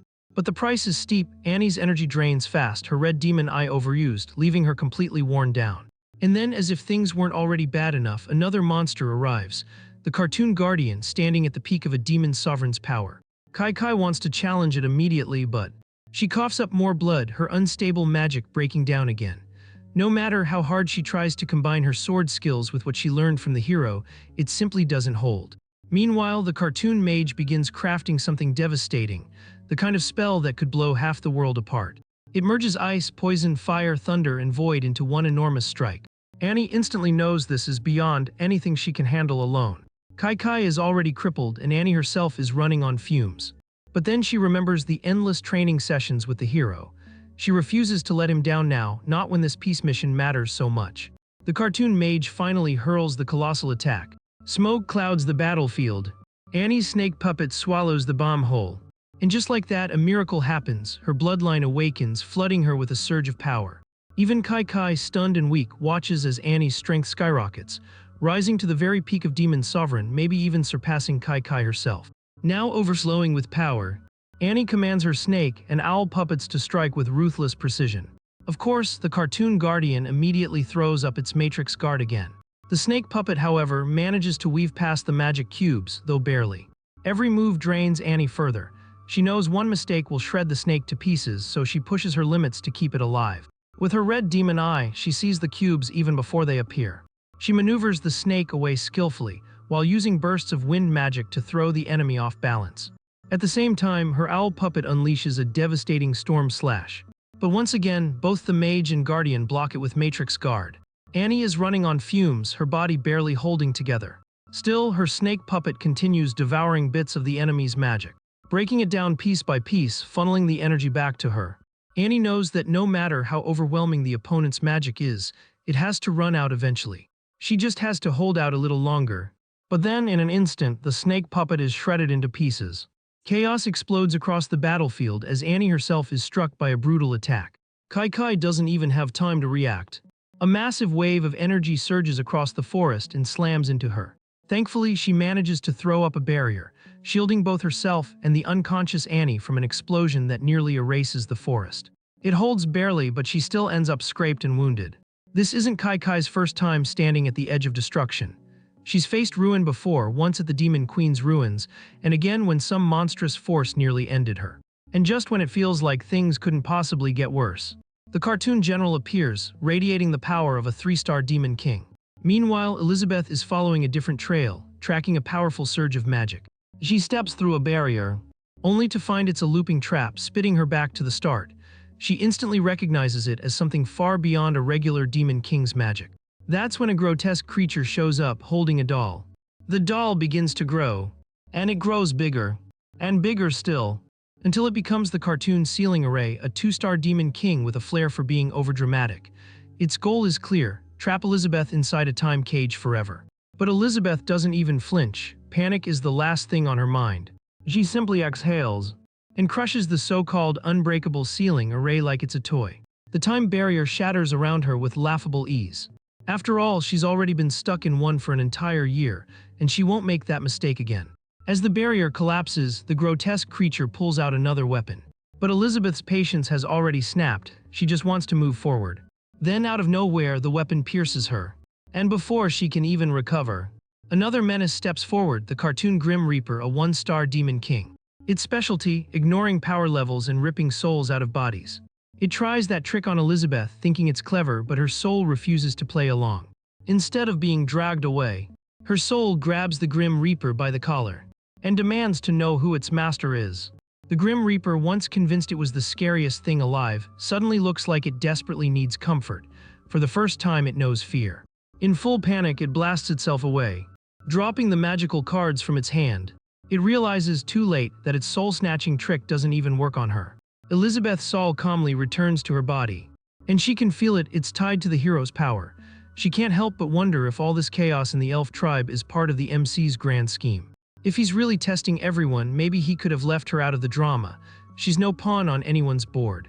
She's the one who flips the board when things get annoying, with the grotesque creature now dangling helplessly in her grip, wrapped in her deadly energy. She gives it one choice: destroy itself or suffer something much worse. But apparently this thing either has a death wish or no sense of self-preservation. It drags her into the cartoon maze, a tricky trap crafted by one-star demon kings to outwit stronger enemies. Unfortunately for it, it has no clue who it's up against. Elizabeth glances around once and immediately recognizes this as one of the hero's creations. She takes a single step, and the maze shatters like brittle glass beneath her. Then appears the cartoon queen, a five-star demon king wielding daggers and radiating the very peak of demon king power, and standing in the background, the cartoon king himself looming, waiting for his queen to finish the job. But Elizabeth, the real demon queen, isn't even slightly impressed. She sits back on her swirling dark energy like it's a throne. Her eyes lock on the so-called cartoon king, who wastes no time barking orders for his queen to finish her. The queen obeys, pulling out those cartoon daggers that radiate peak demon king power. Elizabeth is over it, done, completely done. She just wants this annoying queen gone for good, so she unleashes her attack without hesitation. But of course, the queen isn't planning to roll over that easily. She summons something called Swift Wing and hurls it at Elizabeth. And right behind it, she adds another deadly move, Ace Kill. Elizabeth doesn't even blink. With a flick of her fingers, she casts a barrier that freezes the attacks midair. She's about to move on when she notices a tiny scratch on her nail. That does it, her patience is gone. The queen tries to push back, slicing through Elizabeth's bullets. Then, desperate to prove herself, she fuses her daggers into one oversized weapon and hurls it at the bullets with smug confidence. She thinks she's outsmarted Elizabeth. But that smug look quickly fades. Elizabeth can't resist mocking her, bragging about her magic bullets designed exactly for pests like this. With a casual point, she sends them flying straight at the queen. They rip right through her, leaving nothing but shredded pieces, finally some peace. Or at least that's what Elizabeth thinks. Of course not, the queen refuses to stay down. She reappears again, this time dragging along a cartoon dinosaur, a two-star demon king. Elizabeth quickly realizes this is the queen's last hand, one card that absorbs magic and another that revives her. And because the queen loves to hear herself talk, she starts threatening Elizabeth with consequences. As if that's not enough, she whips out yet another card, the cartoon bottle of treasure, a one-star demon king. The dinosaur doesn't look too healthy though. It's trembling like it's about to explode, barely containing the dark energy inside. The queen snatches its special skill, thinking doubling absorbed magic and throwing it back is the ultimate play. Spoiler, it's not. The spell slams into Elizabeth's barrier and stops cold. The queen and her dino sidekick freeze in shock, while Elizabeth calls them idiots for trying to use her own magic against her. She doesn't waste time indulging their theatrics. Instead, she blasts them apart like they're training dummies. And just to note, she credits Wang Chai for inspiring that little move. In the aftermath, she notices 4 cards from the 9-deck set. But before she can process it, the cartoon queen lunges for a sneak attack, dagger raised, convinced this is her big shot. Elizabeth, now fully in her demon queen form, slices her clean in half before she even finishes the move. The queen drops, but her trusty cartoon bottle isn't done. It activates and starts regenerating her. Elizabeth calmly observes how the bottle triggers automatic resurrection within a set range. Convenient, sure, but not enough. She traps the queen inside her ultimate confinement, limiting the resurrection zone to exactly where she wants it. The queen tries to dissolve the punishment, boasting she only needs a single drop from the bottle to revive. Her arrogance is almost funny. She even brags that the bottle taps into an endless ocean of magic. Elizabeth's done listening. She unloads everything: poison, water, needles, lightning, skinning, tearing, you name it. By the time she's finished, The cartoon bottle of treasure withers away like a flower in the desert. No more endless ocean, no more magic, and definitely no more cartoon queen. Just when Elizabeth thinks she can finally breathe, the cartoon king himself steps in. He summons his cartoon daggers, fuses them together, and forms the almighty cartoon lance, a 2-star demon god weapon. At the same time, he transforms into 1-star demon god form. In his head, he's already redecorating the throne of the strongest, convinced he's the star of the show. Elizabeth just laughs, saying he reminds her of an old story. A tale about a demon king who once ruled the world.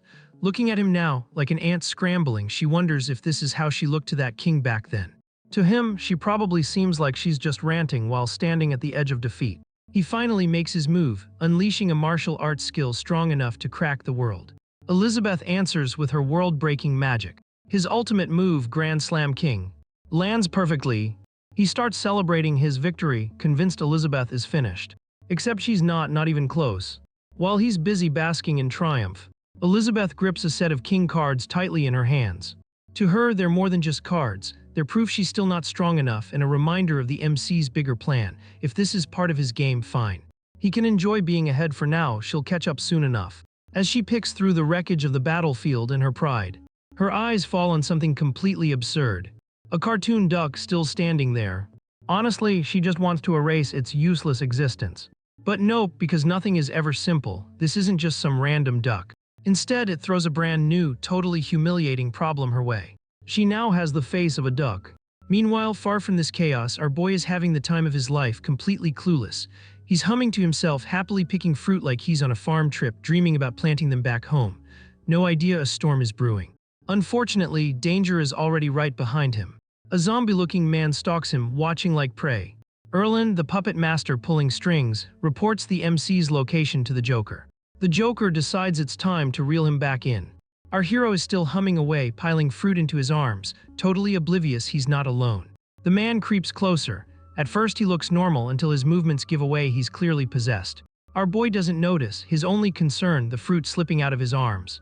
Erland, still controlling the man, grits his teeth in pain. Just then the MC bends down and picks up a cactus. As he turns, the man lunges forward and grabs the cactus instead. That's when our hero finally notices him. His eyes go wide and in panic he flings the fruit everywhere. Erland gets hit with the backlash of pain. Our boy bolts, yelling about ghosts in the forest as he sprints away.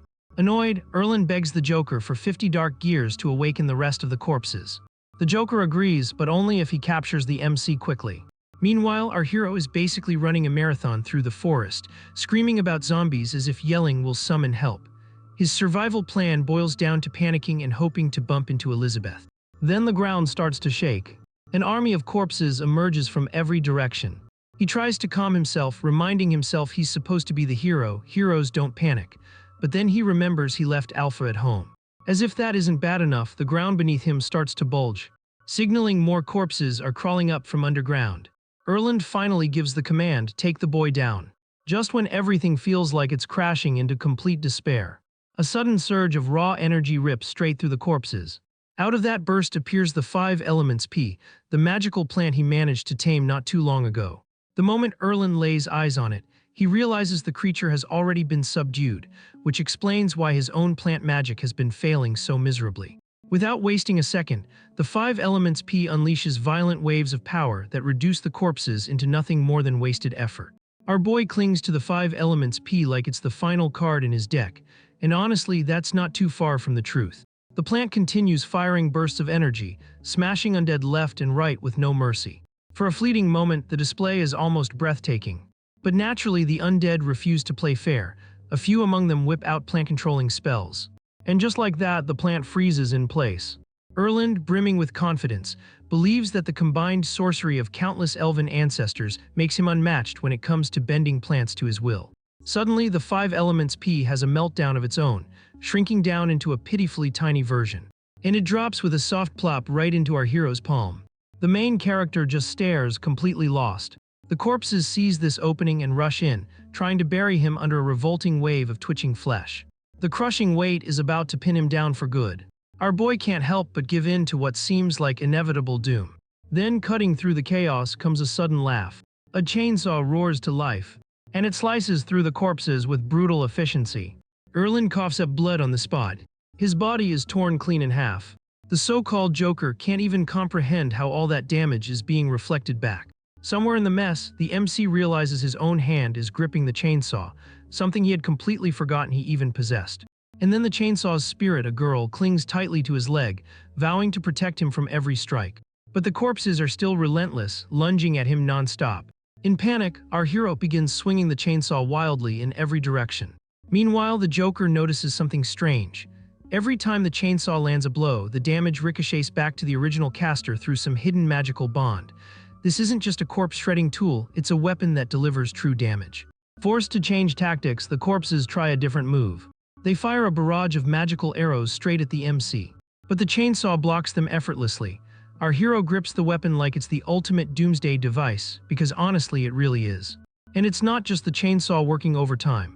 His gear has this insane ability to reflect attacks right back at the enemy. To the Joker, the man looks like some kind of arcane genius, but that doesn't mean he's ready to throw in the towel. After all, he still holds the advantage, with an entire pile of fallen elves under his command. Then, as if things weren't disturbing enough, the corpses fuse together into a massive nightmare clown designed to scare the MC into surrender. But the chainsaw girl refuses to back down. She swings her blade with terrifying precision, cutting through not just the abomination but everything caught in her path. The monster is cleaved apart. The very air splits the Joker himself. The Joker and perhaps even reality itself. All the Joker can do is watch helplessly as his most powerful spell disintegrates into nothing. Meanwhile, our boy's nervous, almost confused expression throws the corpses off completely, tricking them into thinking he's one of their own. A zombie among zombies. On another battlefield within this chaos, Elizabeth is locked in her own ridiculous fight. She's up against a cartoon duck that's somehow morphed into her perfect double. She crushes two massive boulders together with the duck in between, yet the thing emerges without a scratch. Refusing to give up, Elizabeth doubles down, determined to grind it into dust. She slams it over and over again, and just to make sure, she switches into her demon form. In her head, all of this madness is squarely the MC's fault. But even with her overwhelming strength, the duck just won't go down. Elizabeth is beyond furious that this pitiful creature is throwing all her prized abilities back at her: time seals, soul-rending strikes, even infinite resurrection. Then she recalls something the boy once said, that true strength isn't just raw power but mastering the fundamentals. Even the weak can topple the strong if they know the basics. As much as she hates to admit it, he might actually be right. Maybe this entire mess is his way of hammering that lesson into her. She decides enough is enough and readies her ultimate move. The duck prepares itself, mimicking her stance perfectly. Elizabeth unleashes the Demon Queen's swordless art, right there in the middle of the forest. Meanwhile, the MC is stumbling around, eyes squeezed shut, muttering nonsense as if the zombies will just get bored and leave him alone. All while the chainsaw in his grip crackles with raw energy. That energy suddenly pulls Elizabeth to him. The moment he hears her voice, he opens his eyes, only to trip over a rock. He goes flying straight into Elizabeth, his chainsaw spinning through the air. The spirit, annoyed at being tossed aside, senses magic radiating from her master's backpack. She decides to return on her own, but not before shooting Elizabeth a glare of pure irritation. Elizabeth smirks at that and tightens her hold on the boy just to provoke the spirit further. Realizing just how close he was to death, the MC latches onto Elizabeth's waist like she's his lifeline. Looking up, he mutters that he barely survived by a hair. Hearing those words, Elizabeth pieces together that the cartoon duck had copied her last move. And since those reflections carry her essence, the technique had twisted time and space itself. If she hadn't been distracted, everything would have been obliterated. Which means, ironically, the boy saved her by just being his clumsy self. Feeling guilty for pulling her into this disaster, he apologizes and swears he won't be so reckless again. But deep inside, he's already decided he's not letting Elizabeth out of his sight, because without her, he wouldn't survive 5 minutes. Elizabeth pulls him closer. She tells him to give her tougher trials and push the training harder. The MC doesn't really get it, and is far more distracted by the fact that their faces are dangerously close. Elizabeth herself feels conflicted. On one hand, she sees him as a mentor shaping her strength, but on the other, he genuinely cares for her dignity. Before that awkward tension can build any further, their moment gets rudely cut off by none other than that annoying duck still wearing her face. Our boy freezes, staring at it, because clearly this isn't just any duck, it's Elizabeth's double.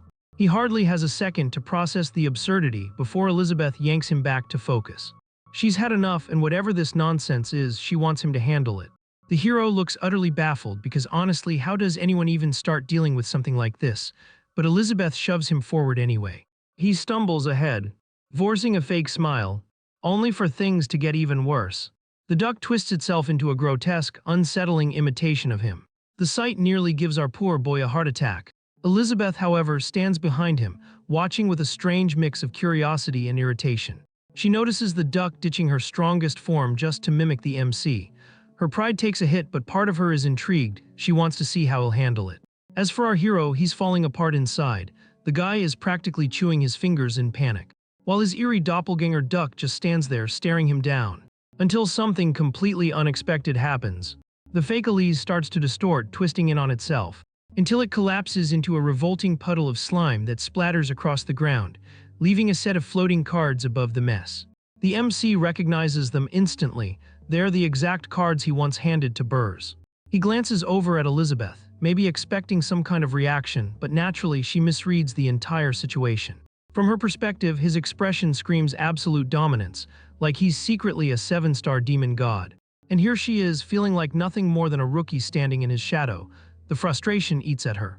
Is he training her, mocking her, slowly crushing her self-esteem for fun? Whatever the reason, none of the answers look good. Completely oblivious to the storm brewing in her head, the MC quickly changes the subject, suggesting they just teleport straight to the sacred tree. Shockingly, Elizabeth agrees without a single complaint. Meanwhile, the other side of the battlefield looks like a disaster zone. Annie and Kai Kai are down, the area around them torn apart like a typhoon ripped through. Poor Kai Kai is literally split in half, and just when things look like they can't get worse, an angelic figure descends, radiating blinding light and magic. It's Raphael, Annie's doll, coming to life. With a single wave of his power, he heals both Annie and Kai Kai, pulling them back from the brink. Once they're safe, Raphael knows his job here is done. His master, the MC, and Elizabeth are present now, and they'll handle whatever's left. So together, the group, Elizabeth, our boy, Annie, and Kai Kai, teleport away to the sacred tree. The MC immediately checks Annie and Kai Kai's condition, clearly worried about how rough they look. Elizabeth, though, has zero interest in small talk. Her mind's already racing to figure out who's behind all this chaos. She channels her magic and begins to pulls the sacred tree right out of the ground. The MC stares as the massive tree rises. And for a second, it almost feels like the ancient thing is staring back at him, carrying the weight of 1,000 lifetimes of sorrow. Elizabeth notices the changes around here, all the scars of the last 5 centuries. Our boy spots signs of birds and evil nearby. He starts running toward them, but before he gets more than a few steps, the tree's roots come alive, shooting straight for him. He shuts his eyes and braces for impact, ready for the worst, but at the very last second, the roots twist away from him and launch toward Elizabeth instead. She doesn't even flinch. With a cold stare, she dismantles them instantly, as if they were nothing more than twigs. The Joker, somehow still clinging to life, feels utterly humiliated. His plant defenses are gone, his cartoon tricks crushed, and his corpse magic is useless. And yet here she is, Elizabeth, the one he's always longed to meet and the one who despises him most. The MC, now practically hiding behind Elizabeth like a terrified puppy, wonders if she actually knows this guy. Elizabeth, of course, doesn't recognize him at all. So the Joker pulls off his hat, wipes away the makeup, and finally shows his real face.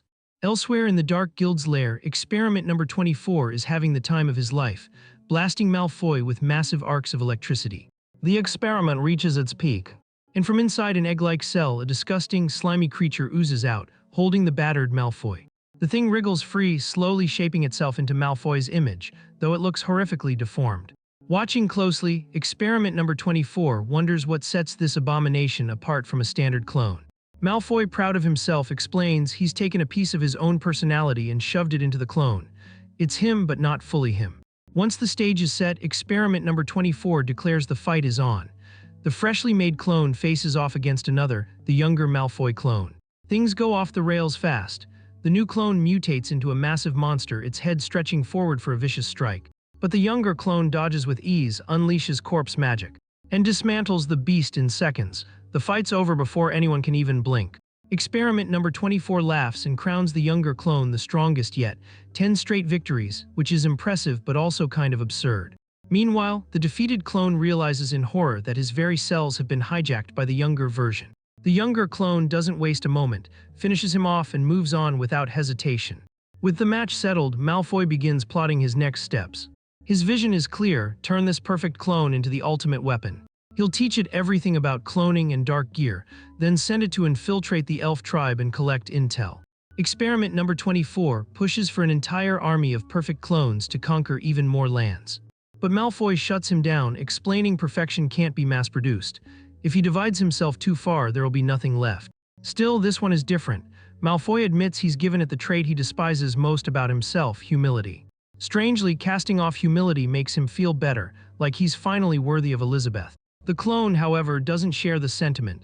He glares at Elizabeth's clone, another one of Malfoy's creations, and shakes with fury. Experiment number 24 warns Malfoy, sensing an energy spike building within the clone. Fueled by rage, the clone prepares to unleash corpse magic at Elizabeth's double. But Malfoy snaps, reminding the clone of its place. He's nothing but a tool created for Malfoy's ambitions. The clone goes silent, appearing to back down. Yet back under the sacred tree in the present, he drops the bombshell. He declares he isn't just a tool, he has his own will.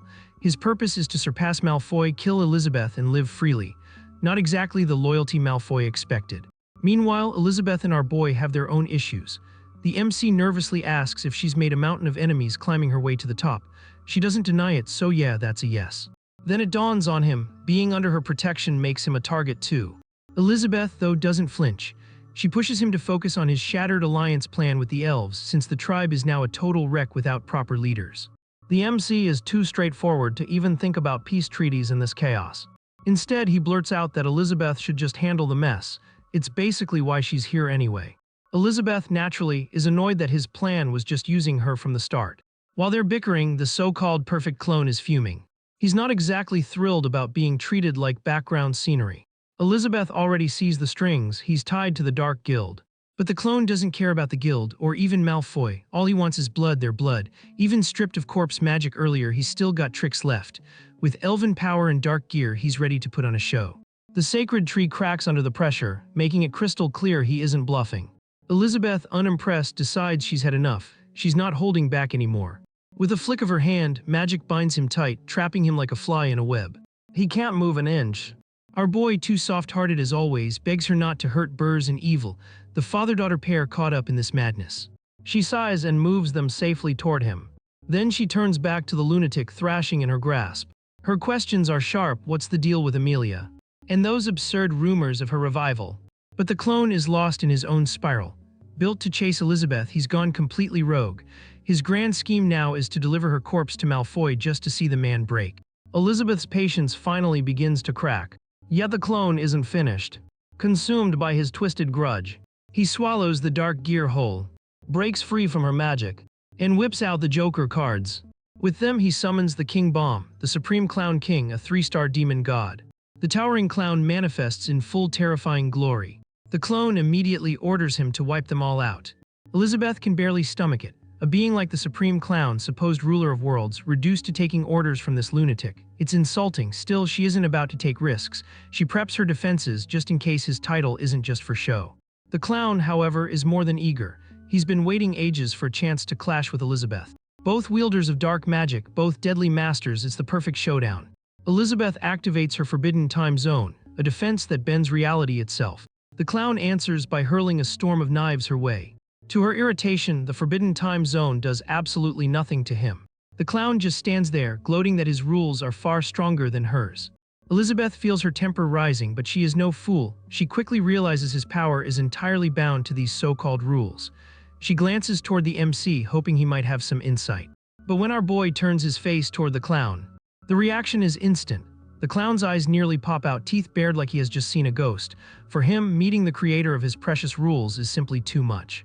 Just like that, the Supreme Clown King switches sides, aligning himself with Elizabeth and our boy as her forbidden time zone shatters into pieces. Meanwhile, the so-called perfect clone stands frozen, looking like a fool who cannot make sense of any of this. Rage takes over as he accuses the clown of betrayal, yelling at him to keep their deal and finish the fight. But the clown could not care less. What use is a shattered soul? Frame it and hang it on the wall. With a burst of energy, he wipes the clone out. And just like that, gone, ashes to ashes, foolishness to dust. The clown then turns back to Elizabeth and the MC, offering an apology. Elizabeth cuts straight to the point, confirming that what he really wants is to fight her. Our hero, meanwhile, is completely overwhelmed. First, the clone disintegrates into ash, and now Elizabeth is casually chatting with this being like they are old friends. Elizabeth herself is still seething at how vile the clone turned out to be. But the clown has had enough for one day. He never imagined that after all this time, Elizabeth and our boy, supposed to be bitter enemies, would stand side by side like allies. That alone shocks him more than anything. With one final request, he asks Elizabeth to assure the MC he won't cause trouble. Then vanishes, taking the Joker with him. The Joker cards drift down and land in our boy's hands. Elizabeth warns him in no uncertain terms not to underestimate these cards. If they fall into the wrong hands, disaster is guaranteed. Our boy counters that Burrs had them once, and the world did not exactly end. That is when Elizabeth realizes the truth. If the wielder has noble intentions, the cards can summon the 13 holy warriors. But if not, then black magic will consume them. She then shifts her focus back to the father and daughter standing before them. Twilia is already gone, and Elizabeth wants answers. She demands an explanation, plain and simple. But instead of speaking, they just sit there silently, as if words have abandoned them. Our boy suggests giving them water, and when he splashes it over their undead-looking faces, they instantly recover, returning to normal. The MC can't help but feel a pang of jealousy at how easily magic seems to heal them. The father and daughter immediately drop to their knees, begging for forgiveness. Burrs insists on taking whatever punishment is due. Then he confesses the truth. The elf tribe has been corrupted by the Dark Guild. The enemy tricked them, twisting our boy's own cards against him. Evil adds that they were captured, their magic drained, and afterward their memories are nothing but a blur. Burrs himself blacked out after the clone burned through massive life energy just to recover the stolen deck. Elizabeth considers it carefully and concludes their memories must have been tampered with. She immediately casts memory extraction magic, and the poor duo collapses unconscious. Our hero panics while Elizabeth dives into their minds. What she finds confirms it. They were telling the truth from the beginning.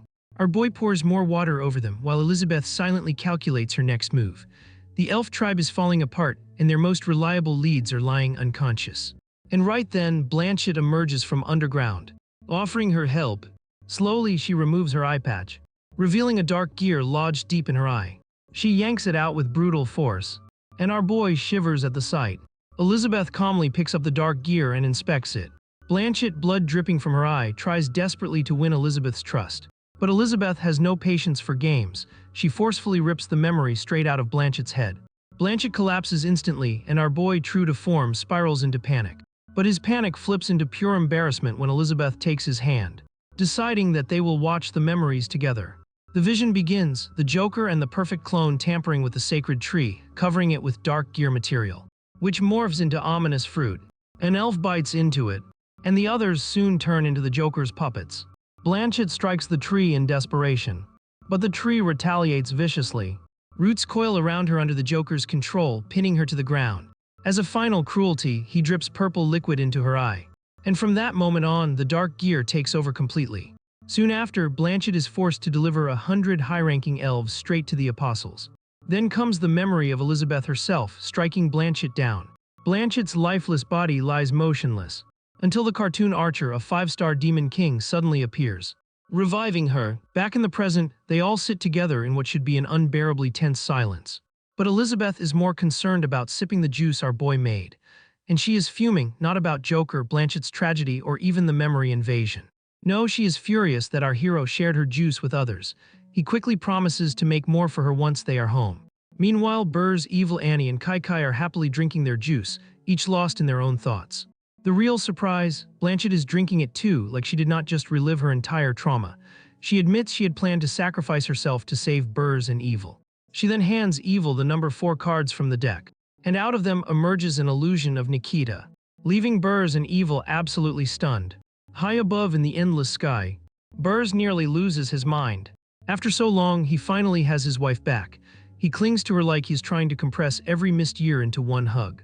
Then he calls Evil forward, though she hesitates at first. Nikita gently explains that in the real world she has died, but her soul was reborn in the holy temple. She steps closer, and for a moment their family is whole again. But time is short, there is no room to savor it.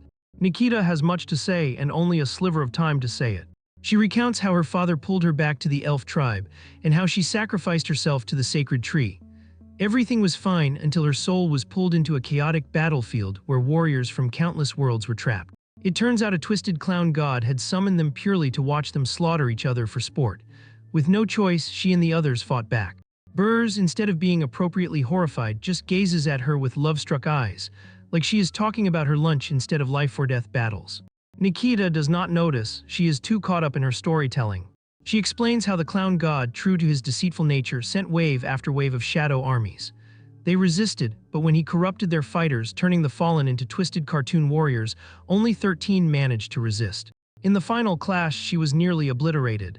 Then, by divine intervention, the creator shattered the chaotic realm, granted them holy powers, and weakened the clown by splitting his shadow. Nikita pauses, expecting awe or at least some reaction. But Burrs and Evil are too busy marveling at her lively gestures to really listen.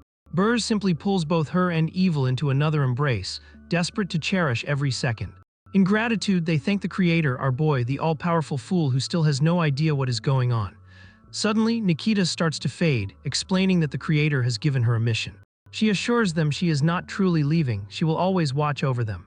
Burrs and Evil stand devastated as she disappears. Meanwhile, Elizabeth notes with interest that Nikita's soul can slip between dimensions, even if only briefly. The MC, of course, has no clue how or why, not surprising since he never understands his own power. Burrs and Evil, filled with new resolve, pledge eternal loyalty to our hero. Elizabeth, curious, presses him on how he manipulates dimensions, binds souls, and summons them at will. Our boy is as clueless as ever. Meanwhile, Kai grows increasingly irritated. Everyone drank the same juice, yet somehow only Burrs and Evil powered up. Maybe it's because they had already fought the Dark Guild. But that explanation only makes Kai doubt herself more. Then Blanchett, of all people, dares to suggest Elizabeth and the MC resurrect the entire elf tribe. Elizabeth, completely done with everyone's nonsense, rejects it outright. But our hero, ever the soft-hearted fool, says that if anyone can pull it off, it is definitely Elizabeth.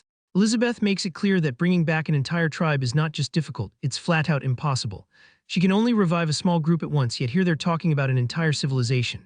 To make things worse, the bodies are still soaked in dark energy, so any attempt to resurrect them would almost certainly backfire.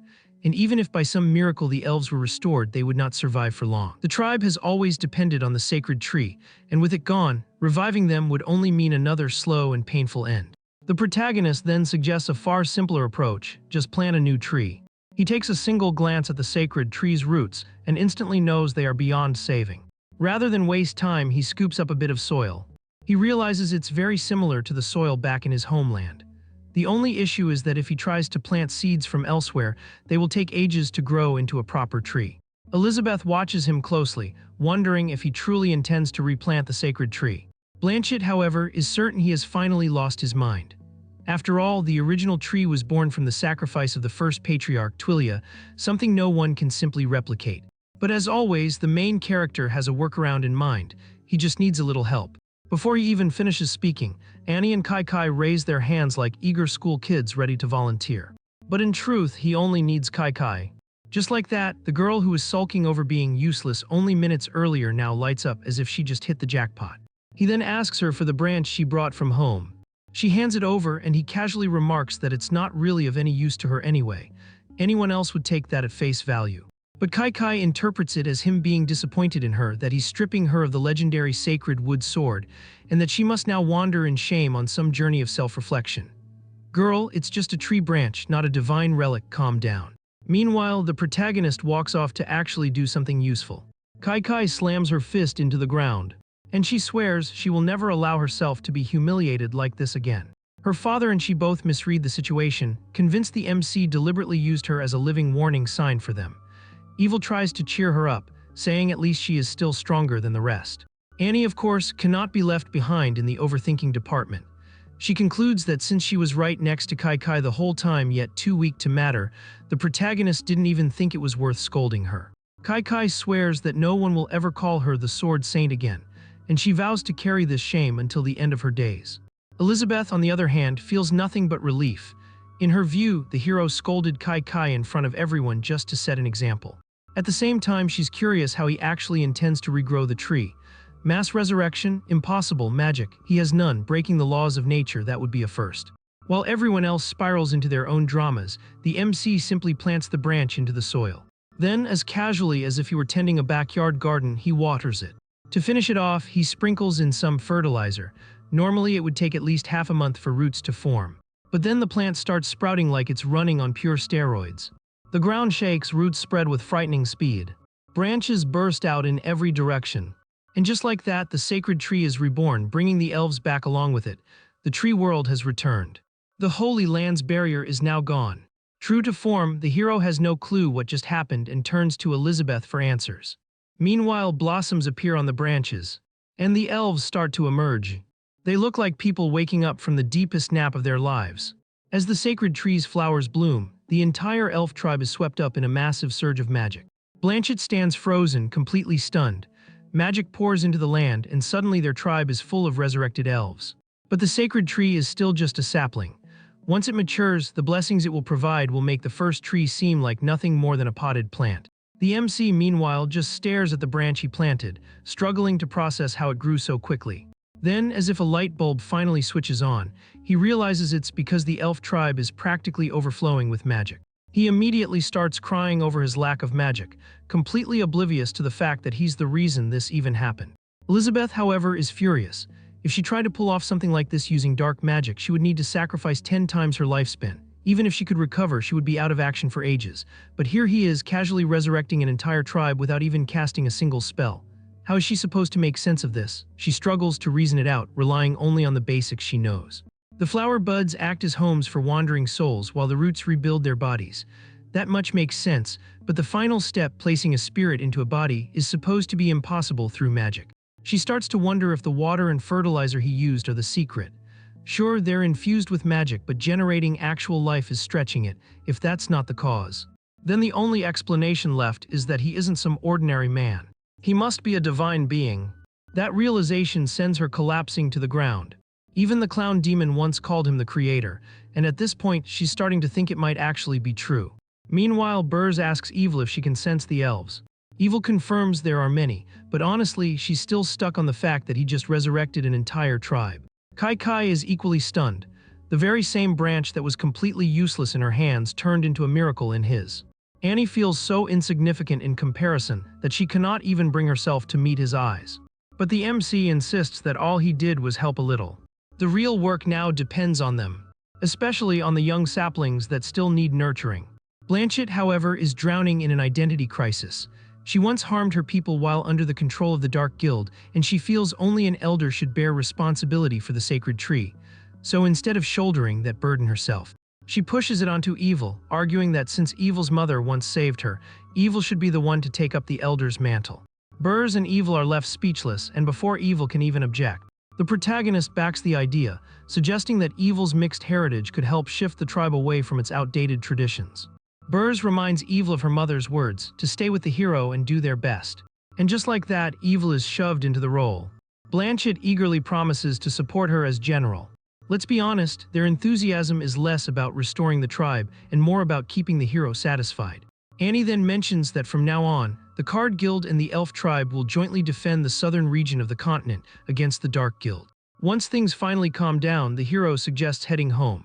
But then he notices Elizabeth looking especially grim. He pokes her, confused by her sudden mood, but before she can respond, Kai interrupts.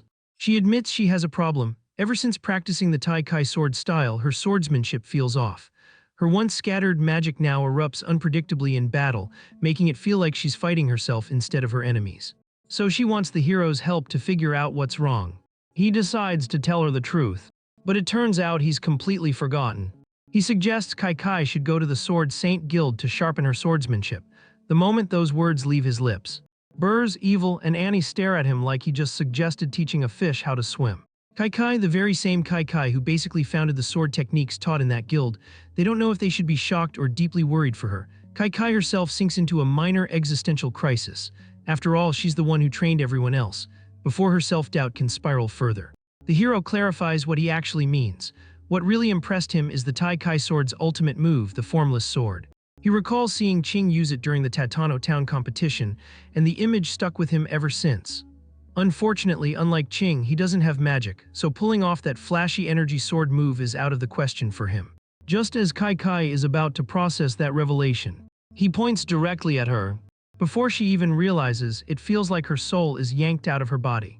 It soars through the air, lands onto a sword, and suddenly she's inside a temple floating high in the sky. Around her are children practicing sword techniques. An old man watches over them like a wise mentor. At his signal, the children move in unison. They rush forward to attack her. Kai Kai collapses to the ground, her sword lying beside her.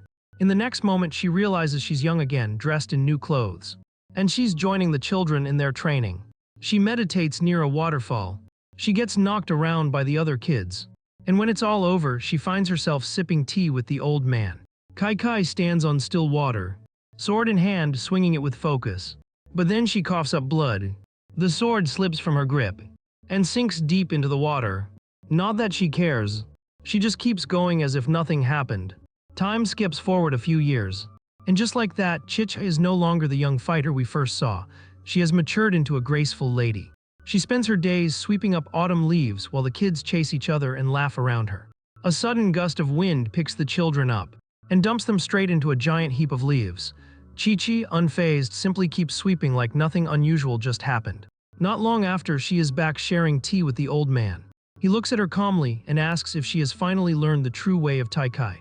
Kai Kai pauses, a flicker of realization crossing her face as she remembers that this was the very reason she came here in the first place. She admits honestly that she has somewhat forgotten along the way. The old man nods and tells her that the time has come for her to return.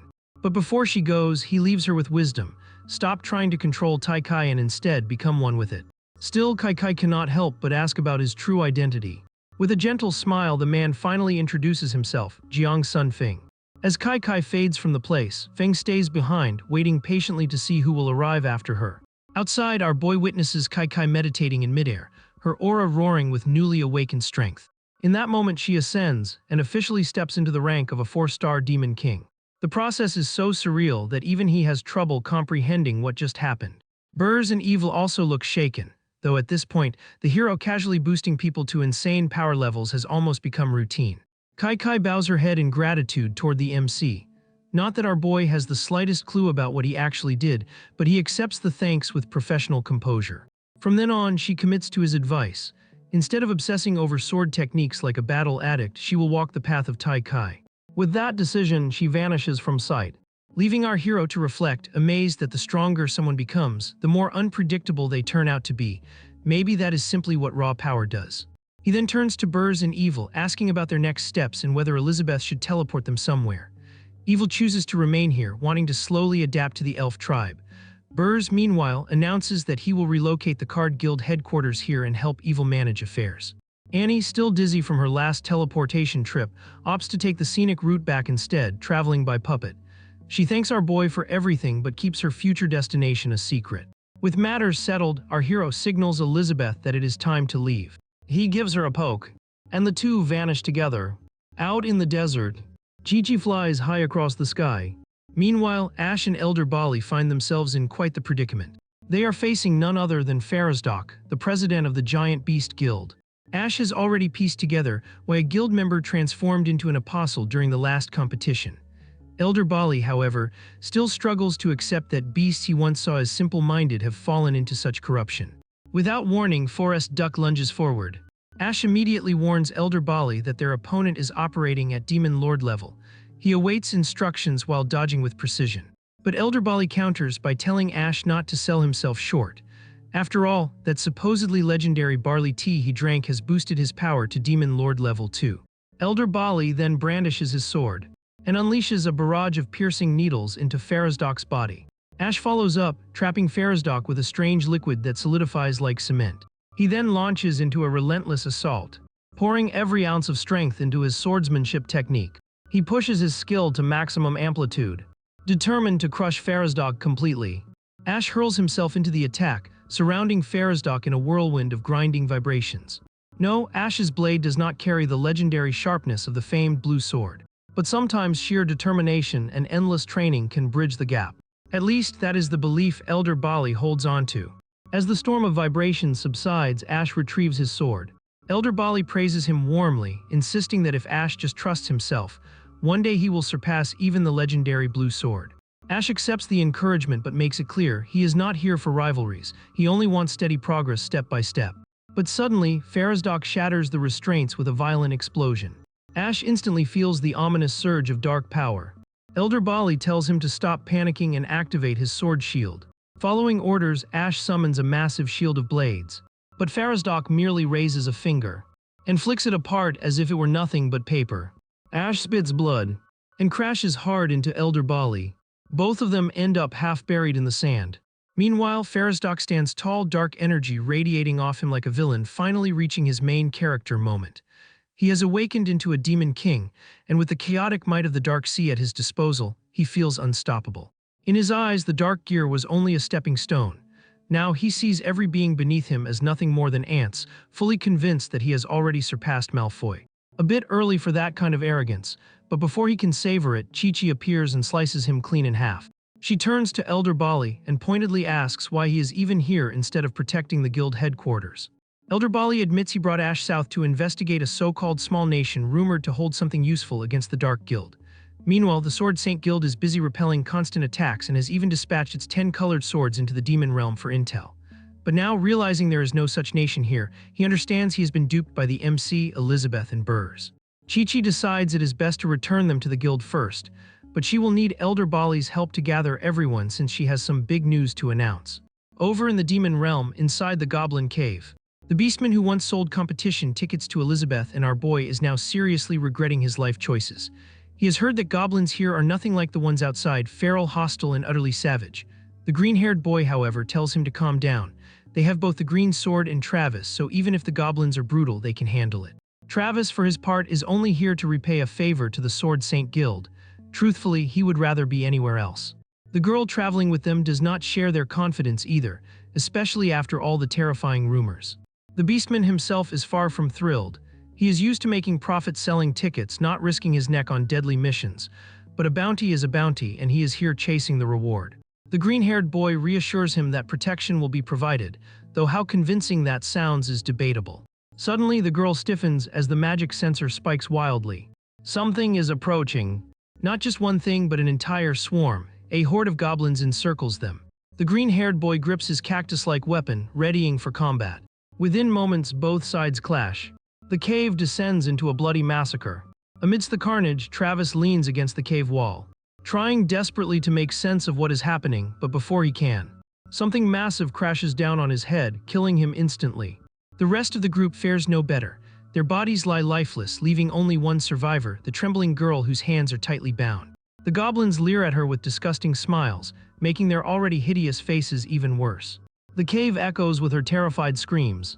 Among them, one goblin, dripping in some unknown liquid, cackles and acts bizarrely. Ruth steps forward, watching as the savage creatures bow before her like tamed pets. She presses the dark gear against her chest and absorbs its sinister energy. Darkness swirls around her, and in an instant she ascends to the level of a 5-star demon sovereign. She then orders someone to come out of hiding. A grotesque, insect-like creature crawls forward.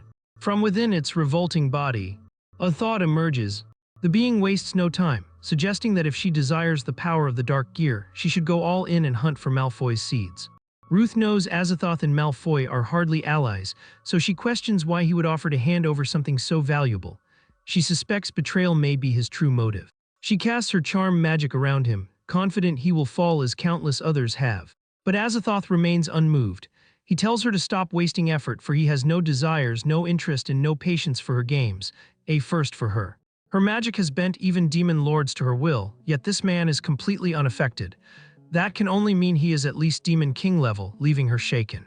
Azathoth notices her doubt and bluntly declares that dark gear is nothing more than training wheels.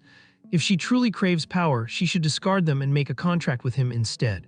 In exchange, he promises her chaotic energy so immense that she can skip the demon lord stage entirely and leap straight to demon king level, a strength 1,000 dark gears could never provide. His reasoning is straightforward. Her charm magic is indeed valuable, but he is not here to play games. The choice lies with her. Ruth barely hesitates. If striking a devil's bargain is the price for power, then so be it.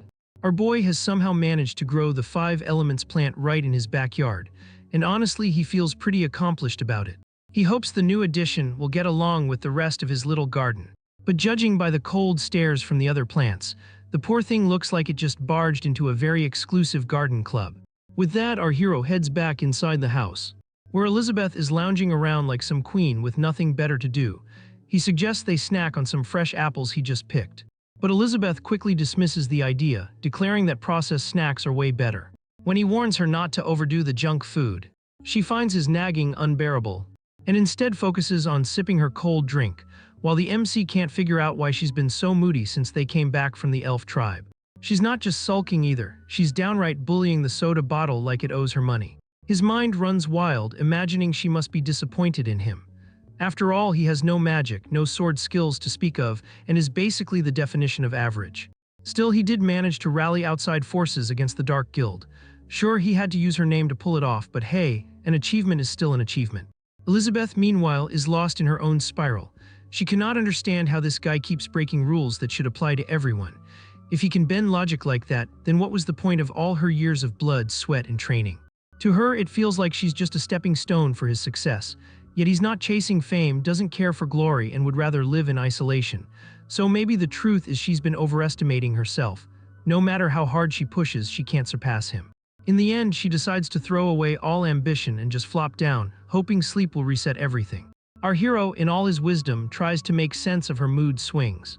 And of course, he lands on the most brilliant conclusion possible. That she must be on her period. Never mind that they've lived together for over a year and he's never seen anything like this before. But hey, she's a demon queen, maybe things work differently for her. He chooses not to press the issue and instead calls her for lunch.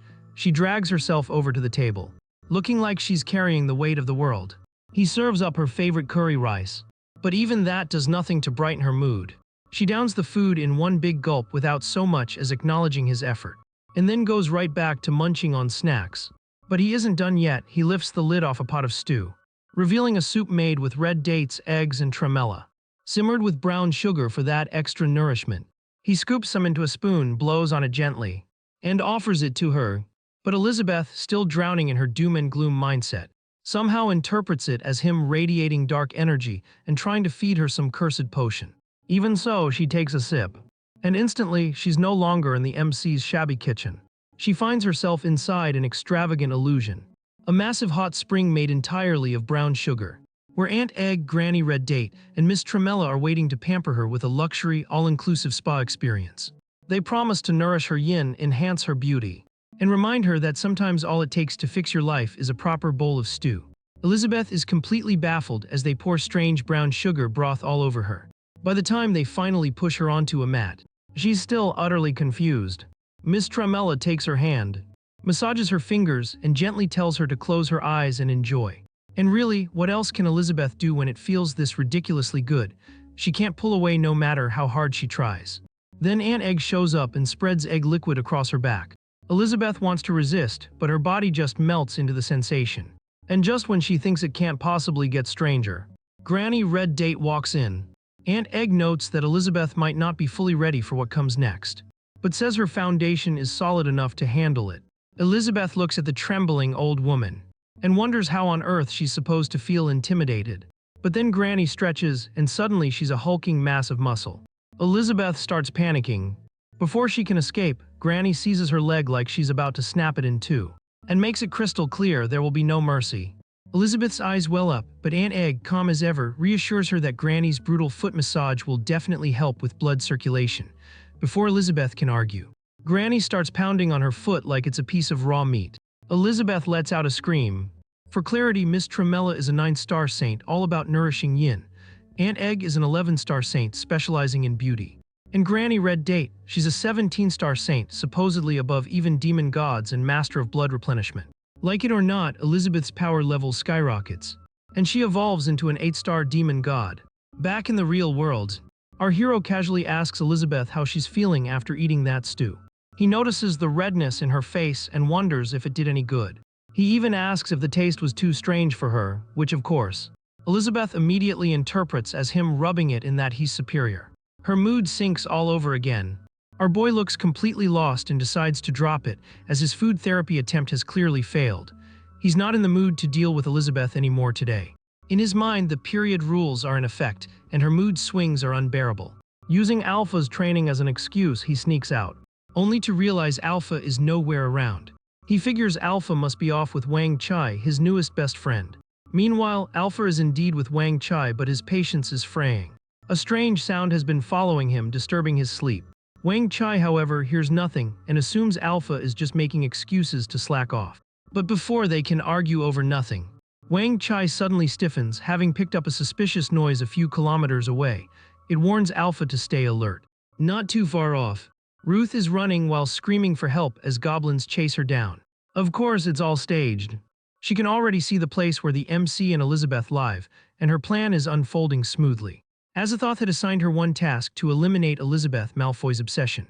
Ruth couldn't care less about Malfoy's creepy interests. She doesn't even know where Azathoth, this so-called Sea of Darkness, came from, but if he can raise her to Demon King status, he's clearly in another league. She's not picky. Whoever offers the best deal gets her loyalty. Her charm magic is her greatest weapon, capable of taking down opponents much stronger than her. That's exactly why Azathoth values her. She's confident that even if Elizabeth is tough, she can just manipulate our boy. After all, he's still just a man. But before she can finish that thought, the ground shakes from an explosion. Ruth blinks to see the goblins who were chasing her vanish. All that remains is a massive crater. And these weren't just random goblins. They were demon sovereigns enhanced with dark gear critical to her plan, yet someone erased them in an instant. Before she can react, Wang Chai locks its weapons onto her and demands to know who she is. She can sense that one wrong move will land her in the same grave as the goblins. Alpha, however, sees something entirely different. In his eyes, Ruth is just a poor, defenseless girl being chased by monsters. He scolds Wang Chai for being too harsh and proudly declares himself the right-hand man of the legendary hero, the MC. Wang Chai calls him a fool. Instead of revealing classified intel to a stranger, it wants Alpha to let it handle things. Ruth, meanwhile, is panicking inside. She has no clue what Wang Chai even is. But if it scans her too deeply, it might expose something she really doesn't want uncovered. So she does what she does best and unleashes her attraction spell. Alpha's vision warps, and in the blink of an eye, he finds himself somewhere else. In Alpha's vision, our hero is right there beside him, fully suited in gleaming armor. They train together side by side. They take on monsters, clashing with them in battle. And through it all, they share that unshakable warrior's bond.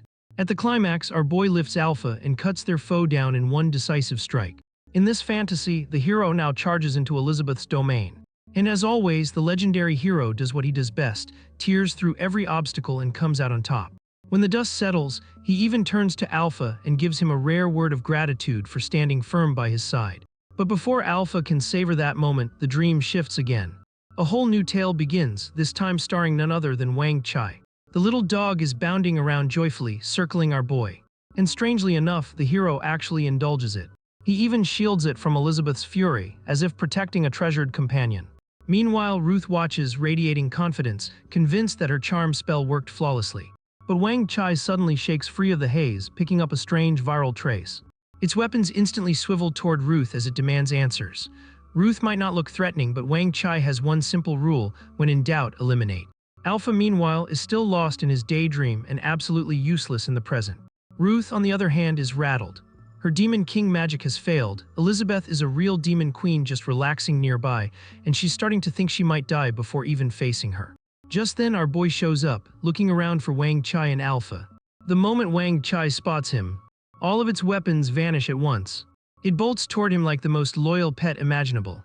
The MC had heard the noise, so he came to check things out. Ruth sees him and instantly realizes this man isn't just some random warrior. He's the legendary hero, which makes him her worst nightmare. But she remembers the classic trope: heroes always save the beauty. She's ready to act on it when our hero notices Alpha grinning like a fool. He asks what's so funny. Alpha doesn't answer a word, so the MC slaps him across the face to snap him out of it. That works. Alpha finally returns to reality. Our boy decides he has better things to do, like chopping wood. Without sparing Ruth even a glance, he just walks away. Ruth waits, then keeps waiting. When it's painfully obvious he has zero interest in her, she finally caves and asks for help. Back home, Elizabeth is still snacking. Wang Chai and Alpha return, and trailing behind them are our boy and Ruth, to Elizabeth's annoyance. Before Elizabeth can even take in this unwelcome guest, Ruth goes full drama queen, stumbling, swaying, and claiming she needs to rest. Elizabeth just stares at her. The MC suggests she take the sofa while he goes to make some tea. Elizabeth's aura darkens so much it feels like a death sentence. Wang Chai and Alpha are frozen stiff, terrified out of their minds. Their fear doesn't save them. Elizabeth kicks Wang Chai so hard it might as well be exiled to another world. Alpha instantly snaps back into sword form. Wang Chai scrambles, insisting it's all a misunderstanding. But Elizabeth isn't after explanations, she's after punishment. And punishment means beating it senseless for bringing another guest home against her warnings. Ruth watches Elizabeth turn Wang Chai into a punching bag, having no clue what triggered this. But she sees a chance and she's not letting it slip. If Elizabeth and Wang Chai are at odds, then this is her golden moment. She locks her sights on our boy, ready to use him in alpha to topple Elizabeth. She casts her charm spell on him. Nothing happens. She tries again. Still nothing. Instead, the MC just notices her twitching eyes and assumes she's unwell. Being the clueless gentleman he is, he hands her a cup of barley tea. Ruth, swallowing her frustration, accepts it. Our boy, completely oblivious to her plotting, just wants her to recover so they can send her back to outer town. But the second Ruth takes a sip, something changes. A surge of power floods through her. Her veins darken and bulge, and in an instant she becomes a 2-star demon king. The cup slips from her fingers, crashing to the ground. Our boy immediately assumes it's some allergy reaction, before he can think further. Elizabeth appears and explains that Ruth, just like Chi-Chi, has been infected ever since she made a contract with the Sea of Darkness. Our boy suggests Elizabeth should save her again, same as before. But Elizabeth shuts him down. He gave Ruth the tea knowing it would break the contract, and now he wants her to clean up the mess. Absolutely not. Ruth, barely holding herself together, glares at them and mutters something about showcasing the greatness of the Creator. Then, out of nowhere, a dark mass bursts from her mouth. The writhing creature tries to curse Elizabeth with chaotic energy, but it never gets the chance. The vacuum robot sucks it up instantly. The MC, who had braced for disaster, blinks in shock, then sighs in relief, thinking it was just dirt. Elizabeth orders Ruth to start talking. Ruth puts on her most pitiful act, swearing she had no choice. But in truth, she's still reeling at how easily her contract with Azathoth just shattered. Even she didn't expect that. Elizabeth isn't buying it. Her demonic aura weighs down on Ruth like a crushing mountain, leaving her trembling. Our hero, tired of Elizabeth's temper lately, gently reminds her that terrifying the guest isn't helping. He calmly tells Ruth to explain herself. Ruth then does the unthinkable. She clings to his leg. The MC freezes while Elizabeth looks about ready to roast her alive. Ruth quickly spills it all. The Dark Guild teamed up with Azathoth and forced her to serve them. She swears she never wanted to do bad things, that she ran away, but they left a nasty gift inside her body. She even throws in fake tears for effect, begging the hero to save her. Our hero agrees to help if she lets go of his leg first. Later, Ruth reappears in fresh clothes, looking more put together. Elizabeth immediately points out that those clothes were made for her, not Ruth. And she makes it clear Ruth is leaving tomorrow. Ruth admits she was originally sent to kill Elizabeth, but after being purified by our boy, she claims she's changed. If Elizabeth wants her gone, she'll go, but if the hero wants her to stay, she won't disobey. She adds that heroes always fall for pretty women, and Elizabeth isn't exactly trying her hardest. Elizabeth glances down at herself. She casts a spell. In a flash, she's back in her flawless, radiant form. The shift is instant. Ruth's confidence falters. Elizabeth coldly reminds her of her place. The air between them crackles, a battle of wills brewing. But before it escalates further, the MC walks back in. Ruth seizes the moment. She grabs Elizabeth's hand and slaps herself with it. Then, with teary eyes wide and innocent, she sobs that our hero mustn't blame Elizabeth, it's all her fault. Our boy tries to calm things down, suggesting it's just a misunderstanding. Ruth feels certain she's winning. As long as she keeps acting like the helpless victim, he'll side with her. But Elizabeth has had enough. She admits plainly that she really does want to beat Ruth up. Ruth instantly turns to the MC for help, as if he's suddenly the referee in this fight. Our hero decides that Elizabeth must have her reasons. Maybe she still senses something dark lurking in Ruth. Either way, he tells Ruth to go along with it, even if Elizabeth's approach feels a bit too harsh. With that said, he turns his back and walks away, leaving Ruth stuck with a demon queen who is clearly not in the mood. Ruth's clever little scheme to frame Elizabeth goes exactly as planned, if by planned you mean a total disaster. She stands frozen, trembling with fear. Elizabeth barely even glances at her before turning to leave, clearly not seeing Ruth as any real threat.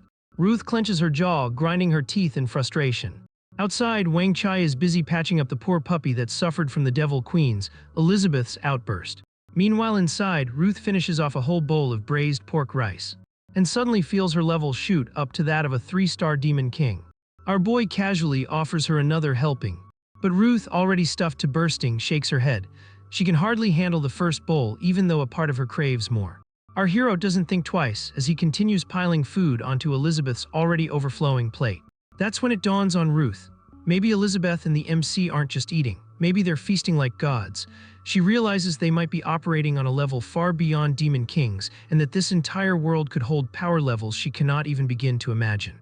Then it clicks for her. Elizabeth willingly gave up everything just to stay by his side. And now Ruth makes up her mind. She wants to take our hero for herself. She masks her thoughts by joking about Elizabeth's eating habits, secretly hoping to stir up friction between her and our boy. But our hero only smiles, happiest when Elizabeth enjoys his cooking. Refusing to back down, Ruth turns on the charm and sighs about how nice it would be if someone cooked for her every single day. Elizabeth's face sours instantly, exactly what Ruth had hoped for. She frames it like Elizabeth has been taking his cooking for granted. She keeps on showering him with praise, declaring him the greatest cook she has ever met. Our hero remains blissfully oblivious to Ruth's little sabotage right under his nose. His attention stays locked on Elizabeth, whose sour mood is obvious, and that in turn makes him uneasy. Later, Ruth goes to take a bath. After using the MC's magical body wash, she suddenly jumps up another rank, now a 4-star demon king. Suddenly, the idea of ruling the world doesn't seem so far away. She never cared for ruling before, but now she realizes that if she can claim him, she could gain everything she has ever wanted. Right there, she kills off her old self. From now on, Ruth's only target is our boy. After bathing, she asks him to bring her clothes, but of course he mishears her. So she strides out wrapped only in his towel. She drops herself onto the couch right between the MC and Elizabeth, acting like personal space isn't a thing. Then she leans in closer to our boy, clinging to him like a lich. Eventually, Ruth collapses onto the sofa. Our boy gets up to go fetch her some clothes. He escapes again, though Ruth doesn't mind. She knows she'll get more chances. As long as she keeps pressing forward, he'll fall sooner or later, but before she can plot her next move, a cold, dark hand clamps over her mouth. Elizabeth appears before her, radiating deadly intent. At first, she never considered someone like Ruth worth her time. But now Elizabeth is intrigued. Ruth belongs to the Dark Guild, and that makes her worth questioning. But Ruth isn't shaken. She prepares to trap Elizabeth in a 4-star demon king illusion. In her mind, it's the perfect plan. Except for one little problem: when she blinks, she finds herself in a prisoner's uniform, bound inside a torture cell. Elizabeth walks in looking calm and completely unbothered. Ruth panics. Elizabeth was supposed to be the one stuck inside the illusion, not her. Turns out Elizabeth deliberately let herself get pulled in, just so she could drag Ruth along. Ruth tries to threaten her with what will happen if our hero finds out, but Elizabeth already accounted for that. She set the illusion so that 1 hour inside equals just 10 seconds outside. By the time it ends, Ruth won't remember a thing. Ruth finally understands what this is about. Elizabeth wants her to back off from the MC, but she has no intention of leaving. She has worked too hard, and she believes that as long as she stays by our boy, her future is boundless. Even if Elizabeth kills her, she's certain he will revive her. Elizabeth has no interest in Ruth's delusions. All she wants is information about Amelia. But Ruth swears she doesn't know her, so Elizabeth starts beating her. Ruth cries out in pain, insisting she has no idea. Elizabeth refuses to believe it. The Dark Guild isn't completely gone, and Amelia's disappearance can't be a coincidence. That points straight to Ruth. Elizabeth keeps hitting while Ruth keeps denying. But Elizabeth doesn't stop, and deep down she knows it's not only about getting answers. There's a twisted satisfaction in watching Ruth suffer. Maybe it's vengeance, maybe it's jealousy over our hero, not that she'd ever admit it. Then Elizabeth sees the MC walk in wearing different clothes, and she immediately snaps out of the illusion. Our hero holds up a shirt, asking if it's big enough, but before he can even finish, Elizabeth bolts out of the house as if it's on fire. Meanwhile, Ruth lies half unconscious on the sofa, mumbling about letting her go and promising not to repeat it. Our boy just stands there looking completely lost. Night eventually falls. Ruth, now wrapped in a blanket, tries to make sense of the day. For someone supposedly powerful, she feels like nothing more than an auntie compared to Elizabeth and the MC, small, helpless, waiting to be stepped on. She shakes it off and vows she won't go down without a fight. But as she turns toward the window, she freezes. Elizabeth is right there, silently watching her. Ruth does the only thing that makes sense. She dives deeper under the blanket. Earlier, Elizabeth had reminded our hero that no one else was allowed in his bed anymore. She knew exactly what he was trying to do by keeping Ruth around, poking her buttons, waiting for a reaction. Too bad for him. Even the almighty creator can't control emotions. Still, once Ruth is gone, Elizabeth convinces herself it'll be time to challenge him again. In her mind, she still has a shot at victory. Morning comes and our boy wakes up to a scene he never expected. Ruth cleaning the lounge. He tells her it's pointless since they already have a robotic vacuum, then looks to Elizabeth for some kind of explanation. Elizabeth couldn't care less. Ruth claims she's cleaning because she made a mess yesterday. The truth, though, is that she's been under Elizabeth's constant watch all morning, and cleaning is just an excuse to escape the pressure. Plus, showing she's not completely useless in front of the Demon Queen isn't a bad bonus. Our hero takes her hand to help her up. Watching this small moment, Elizabeth finally hits her breaking point. She slams a glass down on the table and snatches the mop from his hand. If it's so important, then she'll mop herself. But the MC doesn't let go. In his mind, her stubborn rules mean her period must still be going, and there's no way he's letting her touch cold water during it. Elizabeth realizes the argument is going nowhere. She lets go and our hero heads off for a bath. He'd noticed earlier that she drank the red date and wolfberry tea he made, which is proof enough for him that her period isn't over. He wonders if she has stomach pains and figures the sudden mop obsession is just another one of her random impulses. Either way, he's relieved the crisis is over. Ruth, who witnessed this ridiculous back and forth, can't resist mocking Elizabeth.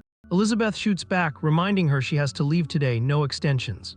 Reality hits Ruth hard. The MC might be a treasure, but with Elizabeth guarding him like a dragon hoarding gold, there's no chance of getting close. Admitting defeat, she finally decides to give up. Our boy serves up egg noodles for breakfast.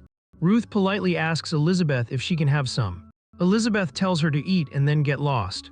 Ruth treats the meal like it's her last supper, her final gift from our hero. The MC asks if she's really leaving. Elizabeth confirms she'll teleport Ruth away after breakfast and asks if he has any objections. He says no, just one minor request. They should inform Burrs and Chi-Chi since Ruth is also running from the Dark Guild. Giving them a heads up wouldn't hurt.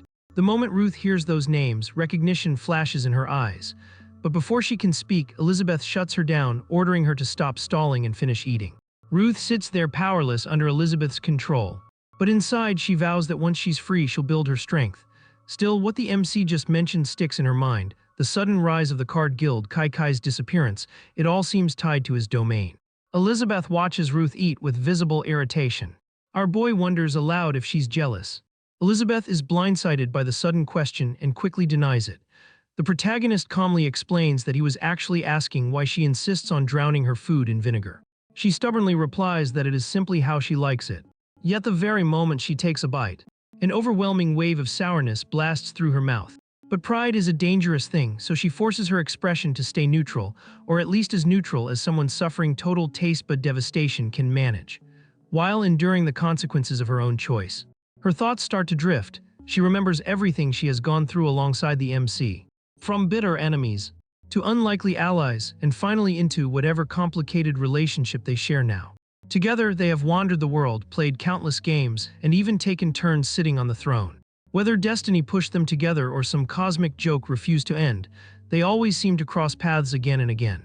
But not long ago, she discovered the truth, that he is the creator, someone she could never truly surpass. To him, she must look like nothing more than another small existence, one among countless others. And yet, despite that, his warmth feels real. It unsettles her, it excites her. Finally, shoving every ounce of pride aside, she dares to ask him outright if he has feelings for her. The main character is struck completely speechless, blindsided. And Elizabeth feels the same. Her jealousy got the better of her, and she ended up blurting out every messy thought swirling in her head. Ruth watches all of this unfold with rapt attention. Meanwhile, Wang Chai and Alpha shamelessly peek in from the window like nosy neighbors. Unfortunately for them, Elizabeth notices their spying and with a sharp glare, she sends them running away on patrol duty. After that, she turns toward Ruth and bluntly tells her to just eat. Before returning her full attention to the protagonist, she is done with riddles, she wants a clear answer. But our boy thinks this is the perfect time to play dumb, yet Elizabeth refuses to let him. She puts her question out plainly, and there is no way she will let him slip out of it with snacks or diversion tactics. Meanwhile, inside his head, pure chaos breaks loose. His heart is pounding uncontrollably. His brain feels like it is short-circuiting. Panic spreads fast. Did she figure it out? Is this the end? Should he run, fake an illness? He even wonders if it would be easier to stop existing right now. To make it worse, a little nagging voice inside him keeps whispering that maybe he should just admit it. But instead, he keeps babbling like a broken puppet that refuses to stop. Because he enjoys how she gets mad sometimes. How she waits eagerly for his cooking. How she drags them outside into the world. And how she always shields him when danger comes crashing down. But when it comes down to it, he is only a servant, maybe a friend at most, while she is the mighty demon queen. After leaving Elizabeth waiting for what feels like forever, He suddenly remembers the pudding he made for her, convinced it might buy him time. If she is busy eating, maybe she will forget about this unbearable conversation. So in a desperate move, he hands her the pudding with a half-hearted confession that he is happy to live with her, otherwise he would just be a lonely wreck in the world he built. He tells her that once she eats it, she will know his answer. And just like that, she brightens, convinced this is his awkward, roundabout way of saying he cares about her.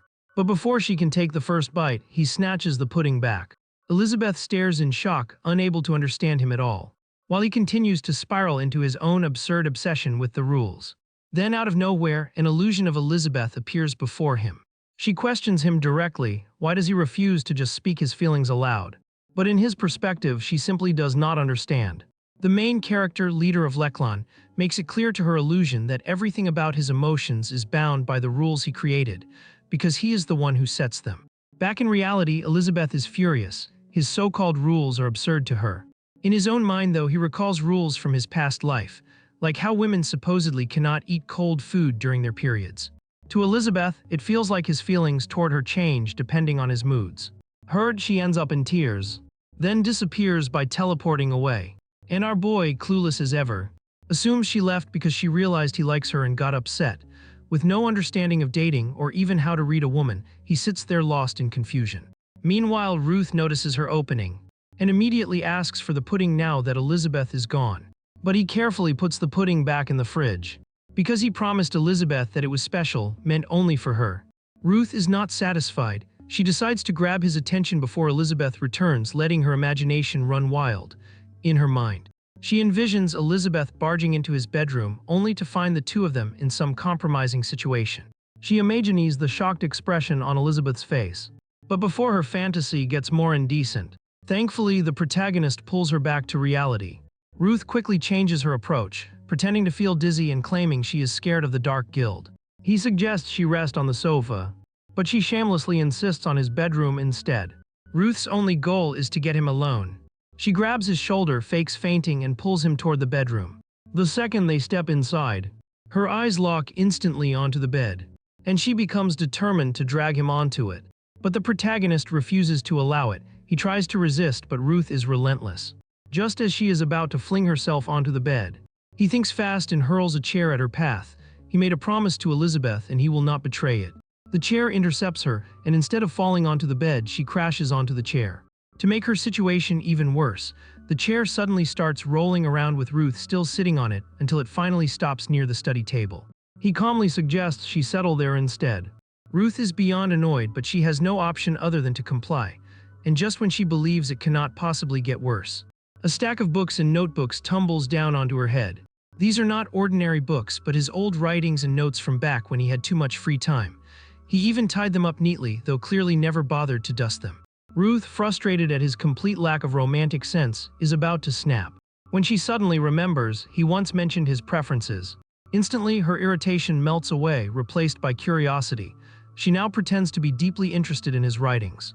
And the poor protagonist, oblivious to her real motives, happily agrees. Ruth is not here for a casual study session, though. She has a plan to dig through his notes, uncover his hidden desires, and then strike. She picks up one of his notebooks and flashes a charming smile. Before long, another illusion takes shape.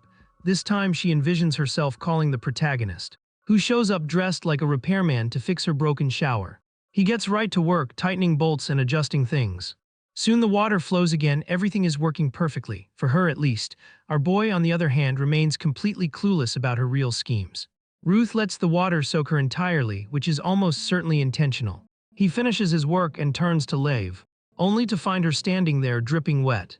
She tempts him, saying she has something special to show, not just to see but to experience.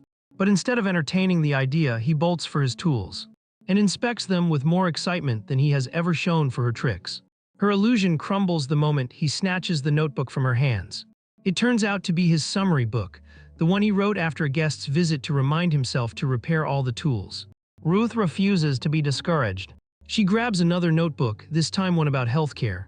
Instantly, yet another illusion unfolds.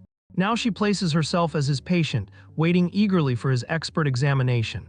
The protagonist takes her wrist and checks her pulse. He calmly lists off a full set of issues: weak heart, troubled kidneys, and a body filled with impurities. Ruth, unfazed, suggests maybe he could help her feel better in a more personal way. But instead, he hands her some medicine, carefully explaining exactly how to take it. She immediately complains about the awful smell and hints that a massage might be a much better alternative. To her surprise, he actually agrees and tells her to take off her shirt. She starts unbuttoning with excitement. But before things get anywhere near what she imagined, he simply straightens her collar and begins massaging her shoulders like a professional. The pressure is so strong it makes her scream. By the time he is finished, her body feels strangely light, and within seconds, her legs buckle, she collapses, completely unconscious.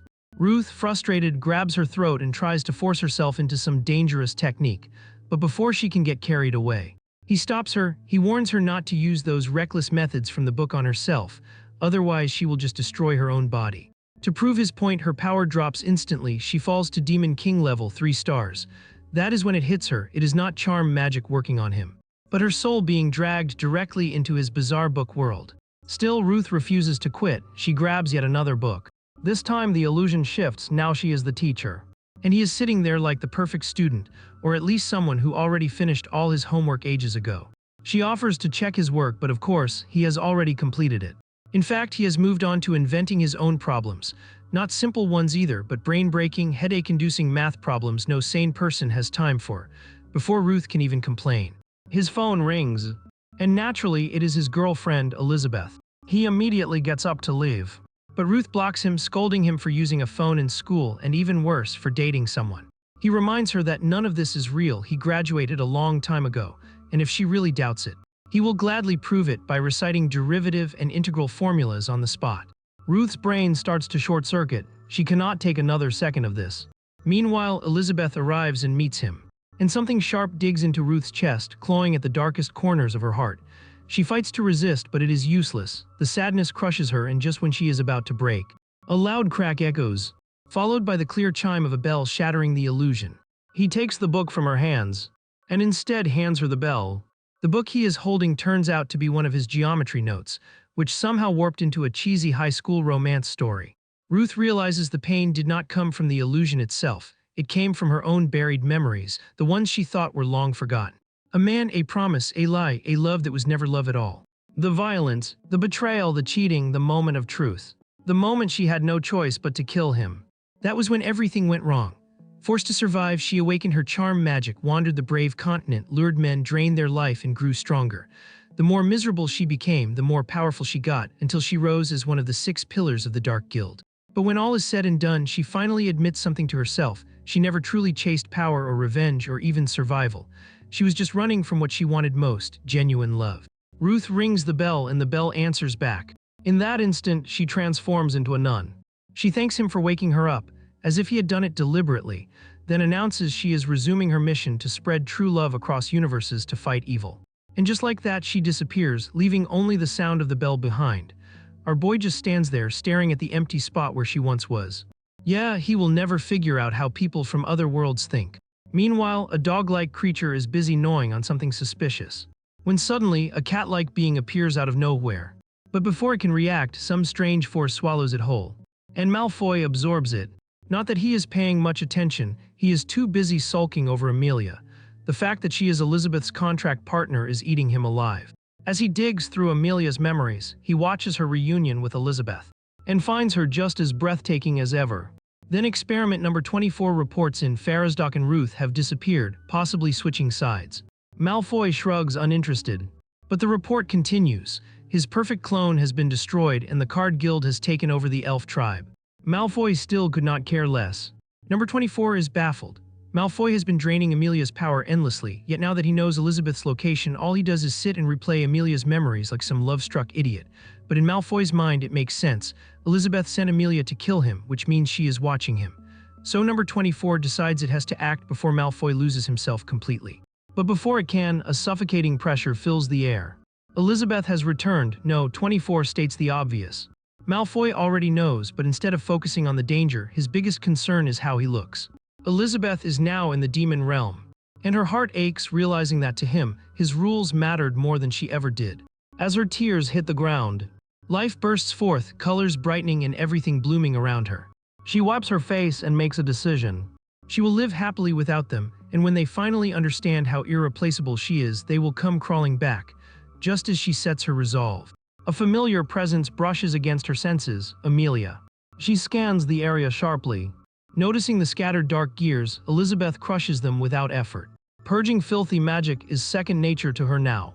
But then she pauses. Right, she is not tied to the protagonist anymore. She resumes searching for Amelia, but the idea that Amelia could embrace dark magic unsettles her deeply.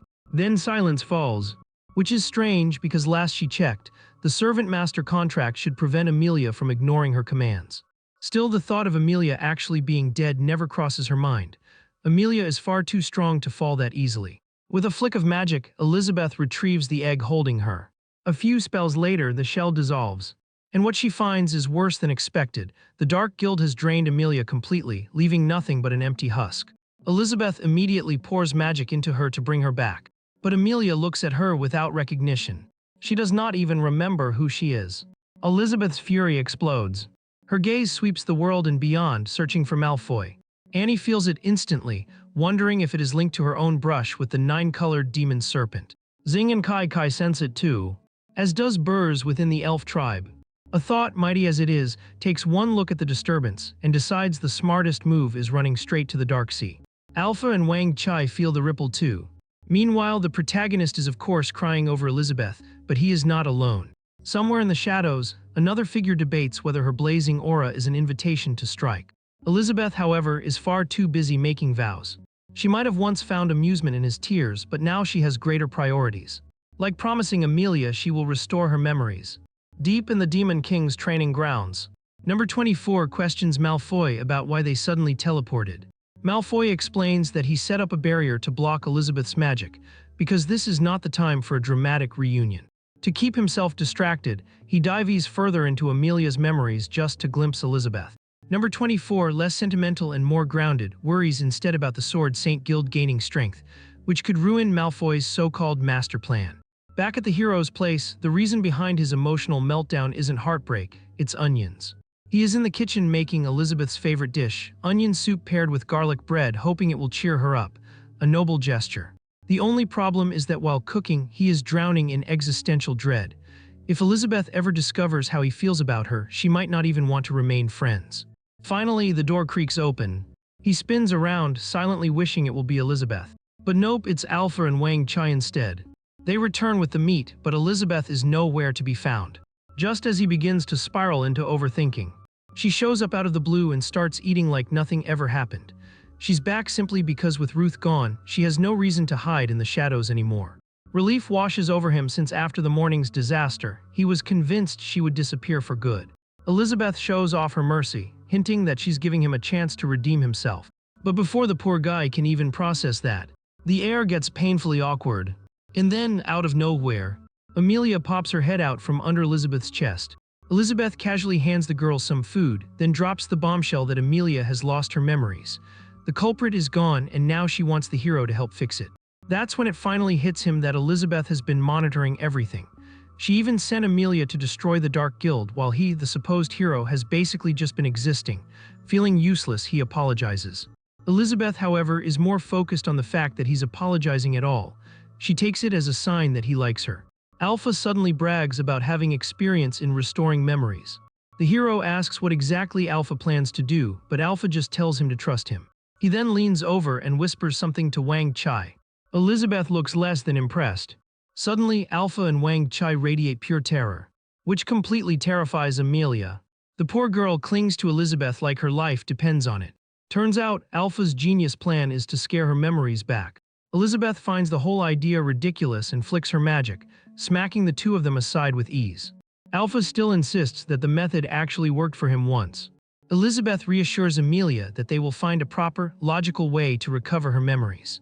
That's when the hero suddenly remembers something. They all head to his farm where he confidently suggests walnuts might do the trick. Elizabeth has tried every crop he grows except walnuts, because he had big plans to bake walnut cake and only managed to grow them by making a wish on the magical fruit tree. The hero hands her a few walnuts. The moment she bites down, her face twists in disgust. They are incredibly bitter. Naturally, he finds this hilarious. Then he cracks one open and shows her the kernel inside. Elizabeth stares at it and realizes it looks disturbingly like a brain. She marvels at how casually he produces something so bizarre. She then passes one to Amelia. The hero offers her some as well. She finds it unimpressive but still hopes the walnuts might help Amelia somehow. All three of them eat together and suddenly, Elizabeth feels something strange. A weird synchronization washes over her, like they're accidentally conducting a ritual. Then it dawns on her that the hero eating alongside them is amplifying the effect and messing with her senses. Her memories start projecting onto the wall like a movie. She glances around and freezes. The theater is full of Elizabeths, not just one or two but an entire audience of herself, each one slightly different. Some versions even look like they're living better lives. And of course they all have opinions, filling the room with chatter. Then she notices an older version of herself sitting comfortably nearby. Granny Elizabeth explains that this is Elizabeth's theater, where the stories of all her alternate selves play out like some endless Netflix marathon. She doesn't know every detail, but one thing is clear. Elizabeth only arrives here when her relationship with the hero hits a certain level. Granny tells her to just follow her heart. After all, she's the main character of her own world. As for Granny herself, her life was simple. She married the hero, raised a family, and lived the classic happily ever after. Elizabeth listens as the old woman describes a peaceful life. No magic, no wild spells, no futuristic tech. Just the everyday drama of silly arguments turning into love, marriage, raising children, and growing old together. Through it all, the hero remained by her side. Then, without warning, a special broadcast hijacks the moment. The hero's inner monologue gets projected for everyone to hear, basically turning into a live confession channel. He likes Elizabeth. He thinks about her constantly. His mind is practically plastered with her name like a lovesick teenager's notebook. Watching this embarrassing display, Elizabeth finally gets the message. Some of her alternate selves cheer for the hero with excitement. Others roll their eyes in disappointment. Granny just gives her a knowing smile, reminding her that the trailer is over and her temporary ticket is about to expire. Back at the hero's farm, Elizabeth hardly has time to process it all before the hero pulls her aside, worried that something is wrong with Amelia. Elizabeth casts a healing spell, but instead of recovering, Amelia starts acting even stranger. The hero wonders if she's having some kind of allergic reaction. Elizabeth realizes the truth. When he used the walnut synchronization trick, it forced Amelia's brain to unlock old memories. But since she can't retrieve them properly, the gaps are causing unbearable pain. And no matter how hard she's searched the world, she hasn't found the mastermind behind it. Then, the moment the hero apologizes to Amelia, something inside her snaps, and she feels nothing but fear. Meanwhile, Malfoy stares at the barrier he built, watching as cracks begin to spread. A sinking feeling tells him that the original memory data may have been stolen back. Worse, Elizabeth might have finally found his location. The little dragon girl panics, begging the hero for help with tears running down her face. In her frantic flapping, she slams straight into Elizabeth. The collision knocks her out cold and she falls into the demon queen's arms. Elizabeth holds her carefully, almost like a child, but her expression turns serious. She suspects the hero used the power of rules to unlock Amelia's sealed memories. Her thoughts drift to Leping, usually someone who shrugs off problems that aren't his. And yet here he is, tangled up in this mess. She can't figure out why. Meanwhile, the hero looks like he stepped on his own tail, stammering apologies and admitting it's his fault. Elizabeth doesn't respond much. She simply zaps Amelia into the contract space so she can rest. The two of them are left standing in heavy silence, just staring at each other. The quiet grows thicker. Out of nowhere, Leping blurts out a comment about how starry the night is. His face burns red. Elizabeth raises an eyebrow, then nods, a faint blush coloring her own cheeks. Nearby, Wang Chai and Alpha are watching. Alpha grumbles that when he tries spooking someone to restore their memories, nobody praises him. But when Leping does it, suddenly it's amazing. Wang Chai just grins, saying his master is on another level and can't be compared. Then Alpha freezes. A voice echoes in his head, calling to him and threatening punishment if he ignores it. He wobbles, nearly face-planting off the wall. Clutching his head, he groans about the piercing noise. Quick as a flash, the robot dog whips out noise-canceling headphones and slides them onto his head. Relief hits instantly and he passes out peacefully. The robot dog detects no strange sounds through his sensors. So he scoops Alpha up with his mechanical arms and hauls him off to the workshop for repairs. Meanwhile, Elizabeth tells the hero that if he has nothing else to say, she's leaving, and she begins walking away. As her figure fades into the distance, she wonders if he'll really let her go, thinking how in another world he might have been braver. Leping doesn't move, his mind a battlefield. Dozens of tiny versions of himself argue, some scream at him to chase her, others warn he'll regret it if he doesn't, and a few call him spineless. One voice points out that once he confesses, there's no undoing it. But then a single thought cuts through the noise. Even if she rejects him, he'll hate himself more for staying silent. Elizabeth is already halfway through casting a teleport when he shouts for her to stop. Nervously, he brings up that moment when she once asked if he liked her. Her interest is piqued. He admits that after living alongside her for over a year, he knows just how different they are. In his eyes, she's a queen, while he's just some so-called hero who can't even wield a sword or cast a spell. Even so, if it were up to him, he would choose nothing more than a calm, ordinary life by her side. He admits he's completely lost when it comes to love. He doesn't know the first thing about making someone happy and usually hides behind silence. But with her confronting him directly, there's no escape this time. Drawing in a long breath, he finally blurts out his feelings, saying that he likes her. It might have taken 135 chapters, but the protagonist finally came through. The Demon Queen reacts instantly, closing the distance and pulling him into a tight embrace. Before he can process it, they're soaring high above, the moonlight wrapping around them as they drift through the night sky. She leans in and whispers softly that she's just following where her heart leads. He stammers, asking her what exactly she means by that. She responds with nothing but a kiss. Stunned, he repeats his confession once again. She smiles faintly and admits that she feels the same way. And just like that, she's gone. Her figure fades away completely into the air, leaving him suspended in the sky, wondering if everything that just happened was real, or how on earth he's supposed to get down now. Later, he's back in the kitchen, humming casually as he prepares breakfast. He carefully carves each vegetable into neat little heart shapes. By the end, the noodle dish radiates so much effort and care that it almost sparkles with affection. He calls Elizabeth over and her eyes immediately land on the plate. She recognizes it at once. She notices the hearts right away and asks why today's meal feels different from his usual cooking. Beyond the strong magical aura, there's a new kind of warmth in the food that she hasn't felt before. He laughs it off, telling her they should eat before it cools down. Yet deep inside, he's worrying if maybe going with the heart shapes was a bit much. When Elizabeth finally takes a bite, her face lights up instantly. The taste and the effort behind it hit her all at once, showing her that love can slip through even the smallest of actions. Lapin notices her pause mid-bite and panics, thinking he must have ruined the flavor somehow. Without thinking it through, he leans forward to test the noodles himself, ending up with the very same strand she's chewing. The string of noodles pulls them close, their eyes locking together. Just a breath away from kissing. Right then, Alpha barges in, bursting with energy and yelling about what plans the protagonist has for the day. Elizabeth completely loses her temper. With a quick flick of her wrist, she sends a blast of magic that launches him clear out of sight, slamming the door shut right after. She mutters irritably about the perfect moment being ruined. Leping tries to break the tension, suggesting they relax and watch some TV once they finish eating. Later on, the two of them are stretched out on the couch. He cautiously tries to slide his hand toward hers, but she pulls back, only to grab her drink. His mind races, overanalyzing if last night's moment meant anything or if he's just imagining too much. Before he can spiral too deep into doubt, she reaches out, taking his hand and leaning against him, making his heart race out of control. She curiously asks what couples in his world usually do for fun. He explains it's simple things like going out to eat, taking walks, or binge-watching shows. The Demon Queen points out they've already been doing all of that, then presses further, asking what makes things special for couples. He awkwardly mumbles about holding hands like they're doing now. Hearing that, she smiles knowingly, clearly fishing for more. Blushing bright red, the protagonist hints that they could always repeat what happened last night. She pretends to play it cool, but her eyes give away her true feelings. They both lean in, ready to share another kiss. Until they spot Alpha, peeking through the window like some sort of creep. Elizabeth instantly switches into her Demon Queen mode, demanding to know why he's spying. Seeing her like that, he panics, yelling at the top of his lungs that he wasn't creeping at all. His loud reaction blows their cover, and with a gulp, he confesses that the entire crew Lappies gathered was crouched outside, all watching. One by one, they come inside and plop down on the lawn. The protagonist breaks the silence first, asking why everyone suddenly appeared.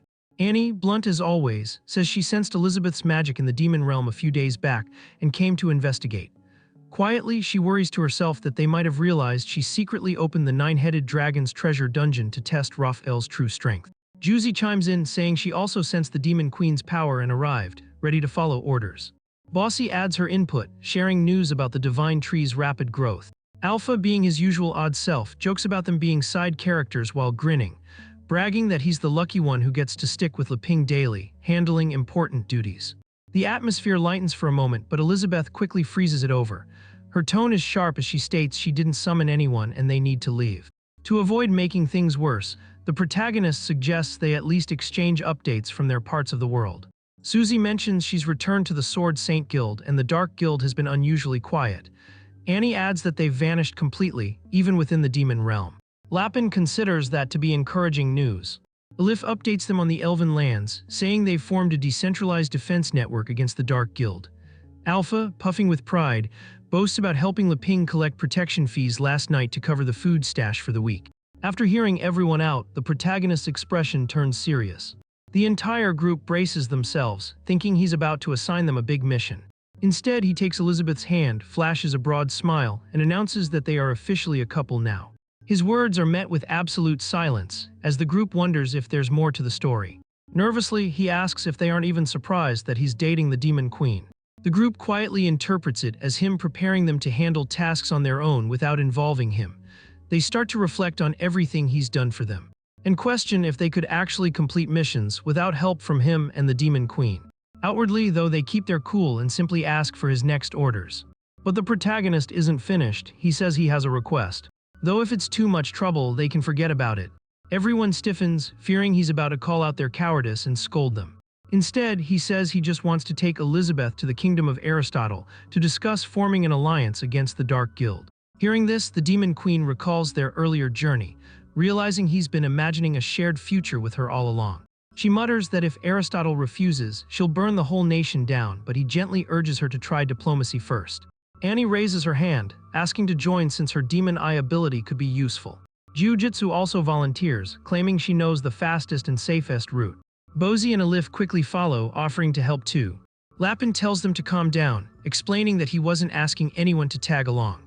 The Demon Queen warns coldly that anyone who ruins her mood by joining will regret it. Hearing that, he laughs nervously and asks her to wait back home while he discusses things with Uncle Basie. She exhales, agreeing reluctantly, saying these trivial matters don't interest her anyway. Once she's gone, he turns to the others and asks if they know any good hot spring spots nearby. Right after, Aelith suggests the elf tribe's healing spring, pointing out they could always heat it up with fire magic. Leping shakes his head, reminding them they've already been there and that it won't impress Elizabeth. Annie quickly throws out another idea. Near the volcano in the magic zone, there are natural hot springs, and with some work it could become an amazing retreat. She warns about the risks, but for the great hero and Demon Queen, it should be nothing. The protagonist's eyes light up, calling it perfect. He asks if they can all help fix it up, secretly planning it as a surprise for Elizabeth. Jiggy agrees, but deep down she worries he's hinting at something since the area lies close to the Demon King's ruins.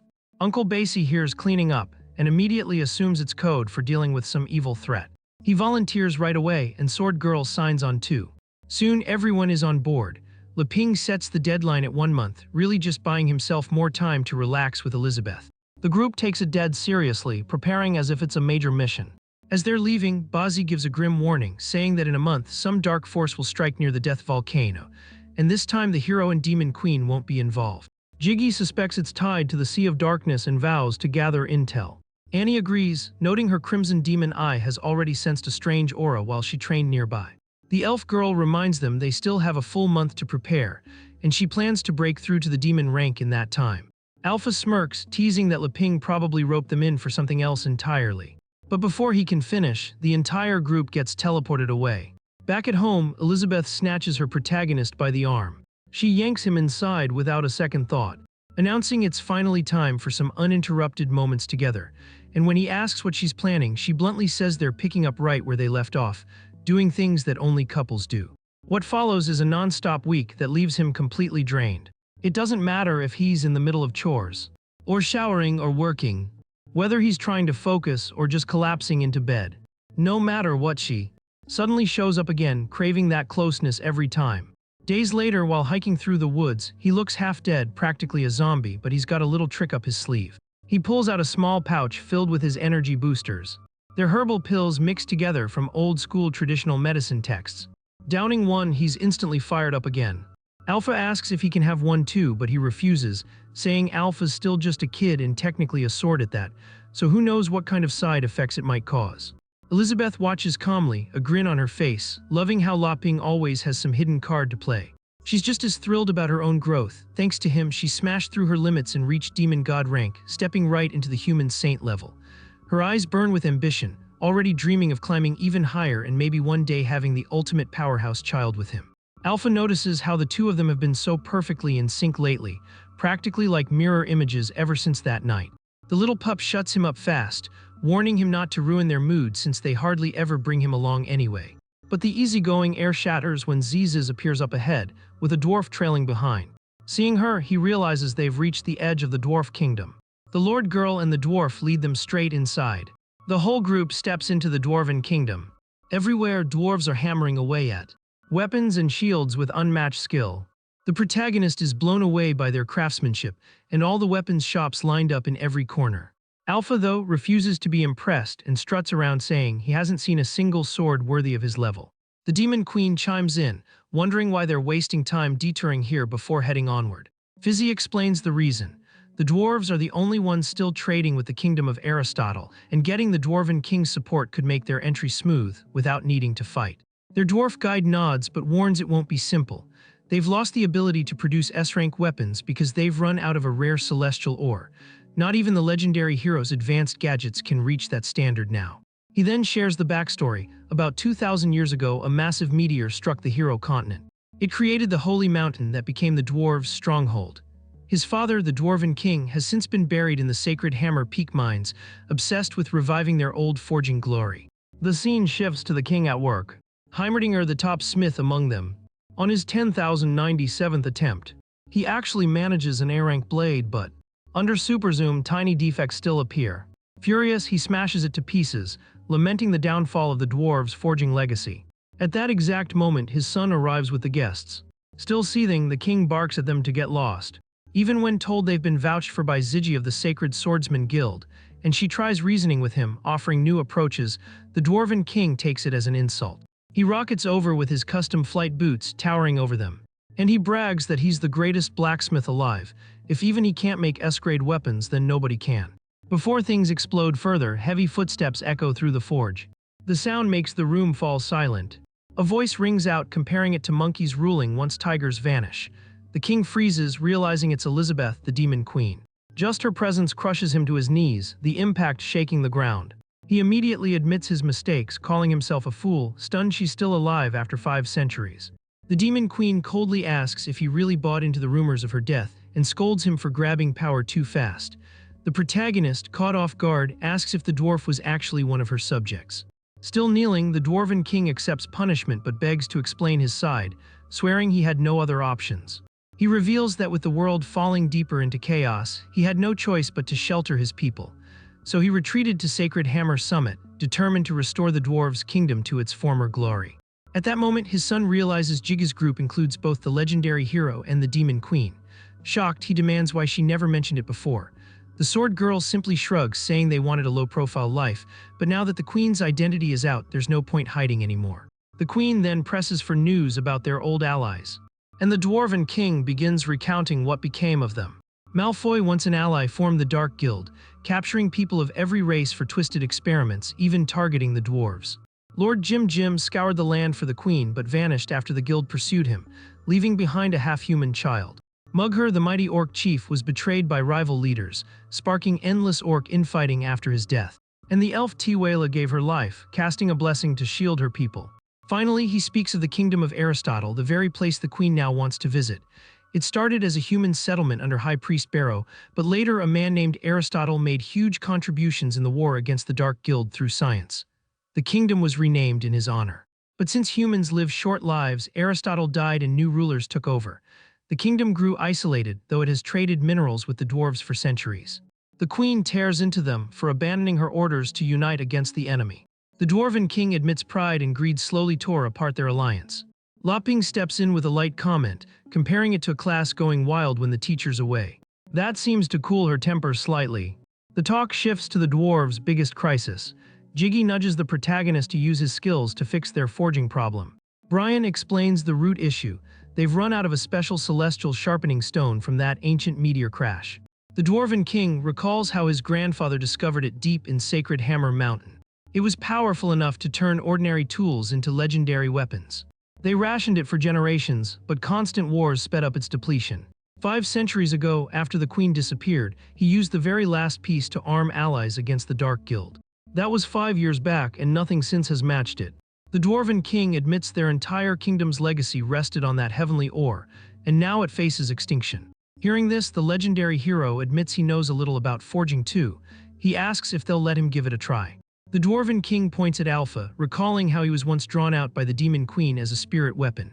Judging by his analysis, Alpha seemed perfect, so he asks if the hero forged him. The protagonist shakes his head, saying that's far beyond his skill. Instead, he pulls out a sharpening stone from his own stash. The Dwarven King, seeing only a normal-looking stone, begins fuming. But the queen insists he test it, and eventually he gives in. They head into the forge's blazing core, where molten rivers of glowing metal flow. Brian starts bragging about the mineral blend they've perfected over centuries. To show off, he grabs his tools, swirls the molten metal, launches it high into the air, douses it with liquor mid-flight, and quenches it right before it lands. When the steam clears, a flawless sword gleams in his hand, snagged just before it can hit the ground. Still a little tipsy, he tells his father he's got the finishing touch covered. Without hesitation, the Dwarven King bites down on the blazing hot blade, clamping it with his teeth while his son yanks as hard as he can. This insane move, dubbed Iron Jaw Honing, leaves the hero stunned. He's seriously impressed by their brutal forging style and even claps. Once the process is finished, the son presents the completed sword to his father for judgment. The king examines every detail through magnifying lenses, testing the edge carefully. At last, he names it the Furious Tideblade, a weapon with outrageous perks. It buffs its user, grants immunity to pain while drunk, and even has a 30% chance to intoxicate enemies. The protagonist is honestly amazed that the blade even has special effects like that. Brian, on the other hand, nervously asks what its final quality rank is, only for his father to crush it in his bare hands. He explains that despite the cool features, it's still just high A tier. The son is crushed, stammering apologies for failing him, but the Dwarven King simply ruffles his hair, saying he's improving. Give it a few hundred years and he's bound to surpass him. Now it's the hero's turn to step forward. Even the queen perks up, since it's rare to see him show off any skill outside of his own home. Alpha starts bragging about himself, saying rank doesn't matter if a weapon can't manifest a spirit. In his mind, he was always meant to be the strongest weapon. When Robo-Dog questions him, he dismisses ordinary cutlery as beneath him. Then Dead Serious chimes in, claiming the forks and plates back home are practically divine relics. Finally, the protagonist begins his work. He begins by carefully pouring the molten metal into a waiting mold. Watching closely, the king assumes he's just crafting a plain dagger, far too simple to be worthy of a legendary weapon. The piece cools quickly and is ready in no time. All that's left now is the final polishing. The son scoffs, pointing out that the technique looks nothing special, and that most dwarf smiths could easily do better. But the king stops him, urging him to look more carefully. On closer inspection, the real difference isn't in the movements but in the approach. Dwarves grind and struggle with each weapon to reach perfection, but the hero simply forges with joy. Our boy then sets the blade against his sharpening stone, telling everyone to pay close attention to the sound it makes. With smooth, steady motions, he polishes the blade, each stroke ringing with a crisp metallic note. A faint glow sparks between the blade and the stone, as if the steel itself is waking up, taking on a kind of life. When he finishes, he casually announces that he's done. The sight locks the Dwarf King's full attention, and he calls his son Brian squints over, saying the glow is too bright for him to make out clearly. Chills run down the king's spine. In nearly 7 centuries of smithing, he's never witnessed anything like this. It feels as if a god has descended, fusing with the blade and leaving a shard of its own spirit inside. Alpha nudges Wang Chai to take a closer look, insisting this is exactly what he was talking about earlier. Then a chilling thought crosses his mind, that this blade might actually be capable of drawing gods from other realms and letting pieces of their essence dwell within it. The legendary hero strolls over to the Dwarf King, asking him to test the knife himself. Still unsettled, the king activates his appraisal skill. Zooming in on the blade 10,000 times, he finds the edge flawless, not a single imperfection visible even under such magnification. Doubting his own lenses, he checks the weapon's abilities, and nearly collapses when he sees it bears the effect of instant death. The revelation shakes him to his core. This isn't just S-rank or even super S-rank, it's a divine artifact, plain and simple. Convinced the sharpening stone must be the secret, he asks to see it, but when he touches it, the stone crumbles into dust. Stunned, he realizes it was nothing more than an ordinary rock that somehow produced this miracle. The old king drops to his knees, overcome with awe. He begs our boy to reveal the secret behind such miraculous craftsmanship. The MC, feeling awkward, insists he isn't hiding anything, that he just forges with his heart. The Dwarf King interprets his words as something profound and claims he finally understands. Meanwhile, the Demon Queen watches with a smile, saying the hero isn't handing over answers but teaching them how to discover the truth themselves. By simple reasoning, he's revealed the essence of rule power. Afterward, the group prepares to set out again. The Dwarf King explains they'll take a train straight to the kingdom of Aristotle, with the Demon Queen smoothing out their entry. The trip will take 2 days. When someone asks why not just teleport, Leping replies that goodwill matters more than speed when it comes to this kingdom. The sword girl stiffens, thinking to herself that his goodwill might actually mean leveling the place if they refuse. Meanwhile, the Demon Queen's mind is elsewhere. She's more worried about what's for dinner. Brian warns them of recent bandit raids, but both brush it off. The MC promises he's got ingredients and will whip up anything she wants. She shrugs, saying whatever he cooks will do. With tears brimming, the Dwarf King holds up the knife and asks if he truly means to give it to them as a gift. Our boy plays it cool, brushing it off as nothing special. He figures they're only reacting this way because he's dating the Demon Queen. Overwhelmed with gratitude, the Dwarf King and his son drop to their knees, declaring him the eternal god of forging in their kingdom. The MC, blushing, urges them to stand already. Alpha interrupts, shouting that the train's about to leave. Hearing that, the Demon Queen tells everyone to move it, saying the quicker they wrap this up, the sooner they'll be home. After saying farewell to the others, the hero and Demon Queen gear up to depart. She spreads her wings wide, pulls him in close, and they touch down on a mineral-hauling train bound straight for Aristotle's kingdom. By now, the vibe between them is crystal clear. They're long past being just teammates or battle partners. She glances his way with curiosity and asks what's on his mind. In her heart, she pictures a calm life after all his unfinished business is resolved, free of conflict, just the two of them enjoying their world. He leans in, eyes locked, saying there's something she needs to know. When she presses, he admits it's important. Then he drops a surprise. What if his technology and her magic could actually be fused into one? Her pulse skips, and for a second she thinks he's hinting at having a child together. Face flushing, she hides it and stammers about what kind of combination he means, then remembers they're still out in public. He explains further, reminding her that Annie said Aristotle's kingdom is where magic and technology are fully integrated. The Demon Queen thinks it over and replies that if that's what he wants, something like that between them isn't impossible. He grins, admitting he's always dreamed of seeing Aristotle for himself, and after all this time, the chance has finally come. Snapping back to reality, she fixes him with a sharp gaze, asking if any of this even involved her. Grabbing her hands, he answers seriously it does, because none of these adventures would mean anything without her.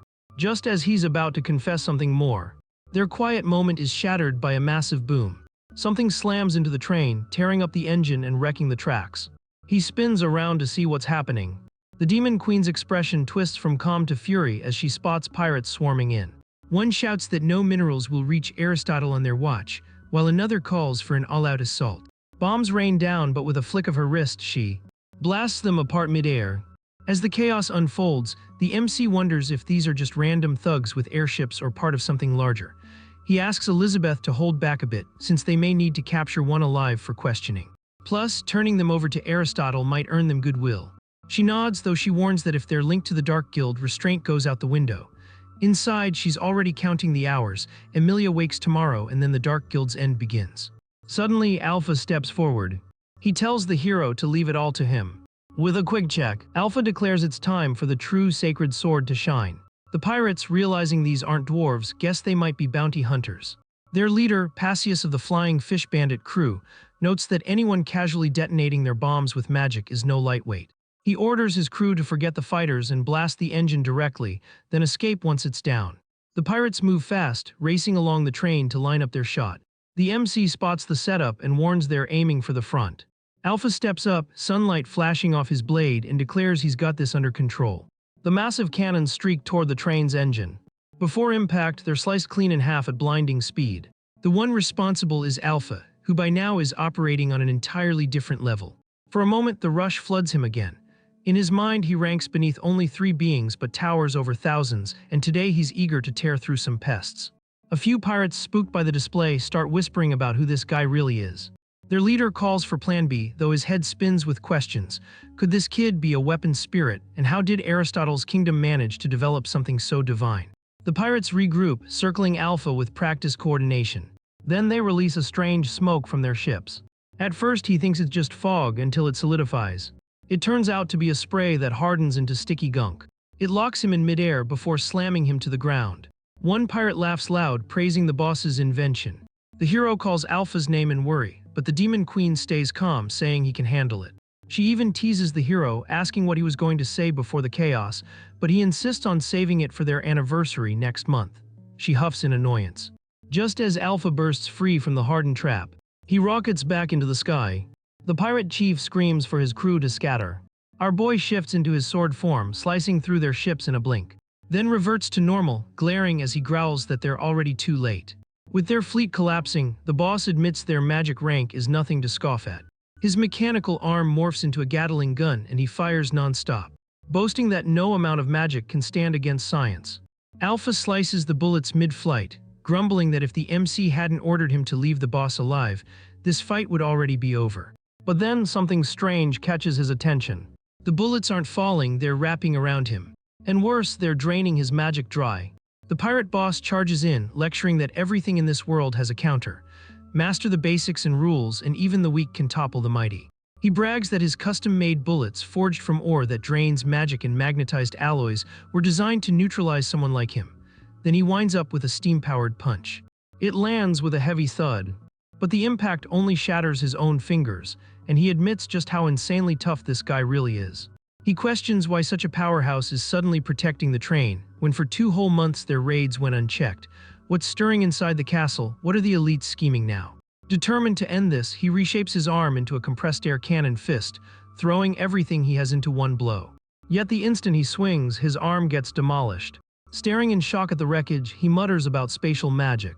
Before he can finish, the Demon Queen drops down in front of him. With fury in her eyes, she demands to know if he's connected to the Dark Guild. Her aura erupts, twisting the pirate boss's armored body until it's on the brink of tearing apart. The protagonist cuts in, reminding her they haven't even solved their own problems yet, and that she swore not to kill outright. She freezes, then hurls a maglaire, calling him out for already figuring things out. A quick burst of magic tears away the disguise, revealing that the pirate leader was nothing more than an empty shell. From the crumbling armor, a girl is dragged out through a glowing barrier. Behind her, the entire construct explodes.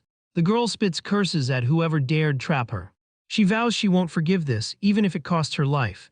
That girl is revealed as the runaway princess of the realm, Pisces, the prodigy inventor. The protagonist stares in disbelief, baffled how this small girl could operate such advanced mech armor. The queen grins, saying she'll leave the interrogation to him. He's already marveling at the suit's engineering, but it's clear he has a mountain of questions for her. The captured bandits, seeing their leader in danger, start yelling for her release, some even offering themselves in exchange. The weakest one blurts that he's the squad captain and insists they should follow his plan. But before he can say more, the whole group is blasted into unconsciousness. The culprit is none other than the protagonist's loyal hound. He strolls up coolly, his robotic arm stretching into a crevice. He hauls out Alpha, completely tangled in those cursed metal spheres. With a sharp jolt from a magnetization rod, the dog strips away the orbs and frees him, teasing that the kid still has a long way to go. But their mighty sword remains knocked out cold. Then an alert pings in the system, vulnerability detected, reboot in progress. Meanwhile, over in the kingdom of Aristotle, lightning bolts rain down from the sky, shattering robots one after another. A floating screen from the Dark Guild appears, demanding how the Emperor dares steal their tech yet refuses to kneel.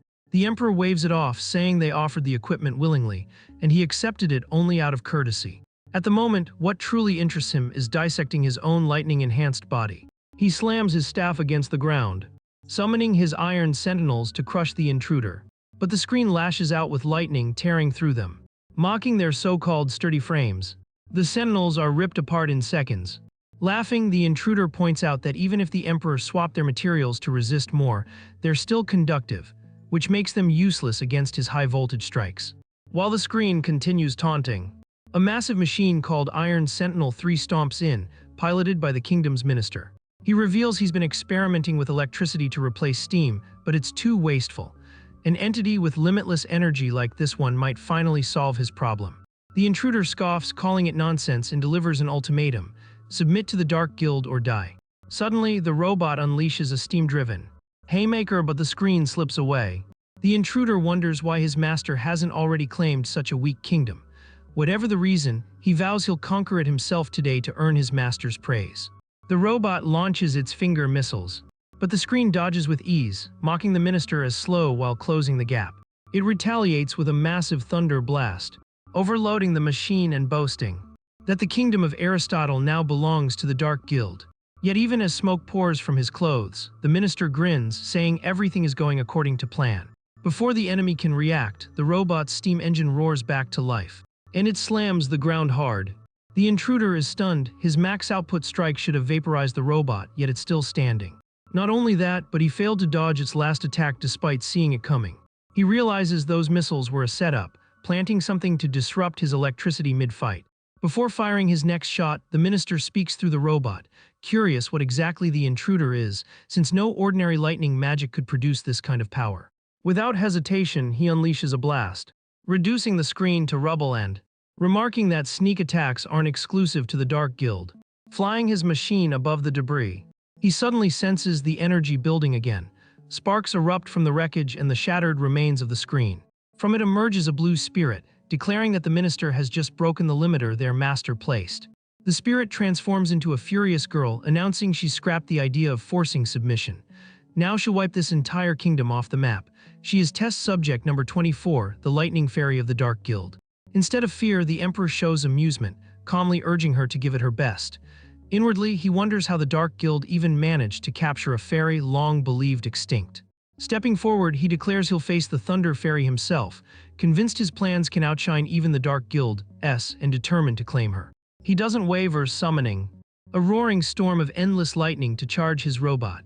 Floating above, she sneers that dreams mean nothing without the strength to enforce them, and vows to annihilate anyone who dares threaten her master. Out of nowhere, centipede-like tendrils sprout from the Emperor's head.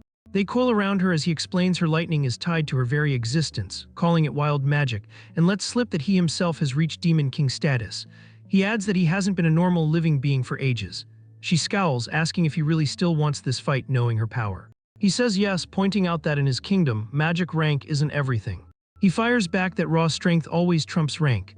The Emperor only chuckles, saying his body is fused with the very earth. Unless she can fry the planet itself, she's not going anywhere. Her power keeps building, but before she can unleash it, he leans in close and asks who he reminds her of. Suddenly, she's dragged into a vision, seeing herself in the arms of her master. Flashing back 400 years while tuning up La Ping's robot hound Astray. Spark arcs out. It streaks into the demon lands. That spark grows into what would become test subject number 24. She lies unconscious, nearly devoured by a demonic boar, until a blast of lightning burns it away. Crawling from its jaws, she opens her eyes to see Malfoy standing over her. He catches her only to be shocked by her surging current. Using body enhancement techniques, he bulks up and withstands it, swearing he won't abandon her. She wonders if he truly means he'll stay by her side. Before slipping back into sleep, she whispers her thanks. Malfoy carries her into his lab, sealing her inside a pod. He begins channeling electricity from captured dark beasts into her, determined to awaken her no matter what it takes. She wonders why he's so obsessed with saving her, but seeing his determination, decides not to give up either. His experiments pay off. She eventually surpasses the critical point where she can generate her own current, no longer dependent on external energy. The lightning fairy flies toward him, ready to thank him. Yet her overwhelming surge of electricity nearly fries him even from that distance. Concerned, she asks if he's all right, and he explains that just standing near her left his whole body paralyzed. Judging by the scale of her power, he concludes she must be at the level of a demon sovereign, or possibly even beyond that. She apologizes softly, telling him she'll step back. But before she can take a step, he pulls her closer and holds her tightly in his arms. He grits through the agony, thinking to himself that if he can't endure even this much, then he has no right to stand by her side. Meanwhile, she stares at him, utterly baffled why he insists on enduring such pain. In that moment, he looks at her and asks if she believes in love at first sight. Suddenly, multiple appendages burst out from his back and gather all the surrounding equipment, merging it together into a grotesque construct known as the cadaveric chrysalis. Out of the twisted cocoon, Malfoy emerges, holding the girl in his arms, except she's now transformed into a strange form resembling a television. He tells her that this transformation will restrain her overwhelming powers, but at the same time stabilize her so she can remain at his side. Using her energy, he powers up a pod, inside of which rests a single strand of Elizabeth's hair. The immense energy charges forward, striking the hair strand with a small electric spark. The sight terrifies him, and he immediately aborts the entire experiment. The lightning girl, confused, asks if she did something wrong. Meanwhile, he struggles to understand why the electricity would harm Elizabeth's hair, especially when she herself is immune to magic. Then suddenly, a realization dawns on him, and he considers that if he can harness the full power of the lightning girl, he might even be able to restore Elizabeth's body. He bursts into laughter, declaring that he's discovered a new path to bring back the Demon Queen. The girl in her TV form misunderstands, assuming his words of affection for Elizabeth are actually meant for her, and so she pledges her loyalty to him as well. Back in the present, a massive centipede clamps onto her shoulder, while the Emperor's floating head hovers nearby, mocking her by saying even fairies can fall prey to mind tricks. The dark creature urges him to just hurry and take her already. But the head waves it off, saying there's no rush, his promise will be fulfilled soon enough. The Dark One isn't convinced, pointing out the Emperor's past failure in catching that other girl, and doubting whether he can really produce 10,000 dark gears in a single month. The floating head boasts that with the Thunder Fairy's power in their hands, their energy crisis is already solved, meaning they no longer need the girl's designs. Dropping down to the ground, he adds that parts of the Dark Guild have fled while others scattered. The guild is collapsing, and soon he himself will be able to descend into their world. The dark being reflects inwardly. Since the moment Elizabeth broke her seal, he had pinned his hopes on 3 candidates, but never once imagined this oddball would be the one to rise. The floating head quickly sketches a magic symbol, pulling forth a bizarre-looking device. The Thunder Fairy, bound by the Dark One's mind control, doesn't resist at all. Believing she's giving everything for his sake, she drifts straight into the device as if it was designed for her. Meanwhile, back on the train, Laping's crew releases the strange girl they had captured earlier, suspicious that her pursuers were bounty hunters chasing her on behalf of the kingdom. The protagonist clears things up, saying it was a misunderstanding. They assumed she was tied to the Dark Guild. Still, he's curious why the Princess of Aristotle would attack her own kingdom's supply cart. The princess explains that she's cutting off resources to weaken Aristotle, believing that only by doing so can the people be freed from its oppressive rule. She presses them to reveal who they truly are. The MC steps in, telling her that he is the renowned hero, while Elizabeth is the Demon Queen. Their mission is to persuade the kingdom to join the heroes' alliance in the fight against the Dark Guild. The girl admits she's never heard of this alliance, but warns them that the real threat now is the chaos spilling out from the Dark Sea. The hero asks Elizabeth if the Dark Sea is the same force that was inside Jiggy, but she brushes it off, not recalling clearly, though her thoughts linger on what he intends to say to her a month from now. Laping urges the princess to tell the whole story. She begins from her younger days, when Aristotle was isolated but still managing to survive. But Elizabeth interrupts, saying that's enough. The hero asks if she plans to use that spell again.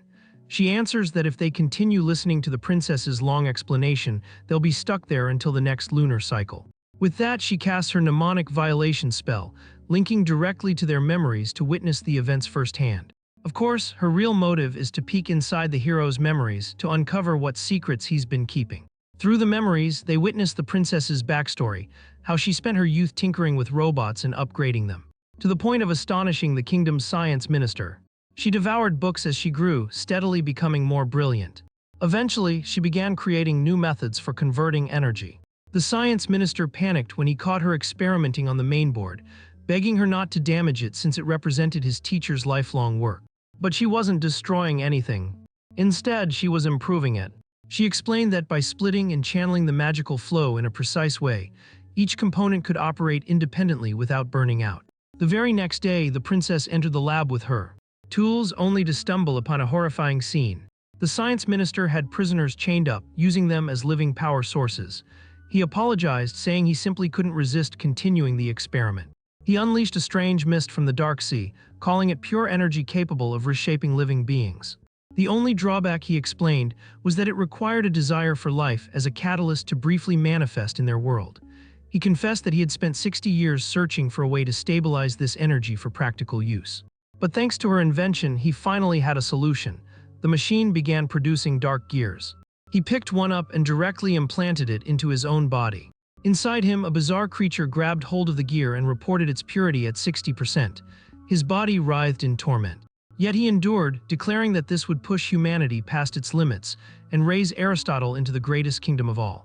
Though shaken, the princess agreed to continue the research. Weeks later, she reported achieving a purity level of 80%. She pressed a red button, activating the machine as it roared, pumping out dark gears amid violent sparks. But this time she had reversed the unstable energy flow. It surged back toward him, electrocuting his entire body, until the machine exploded. She revealed that during his absence, she had modified the system to amplify their own desires, turning it against him to bring him down. She rushed to the palace, grabbing hold of her parents' hands, only to realize they were completely unresponsive. Her mentor's severed head appeared, mocking her for fighting fire with fire, and remarking that not even her parents could escape life's cruel cycle. He questioned whether she was certain they truly hadn't known what was happening.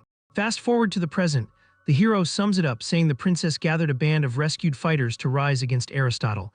He wonders why she never reached out to the dwarves or the sword guild. Elizabeth, meanwhile, grows irritated that she still can't penetrate deeply into his memories. The princess explains she had no outside connections, and with the science minister placing a bounty on her head, trusting others was impossible. The bandits add that she saved them and restored them enough to live on, and they would gladly lay down their lives for her. She insists it isn't about her. If the minister continues, the entire castle will be consumed by the Dark Sea. He hasn't yet reproduced her full converter design, but he's close. For now, their best chance is cutting off the kingdom's supplies to force him into the open. Back on the train, Alpha notices the eerie silence. The Demon Queen turns to Leping, asking what's troubling him. He admits that logically, everything they've been discussing shouldn't be possible without some magical reinforcement. Nothing like that should work in reality. But after glimpsing Miss Pisces' memories, he finally understands. In Aristotle's setup, magic is channeled into a booster, heated until it becomes gas, then forced into a sealed chamber to create a massive magical explosion. Still, he concludes that his own gadgets will never compare to such devices. The thought leaves him dejected. Elizabeth, catching his mood, immediately steps in. She begins tearing the dark gears out of the princess's bandit companions. The princess panics, shouting that they rely on those gears to keep living. But the queen explains the harsh truth. The gears are infused with unstable energy from the Dark Sea, which slowly corrodes the spirit. They may grant temporary strength or buy more time, but ultimately the Dark Sea reclaims everything. Anyone revived with dark gears is destined to be swallowed whole, feeding the core of chaos that threatens to descend into their world. To make her point, she smashes one of the gears. SS snaps, furious, blaming her for killing his comrades. But the queen freezes him in place with her overwhelming force. Moments later, one of the bandits stirs awake. Dazed but realizing his body has returned to normal flesh, the others quickly discover the same. And the princess, eyes brimming with tears, realizes that the queen has restored them all back into true humans. She quickly apologizes for all the harsh things she said earlier. Our hero just laughs it off, saying this is exactly the sort of thing the Demon Queen always pulls. With everyone back in their human form, he suggests they take some medicine for the lingering aches, but they wave him off, insisting it's nothing more than fatigue. He turns to Pisces and assures her that they'll take responsibility for shutting down the science minister's twisted projects. The queen studies him, struck by how naturally he blends in with ordinary people despite his overwhelming strength. Back when she ruled the world as the Demon Queen, she had grown used to standing above everyone, the distance created by her unmatched power leaving her isolated. That's why she once longed for someone who could truly rival her. But now, after powering up even further, she wonders if that desire even means anything anymore. Looking at our hero, she sees someone towering far above her and the rest. Yet he still treats everyone as equals. It infuriates her, making her question why he would choose to walk alongside them when he is already several levels beyond their reach. As she peers deeper, it all begins to click. He's not doing it out of pity or condescension, there's something else behind it. Her strength has always soared sky high. But never once did she think to look inward. This revelation pushes her over the threshold, breaking through to the next stage of Saint. The Demon Queen smiles to herself, realizing it's the same for him. He intentionally suppresses his godlike power just to stand beside her. To him, that's what romance really means. She suddenly rises and asks if there's anything he wants her to do. He questions if she truly intends to lend a hand, and she firmly confirms, explaining that she wants to learn more from him. But instead of relief, he only grows more concerned, wondering if she's lost it, since he had already decided to help the princess on his own. The princess, unsure of their full capabilities, thanks them but admits she's still unclear about their true goal. Our boy presses her for the details of her strategy to stop the science minister, promising they'll cover her. The princess explains her first plan was to cut off the kingdom's supply lines, but with them joining in, they can strike directly. She lays it all out. They'll disguise themselves as mineral guards and slip past the border checks. Stay hidden until nightfall, then move through the sewers under Central Street 3. It's a 5-kilometer walk to a sealed gate connected to the royal city's core known as the Aristotle magic steam reactor, the main power source for the entire place. To shut down the science ministry, they need to wipe the whole thing out. But once inside, the alarms will go off and within 10 minutes steam bots will swarm the place. By then, every exit will be sealed. 4 of them will need to hold their ground long enough to set her special bomb. All of them must be prepared to die. The chaos will draw the minister's attention, allowing her to sneak in and use a device to sabotage the castle's central system, bringing everything down. Without that core, the science minister won't be able to complete his capital giant armor. And without that weapon, his plan to conquer the world collapses. She declares they're not afraid to die for the revolution, but if possible, she wants to bring her teammates and her parents back. The princess is even willing to trade her life for theirs. Her bandit allies reject the idea, saying she has to live and lead them. She shoots it down, insisting the burden is hers alone. The demon queen smirks, saying it's only fair to divide her lifespan among others, then glances at La Ping to hear his thoughts. When he stays silent, the princess assumes her sacrifice isn't enough. He cuts in bluntly, telling her to throw that foolish thought away because he has a better solution. At first, he figured this would all end with him, but now he realizes too many have already paid the price. He turns to Elizabeth, asking her to handle the problem at its root. She nods, ready to end it directly since she also longs for a world where only she and her hero exist. Over in the kingdom's laboratory, the science minister is churning out nearly 5,000 dark gears in a single day, powered by the lightning fairy's endless mana. At this rate, they won't even need a month. They could crush the hero continent by tomorrow. The lightning fairy remains trapped as nothing more than an energy slave. The minister and his partner laugh together, thrilled at the thought of opening the gate to the dark sea tomorrow. The bizarre creature Azathoth snarls that everyone, even the hero and the demon queen, will pay dearly for daring to defy them. But just as the little guy rants on, the demon queen suddenly shows up in front of him, crawling closer. The creature stiffens, sensing her presence, and wonders if she's really here. The minister notices his strange reaction and asks what's wrong. The little monster suspects she's interfering with his plans again, but since he can't risk an outright clash, he brushes it off like nothing's happening. He then decides to drag the gears back into the dark sea. His partner questions the rush, pointing out that they'll be ready by tomorrow anyway. Azathoth begins sucking the gears away, telling him not to worry since he'll return tomorrow if he's still alive. The minister is left baffled, wondering what that was supposed to mean. As soon as the creature disappears, the minister arms himself. He dispatches steam bots across the city, leaving the citizens wondering why troops are heading toward the royal castle. Up in the skies, Elizabeth, La Ping, the princess, and their allies drop right into the kingdom's center, where the minister has gathered his strongest troops. The princess warns they might be stepping straight into a trap, but our hero calmly tells her not to worry, since they have the demon queen on their side. Alpha grumbles that he's overselling it. The steel fighters charge in, but with a lazy wave of her hand, the queen turns them all into coins. The stunned minister assumes Princess Pisces must have tampered with his magic control. Locals watching the metal soldiers become sewer lids guess it might be a training exercise, but something feels off. Suddenly, dark gears start spilling out of people's mouths. The citizens collapse one after another as the gears float upward. Elizabeth instantly wipes them all out with a simple flick. The minister realizes she has ripped every hidden dark device out of the people. Without hesitation, he straps himself into his machines, shouting that he'll unleash his ultimate weapon, even if it means destroying half of Aristotle. He draws more energy from the lightning fairy and sets the castle in motion.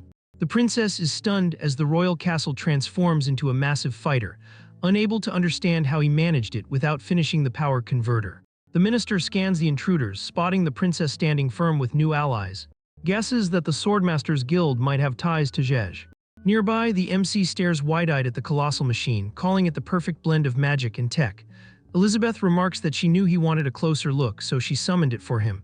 But now that he's had his peek, she's about to begin. At that moment, Alpha leaps forward, demanding to take it down himself to reclaim his pride. He transforms, charges in and slams against the giant. But the machine's armor shrugs it off, breaking through his edge, and smashes him down, forcing him back to his normal form. The demon queen glances at the crumpled Alpha with disappointment, asking if that machine belongs to their clan since it feels strangely familiar. The minister boasts that, with the lightning fairy's boost, his massive battle robot now ranks at 4-star demon lord class, enough to wipe out the entire hero continent. He crows that even if the true sword saint showed up, she would barely dent it. The minister roars that he'll crush them all, and swings with full force. The hero and the demon queen stay calm, but Princess Pisces and her pirate crew are convinced it's the end. With a casual snap, Elizabeth reduces the robot's arm to dust. Then the entire construct crumbles away. The minister can only gape as the lightning fairy drifts free in the air. The demon queen seizes him with a glowing grip of energy, crushing his head and holding it up for everyone to see. She casually checks with the princess to confirm if this is the very science minister who ruined Aristotle. The princess nods, and the minister admits she's brought quite the powerful friend. The pirates cheer, thinking they've finally caught him, calling it a major victory. The demon queen asks if anyone has questions for him before she finishes the job. At that, the princess furiously demands she just kill him, saying there's nothing she wants to hear. But the man laughs, warning them that his backers will be arriving soon. Before he can say another word, the demon queen tightens her grip, shattering his head completely. Meanwhile, the lightning fairy quietly awakens unnoticed. Our hero praises the queen, saying nothing ever goes wrong when she's the one in charge. Elizabeth replies that true strength doesn't need to flaunt itself, and what people call problems are simply solutions waiting in another world. The fairy notices them and wonders if they are the very demon queen and hero from her master's old tales. Still, the two of them don't even notice her presence and just keep debating the deeper meaning behind the demon queen's earlier words. The fairy stares at Harry's throne, wondering how in the world they ended up here when not long ago she saw them fighting the minister. She shakes it off, deciding this is her perfect chance to strike down the hero and drag the demon queen back for her master. Slipping in clothes, she creeps up behind our boy, ready to unleash a bolt. Elizabeth, however, catches the shift in her aura and feels something strangely familiar about it. The fairy snarls that she's going in for the kill and lashes out with her charged hand. At the very last second, her fingers just graze a strand of Leping's hair. That's when a massive force surges back at her, along with a voice thundering, demanding how she dares to rebel against them. The same voice orders her to return, and in an instant the fairy vanishes. As always, our boy has no idea how close he was to disaster, so he just asks Elizabeth what she meant by calling it familiar. She shrugs it off like it's nothing, though in her mind she wonders why she didn't connect the dots earlier. She convinces herself this must be part of his grand design, and if it's his weird way of showing love, then she's fine with it. Pisces, on the other hand, finally breathes a sigh of relief that it's done, though the kingdom is shattered and its people are barely hanging on. The demon queen suggests leaving the cleanup to others instead of dragging themselves through it. Holding onto the hero's arm with a bright smile, she asks for some credit, and he tells her she pulled it off perfectly. Watching them, the princess reflects bitterly on how the revenge she had gambled her life for turned into nothing but dust in the hands of someone as overwhelming as the hero and demon queen. She got her vengeance and lived, yet instead of joy, all she feels is emptiness. Achieving a lifelong purpose so quickly feels heavier than losing everything. She recalls her ancestor Aristotle's words, that life's worth lies in waking up and thinking. Yet she wonders if Aristotle ever imagined that waking up could mean realizing human struggles are just scribbles in a divine notebook. To her, that truth feels more terrifying than death itself. With those thoughts swirling, she silently watches the couple walk away side by side. Princess Pisces forces herself to stand tall, vowing not to let despair devour her. She swears to rebuild Aristotle and guide it properly. Out of nowhere, her body is suddenly clad in royal robes, as if she has already ascended to the throne. Her companions are also dressed in ceremonial splendor, none of them understanding what's happening. The crowd erupts with cheers, hailing her as the new ruler. A mysterious voice resounds, declaring their little princess has grown up, and it's time she takes the reins of the kingdom. She spins in disbelief, her parents are standing there alive. Overwhelmed, she collapses to her knees, tears pouring down as her mother tells her that today is her coronation and she is now queen of Aristotle. Pisces sobs that it's all happening too fast, questioning if her parents are truly back or if this is only a dream. Raising her eyes to the sky, she suddenly sees Lou the hero and the demon queen hovering above. Our boy flashes a grin.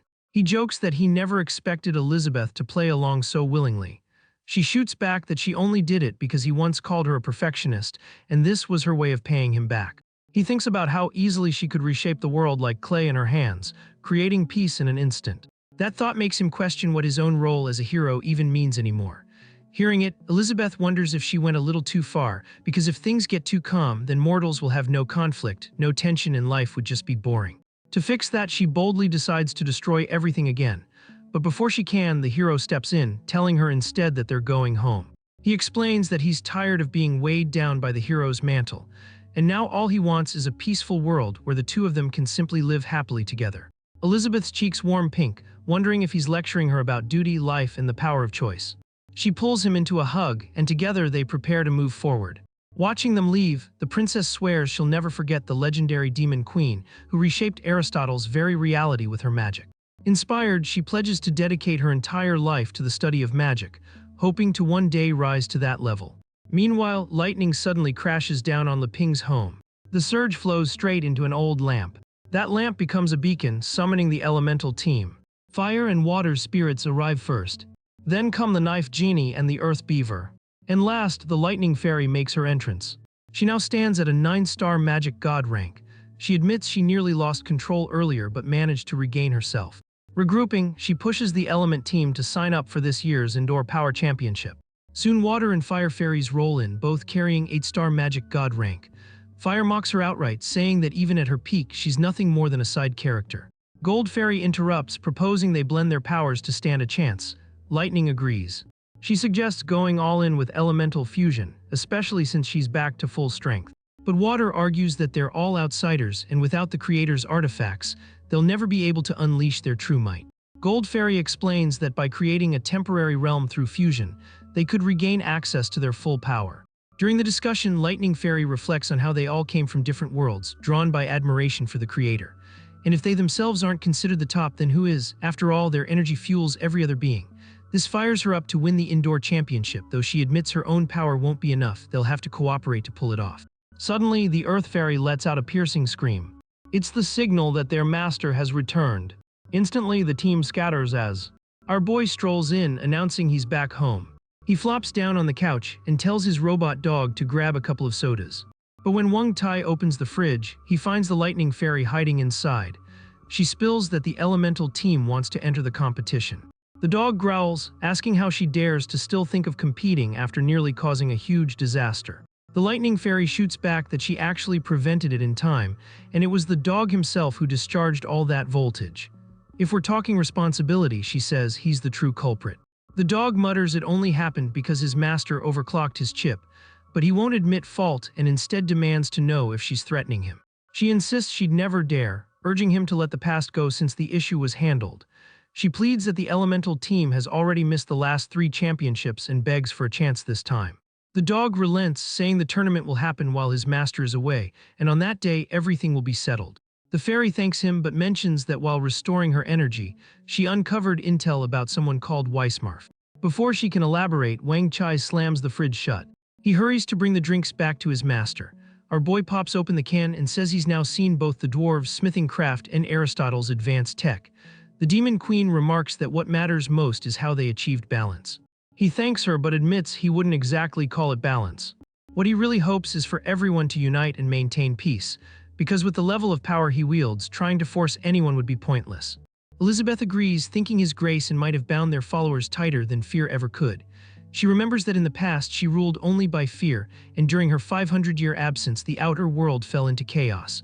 To her, the hero has taught a lesson she never understood before. Our boy names the Sword Saint Guild, the Elven tribe, Annie's Cathedral, the Dwarves' Kingdom, and Aristotle itself as the stable forces now. But he notes that the demon realm remains the one exception. Even with the Dark Guild seemingly gone, something feels off. Elizabeth reassures him she investigated the demon realm herself and found nothing unusual. He wonders aloud if Amelia has awakened so he can finally ask her about the Dark Guild, but his thoughts begin to drift. He realizes with some guilt that he's been getting inappropriate thoughts about Elizabeth whenever they're alone. Since they aren't married yet, he keeps telling himself to stay composed. She answers that the girl is still recovering inside her dimensional space and will return once her memories improve. Then she notices him frozen in place and asks what's wrong. He brushes it off. But she senses his hesitation and presses closer, teasing whether he's hiding something and if she'll have to wait an entire month to find out. Leaning in, she whispers that maybe he just doesn't want to get closer to her, just before our boy caves to her charm. His bird-shaped clock suddenly goes off, giving him the perfect excuse. He leaps to his feet, says it's about time, then slips away, claiming he's going to cook dinner. She watches him scurry off with a sly grin, thinking that, like fine wine, their love will only grow stronger with age. All she needs is a little patience. 3 days pass. Then 10, then 8. Then 18. Elsewhere, Bo slices something apart with his card. Meanwhile, the Sword Saint Guild squares off against the Lava Octopus King, a supreme 5-star demon. Luna Sorgus of the guild grumbles that she doesn't understand her aunt's bizarre orders, first sending them to clear an empty zone, then abruptly resigning as guild president, forcing them to study an odd Taikai style, and now making them build hot springs for the arrival of someone unknown. Anasorgus adds that Lady Jiggy explained it's all part of that person's plan, and they should simply obey. Luna nods, remembering her aunt's overwhelming power as a rank 4 underworld king, stronger than any hero or even the demon queen. A red-haired girl mutters that she can't see why someone so powerful would obey anyone else, convinced even the Dark Guild disappeared just from fear of her. Suddenly, the elven leader, Alif, cuts in, warning them to watch their tongues. She threatens punishment in Lady Jigga's name if they dare insult that person again. The redhead mocks her, saying she's full of herself for someone barely acknowledged by other factions. Luna questions how a half-elf even became the elves' leader and doubts she can discipline anyone, claiming no one takes her seriously. Enraged, the leader snaps, calling them insolent, and hurls a card. But Ching swats it away with ease. The massive octopus narrows its eyes at the group, while Anna tells Ching to step aside, clearly eager to see Alif's true power. But Ching refuses, shaking his head and standing firm, declaring he promised Lady Ziggy he'd protect them all. If Alif wants a fight, she'll have to go through him first. Alif smirks and accepts, warning that once she defeats him, he'll have to apologize for his arrogance, only then realizing too late who exactly he insulted. Ching doesn't back down, admitting he's wanted this rematch ever since their last guild battle was cut short. This time he vows neither of them will hold back. Before their clash begins, the impatient octopus lashes out. Both fighters respond instantly. Alif summons her Sky Drake while Ching calls forth the Azure Bird. Their beasts tear into the octopus as the battle explodes. Their masters leap into the sky, trading rapid strikes in midair. Honor observes closely, amazed that Alif can now keep up with Ching strike for strike, even though he's already at 5th level enlightenment. Luna quietly notes that Ching still hasn't drawn on his Tai Kai sword art, doubting in her heart that the elves could ever stand equal to the Sword Saints Guild if they fought at full strength. Alif drives her flying dragon to its very limits, inwardly conceding Ching's talent as Lady Ziggy's student. Still, the man senses she's holding something back and keeps his guard high. She presses for the duel she insisted on, demanding that he quit playing around and bring it to an end. He nods and agrees. She unleashes her sevenfold strike, Death Reaper's Scythe, while he summons the 5th stance, Dustbreaker, against the wind. Just as they're about to clash, a glowing card flashes into the space between them. Basie steps in, commanding them to stop. He reminds his daughter that as an elven leader, she has greater responsibilities than chasing personal battles. The white-haired man makes it clear, we can't help but be impressed by the ease and weight of his blow. That's when he understands why this man ranks second only to Jiggy. The elf girl argues that letting that man be disrespected is wrong, but deep down she knows this fight serves no purpose. For her, it's nothing but a lose-lose situation. Suddenly she hears a girl's voice saying that same man had once saved her during a crisis, and when he was humiliated publicly, she simply shrugged it off. She adds that he never punishes those who don't know any better, so he would never take offense at disrespect. The elf girl realizes it's Annie speaking. Annie, known as the Witch of Heaven. She carries a small angel, saying its aura will settle everyone down. For now, they should regroup and focus on the real issue. Once gathered again, Luna vents her annoyance about their vague hot spring mission. Bosai admits that even Lady Jiggy doesn't know why, it's only an order from that man. The girls complain about all the secrecy, feeling like they're constantly being left out of whatever plan is unfolding. Ching just shrugs, saying if Lady Jiggy gives an order, they follow. With 10 days gone and no hot springs discovered in this volcanic wasteland, the Count explains it's meant as a test from that man, with success earning his blessing. He does, however, drop a small hint that they've already met the one behind it. Annie looks unsettled.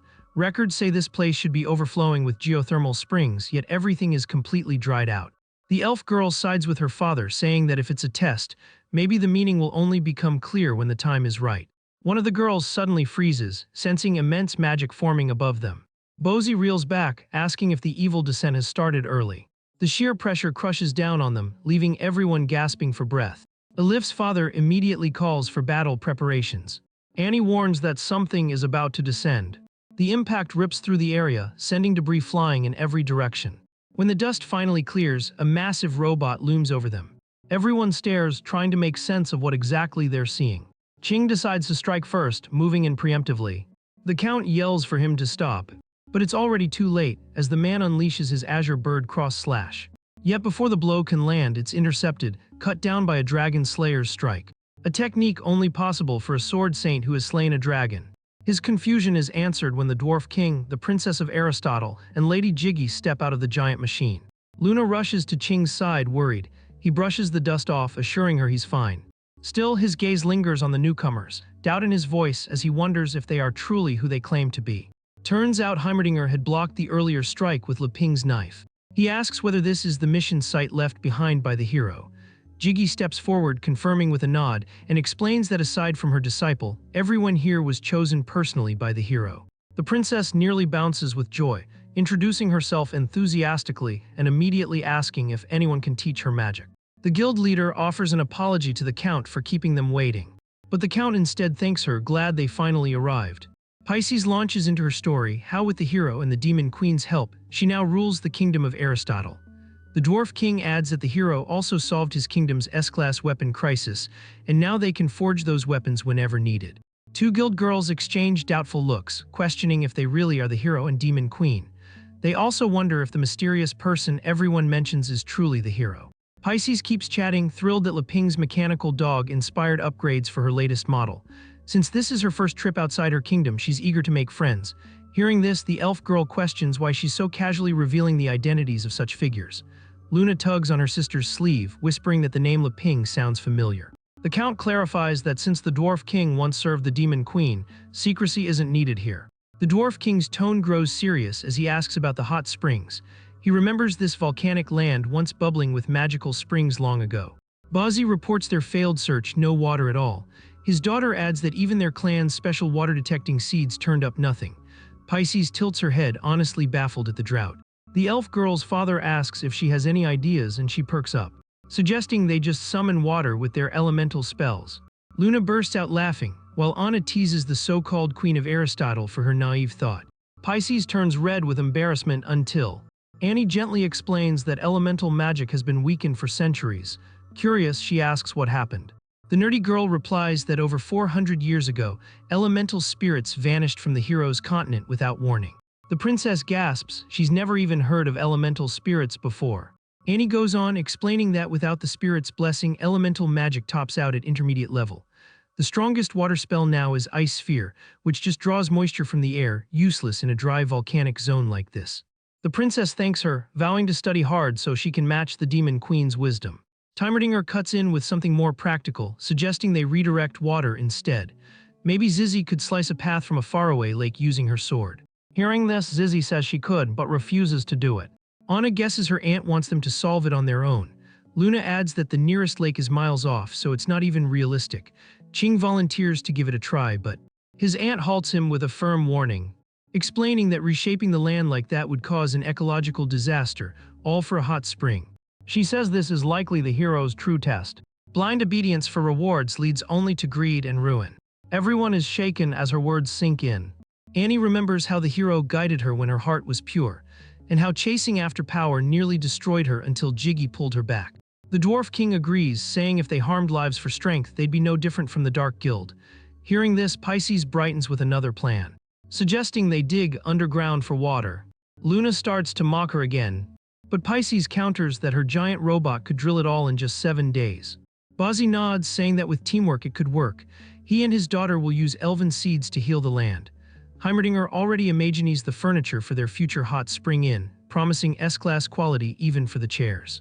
The princess jumps in, excitedly sharing new ideas for the hot spring and hotel layout. She asks everyone to help her collect volcanic rock. Annie offers her dolls to haul the heavy stones. Jiggy takes charge of cutting the rocks and securing the site with her elite swordsmen. Watching this, the count proudly remarks that regardless of race or rank, they're all striving for the same goal. His daughter agrees, saying the energy of the group really fires him up. Even the dwarf king cracks a smile, recalling that the last time he saw this kind of teamwork was 500 years ago. One by one they raise their fists, shouting together that they'll see it through as one. Deep beneath them, 1,000 meters underground, Malfoy sits in silence. He wonders why Heimerdinger, Zhej, and the heirs of Jim's bloodline have gathered here. Could they have found his hiding place? He dismisses the idea, confident they can't trace him through the barrier he forged with the demon queen's mana. Still, the disappearance of number 24 gnaws at him, making him question betrayal. The thought stings his pride, especially now as he sits rooted, absorbing his master's power. He swears that once it's complete, he'll offer them all up as sacrifices to his lord. Meanwhile, in the hero's courtyard, chaos breaks loose as monsters clash. A blast of freezing energy streaks forward, but a giant serpent slips past it. Coiling tightly around its foe, In the skies above, meteors of fire rain down, the undying bird's meteor flame, reducing the battlefield to scorched ash. Just as the phoenix seems to hold the upper hand, the mammoth king crashes a brutal strike. Before he can finish the blow, the toad lord lashes his tongue, snaring the colossal beast, and slamming it into the ground, so hard the earth splits open. Retracting his tongue, he casually tells the mammoth to get back on its feet and keep fighting before they continue. A slow clap echoes through the air. A voice compliments them, saying the attacks weren't bad at all. The toad turns to see Wang Chai. The dog remarks that he has fully embraced the master's free-range poultry doctrine. The toad smirks, saying without the struggle for survival, magical beasts became soft. Since his last inspection, though, he's pushed them to train harder to stay sharp. The robot dog reminds him, it's time to pay the protection fee again. The toad laughs, saying it's not really a fee, more like a tribute of respect to the creator. These beings inhabit the sprawling plains where magical beasts roam, and among them, the fortunate ones chosen by the hero earn the title of the blessed. They hold the belief that being devoured by their creator is not an end. Instead, they see it as a path of growth and metamorphosis. For them, it signifies a spiritual rebirth, a moment where they ascend into a higher existence. The toad informs Wang Chai that in only a year, the magical beasts have advanced in strength, with most of their ranks climbing from Magellan all the way to Archfiend. He then asks what ingredient the creator craves this month, reminding him that each type of beast creates an entirely unique dish. A magical bird, for instance, turns into tender, succulent fried chicken. An eel transforms into savory grilled eel rice. A mammoth becomes a feast of massive grilled meat, while a lamb ends up as a rich lamb belly hot pot. The robot dog jokes that it's been ages since his master last tasted spicy stir-fried bullfrog. Hearing that, the toad freezes in dread, realizing this might be his final chat. Meanwhile, back at home, Elizabeth reclines on a bed, indulging in a massage. She tells Li Ping to ease up because he's pressing way too firmly, but he calmly points out that he's barely touching her feet. At one point, he suggests continuing later, but she waves him off, saying a bit of pain doesn't scare her. Suddenly, a sharp jolt shoots through her, making her whole body shiver. He casually remarks he hasn't even begun, and as she tries to stall to brace herself, she quickly changes her mind, telling him to stop talking and just continue. He explains an old saying in traditional Chinese medicine: if it hurts, energy isn't flowing; if it flows, it won't hurt. He assures her the pain will fade once her blood circulates freely and promises to start gently before going deeper, urging her to relax. He begins scraping the sole of her foot, a technique meant to release tension throughout her entire body. Elizabeth experiences a strange mix of pain, ticklishness, and pleasure, and with the aroma of essential oils in the air, she drifts into an almost otherworldly state. Then, when he presses the Yongquan point, her mind slips into the bamboo realm, where hollow bamboo joints rise like arrows. He realizes that channeling magic demands open space, otherwise it clogs. Next, he targets the Tai Chong point, drawing her into the lotus realm, where a magnificent lotus appears. She reflects on its purity despite its muddy origin, standing tall in clear water without a trace of corruption, hollow inside, upright outside, free of clinging or sprawling. Then comes the Zhu Sanli point on her leg, unlocking the plum blossom realm. Even amid freezing snow, orchids bloom alone, their scent drifting through the cold, never competing. Finally, he presses the San Yin Zhao point, guiding her into the orchid realm, where she sees an orchid resting serenely, releasing its delicate fragrance. There she understands that real strength isn't about conquering the world, but about knowing oneself. Suddenly, she pulls her foot back. A surge of strange energy erupts within her. In that mysterious dimension, she ascends into the Sage Ascension mode. Moments later, she returns to reality, collapsing onto the bed. Our hero rises and tells her to rest while he prepares dinner. Left alone, she wonders how a mere foot massage could let her advance her cultivation. Far away, in a distant place, the egg containing Amelia begins to tremble. A crack splinters the shell and a tiny leg pokes through. The main character is overjoyed to finally see her hatch and wastes no time offering her a bowl of his dry bullfrog stew. He insists that protein is key to true strength and urges her to eat her fill, though she only tilts her head, unsure what protein even means. The queen turns to her and recalls the day she set out to destroy the Dark Guild, bluntly asking whether, even at Demon Lord level, she still lost. This question triggers a flashback. Amelia remembers facing Malfoy, who boasted that he had finally surpassed her. Furious, she cursed him for daring to insult her master. Then, from a strange capsule, someone identical to the Demon Queen emerged. The man told her she had misunderstood everything. The counterfeit Elizabeth attacked first, forcing Amelia to retreat. She recognized her master's magic but couldn't grasp how he pulled it off, His answer was disturbing. He said his devotion to her fueled him through tens of thousands of failed experiments. He never believed his master was gone and always expected her to return. That love, he claimed, was his source of strength. Amelia called him a fool and vowed to crush him to dust. But before she could act, two of his servants attacked. She lashed out with her dragon legs, sending them flying. The lightning fairy, still sealed, asked if she could release her power to help. Malfoy refused, saying Amelia's magic was crucial to his experiment and she had to be captured alive. He ordered the fairy to get the others to safety and she complied. The dragon girl scoffed, asking if he really thought he could catch her, warning him not to get cocky just because he had a fake version of her master, all while hiding that she was only following her real master's orders. Without warning, a massive energy hand shot from the ground and grabbed her. She barely reacted before realizing she was trapped, the technique identical to her master's, which only made her curse Malfoy even harder for creating such a copy. He claimed the duplicate was formed from her master's own magic and dared her to deny it. The fake Elizabeth then launched another energy arm at her. The girl realized she was in danger. The pet contract meant her master's magic could fully suppress her, and if this continued, she'd be captured. The man told her to stop fighting and spare herself pain. Instead, she summoned a fragment of her true form, a colossal dragon rising behind her. She warned that even if she couldn't strike someone wielding her master's power, she could still destroy the ground beneath him. With a calm smile, she declared she could annihilate everything. With that, the dragon girl began casting a world-ending spell. One of the lab girls whispered in awe, wondering if this was the true might of a demon lord. Malfoy panicked and ordered everyone to flee.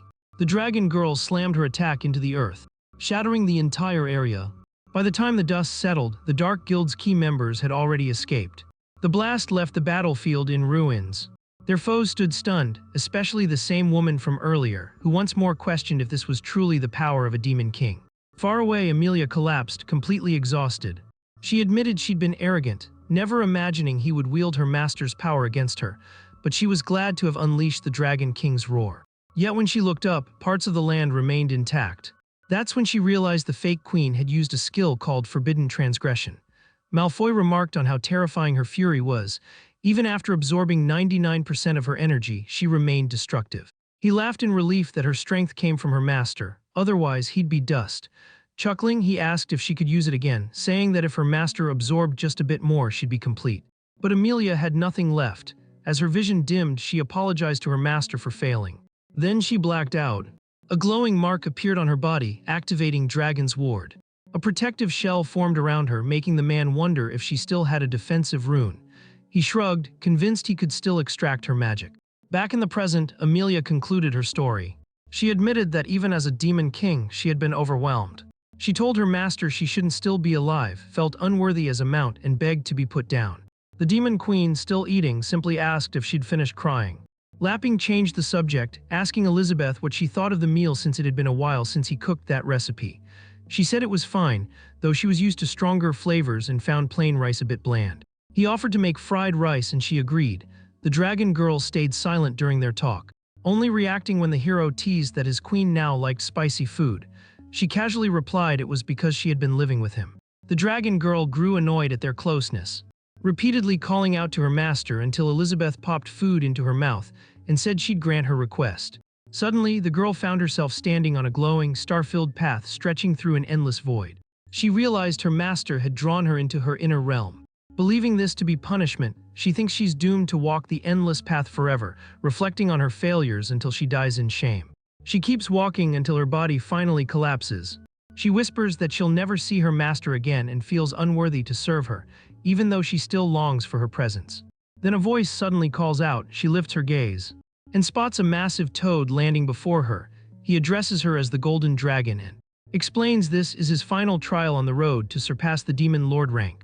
When she asks who he is, he tells her she wouldn't remember because back when he was merely a tadpole, she was already the Beast King. In her absence, he took her place, but to truly earn the title Lord of Beasts, he must defeat her. He has waited for this moment. Behind him stands a group of beasts. He leaps forward, proclaiming that victory will complete his evolution and elevate him to Demon King status. Amelia tries to stop him, but the battle has already begun. Meanwhile, at the table, Leping serves up the fried rice. He notices the dragon girl's distant look and asks what's wrong. The demon queen smiles and says she's merely savoring the protein he prepared for her. Hearing that, he assumes dragons are just slow eaters. Meanwhile, the dragon girl is still inside that realm, locked in combat with the giant frog. After all his summoned creatures fall and he takes heavy damage, he concedes that she is indeed worthy of being the Beast King.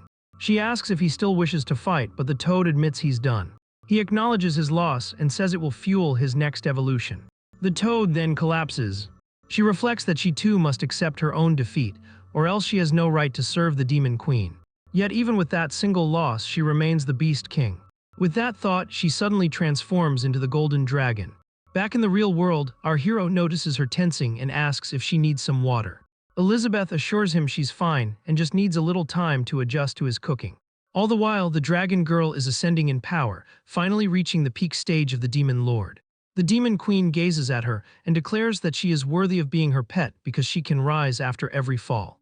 This moves her deeply and she thanks her master, tears of happiness streaming down her face. Le Ping smiles as well, seeing her relish the food, and remarks that protein really does wonders. The dragon girl meets his eyes with a serious look. Suddenly realizing why her master favors him, she overthinks his earlier comment and decides that by protein, he meant she must taste defeat to reach the summit. She tells him she's ready to take on any other dishes he has. Our hero laughs, saying the Demon Queen was just like that on her first night here, but Elizabeth denies it, insisting she wasn't nearly that greedy. The next morning, our boy wakes to find the dragon girl sneaking into his bed. She takes his spot and announces it's her turn to sleep beside the Demon Queen. The hero has no choice, so he simply says he'll go make breakfast. As he walks off, Elizabeth gets up. Wondering if he's still waiting for the end of the month to take the next step, she decides she's going to make her move first. After preparing breakfast, he notices the Demon Queen riding on the dragon girl and realizes she's truly her mount. While he washes dishes, the two women chat. Amelia asks the Demon Queen how she keeps improving when she's already at the pinnacle of everything. Elizabeth admits it's a little hard to explain. She gives an example of a girl who reaches the summit of a massive mountain, only to discover an even taller peak beyond it. The dragon girl still doesn't get it, since the Demon Queen has mastered every type of magic and should have no higher peak left to climb. Elizabeth tells her she won't grasp how small she truly is until she climbs that next mountain herself. Then she directs her attention to the TV show they're watching, and Amelia nearly freezes as the plot's complexity sinks in. She can't wrap her mind around all those characters. Overwhelmed, she suddenly faints from the information overload. The Demon Queen smiles and advises her to take it slowly. At the same time, our boy finishes the dishes and suggests they all head outside for some fresh air. The three of them step out together for some private time, bringing along the robot dog. Le Ping tosses a frisbee for the dog to chase. Wang Chai takes the game way too seriously, yet can't quite catch it. The guy even summons quantum mechanical black holes. But the frisbee seems always a step ahead. When it begins jumping through space, he realizes something's off. Using his robotic eyes, he scans the frisbee and discovers it's actually an alien spacecraft from another dimension. Excited, he's thrilled to finally meet a worthy opponent after so long. Our hero and the Demon Queen watch from a distance as the two battle it out. He then shifts the conversation and asks what she plans to do with him, which leaves him looking confused. She reminds him about the surprise he promised at week's end and notes he's been acting distant ever since. They're already so close, she says, that there's no need to wait until month's end. This rattles him because he had planned to propose during their hot spring trip, but it's clear she doesn't want to wait. She demands they do it now. He starts sweating, saying they're outside so it isn't the right moment. He thinks he needs to be bolder for her. If he just follows her lead, things might get dull. He's surprised when she drops the subject and instead asks about his past, but he mishears and begins taking off his clothes. She repeats herself, politely admitting she wants to know everything about him. Our hero agrees, saying real relationships mean truly knowing each other. He notes that despite living together so long, they've never shared their histories. He asks if she's sure, warning that his story isn't anything special. Le Ping begins from the start, in his previous world. He grew up in the countryside with his grandparents, helping with all kinds of farm chores. Life was tough, but those were his happiest times. Later, he attended South China Agricultural University, always returning during breaks to lend a hand. After graduation, he moved to the city for work, visiting less often until his grandparents passed away. Alone, his life fell into a dull routine of work and home. He wasn't into gaming or anime. The only enjoyment came from watching short videos during his commute. Then, without warning, he found himself in this world. A system offered him the role of legendary hero, but he wasn't interested. Elizabeth remarks that his life sounds pure, a purity that likely helped him reach a spiritual level few achieve. She wonders why the system wanted him as her enemy but guesses his nature resisted it, intertwining their fates. Still, she believes it was always within his grasp. He then asks about her past. She agrees but warns it might bore him. She begins with the hero's continent, back when no magic existed and all races lived peacefully until extremists spread hatred and conflict erupted. Half-bloods were cast out they moved into the perilous abandoned lands that became the demonic realm. She grew up amid that chaos. And at 5, when a stronger demon stole her bread, she awakened her powers and fought back. In that lawless world, strength meant everything. By 9, she ruled a district as Witch Elizabeth. At 13, she formed the Crimson Moon Mercenaries, feared throughout the demonic land. She secretly used missions to collect forbidden magic tomes. On her 16th birthday, she experienced a second awakening so powerful it shook the entire continent. She conquered the demonic land, declared herself Demon King, and launched a war until every race surrendered. Eventually, she reached the human kingdom on her dragon. She noticed Malfoy staring, gazing at her from below. Without hesitation, she utterly destroyed the fortress. Standing atop the rubble, she realized the intel was accurate and vowed to eradicate scum like him from existence. The man, who appeared to be king, used corpse magic to assume a monstrous form. He dared to challenge her, convinced he could win, but it took only seconds for her to obliterate him and leave him no choice but to surrender. Afterward, she rebuilt the world into one of equality and peace, but that did not fill the emptiness inside her even after achieving her dream. Then a prophecy emerged, foretelling a legendary hero who would stand against her. She pushed herself harder than ever, ultimately becoming the first to break past the demon's sovereign barrier. Yet that destined hero never came. In time, she seized the sacred sword and set out to find him herself. That journey led her to meet Leping. Back in the present, she asks him if he knows how many years she waited. He offers an apology, adding that at least they avoided a fight and instead became friends. She comes to understand he never intended harm, and slowly her urge to kill faded. Leping gently rests his hands on her shoulders, saying he wishes their paths had crossed sooner. He apologizes for her harsh childhood, wishing he could have given her cakes, dolls, and real happiness. She calls him a fool but assures him everything is fine now. He vows she'll never have to stay strong by herself again and promises to protect her smile forever. They lean closer, hearts racing, until Wang Chai bursts into the room, proudly clutching the frisbee, boasting that he ran 3 special codes and optimized over 70 million lines to catch it, expecting praise from his master. His sensors suddenly pick up a danger, and he spots the Demon Queen glaring at him, screaming in fury. In an instant, she kicks him so hard he rockets into the distance. Leping watches the trajectory and remarks on the distance, thinking it's lucky he upgraded him to a cloud-based neural link. Then Elizabeth calls his name, startling him as she steps forward and asks if they can resume where they left off. He's caught off guard but doesn't move as she cups his face. Meanwhile, the dog rolls across the ground before finally coming to a stop. He mutters that the update was useless since he still fears that terrifying woman.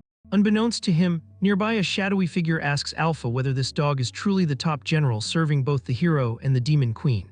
Alpha addresses the stranger as a hero and explains the dog is named Wang Chai. The stranger doubts the dog's strength, dismissing him as a clueless mutt. Suddenly, a warning flashes for the player, urging them not to underestimate the opponent. And to complete the final mission, eliminate the hero and the Demon Queen with full system access rights as the reward. The mysterious figure nods and orders Alpha to monitor them closely and report immediately. Alpha complies, calling the man Hirosama, before the man vanishes, leaving Alpha to continue his watch. The dog spots Alpha nearby and thinks he's surrounded himself with a bunch of oddballs. He shrugs it off, focusing instead on fixing himself so he can finally overcome his fear of her. At the same time, deep in the sea of darkness, fragments of Azathoth hover, waiting for the perfect chance to descend into the other world. The thousand-eyed fiend explains that he has measured the energy through chaotic entropy, so even sending a single vessel first will let them all gain power and merge later. Hearing that, the devouring worm protests, warning that the locals might intercept them and ruin the plan. The profane man insists they can crush every local if even one body crosses the gate. Cranal Weaver calls him a fool, reminding them of the legendary hero in Malfoy who waits to claim the prize. But the Watcher calmly assures them it has seen all possible futures and not one ends in failure, so they are safe to proceed. That confidence excites all the fragments as they dream of shattering the world and devouring everyone. They laugh darkly, plotting to face the Demon Queen and make her regret everything. Meanwhile, our guy is busy packing for a trip. He checks off a comb, nail clipper, bath sponge, handmade soap, and moisturizer. Knowing how hot springs dry his skin, his own load is simple, a few outfit changes and his swimsuit. He jots a note to gather fresh ingredients from his garden and wonders what else to bring. Then a thought strikes him and he reaches into his drawer for the most crucial item for the trip. Bro is finally about to see the light. Even the queen asks what he's up to and offers to help, but he says he's almost finished and asks if she needs anything. She steps in, asking for help choosing a swimsuit since she can't decide.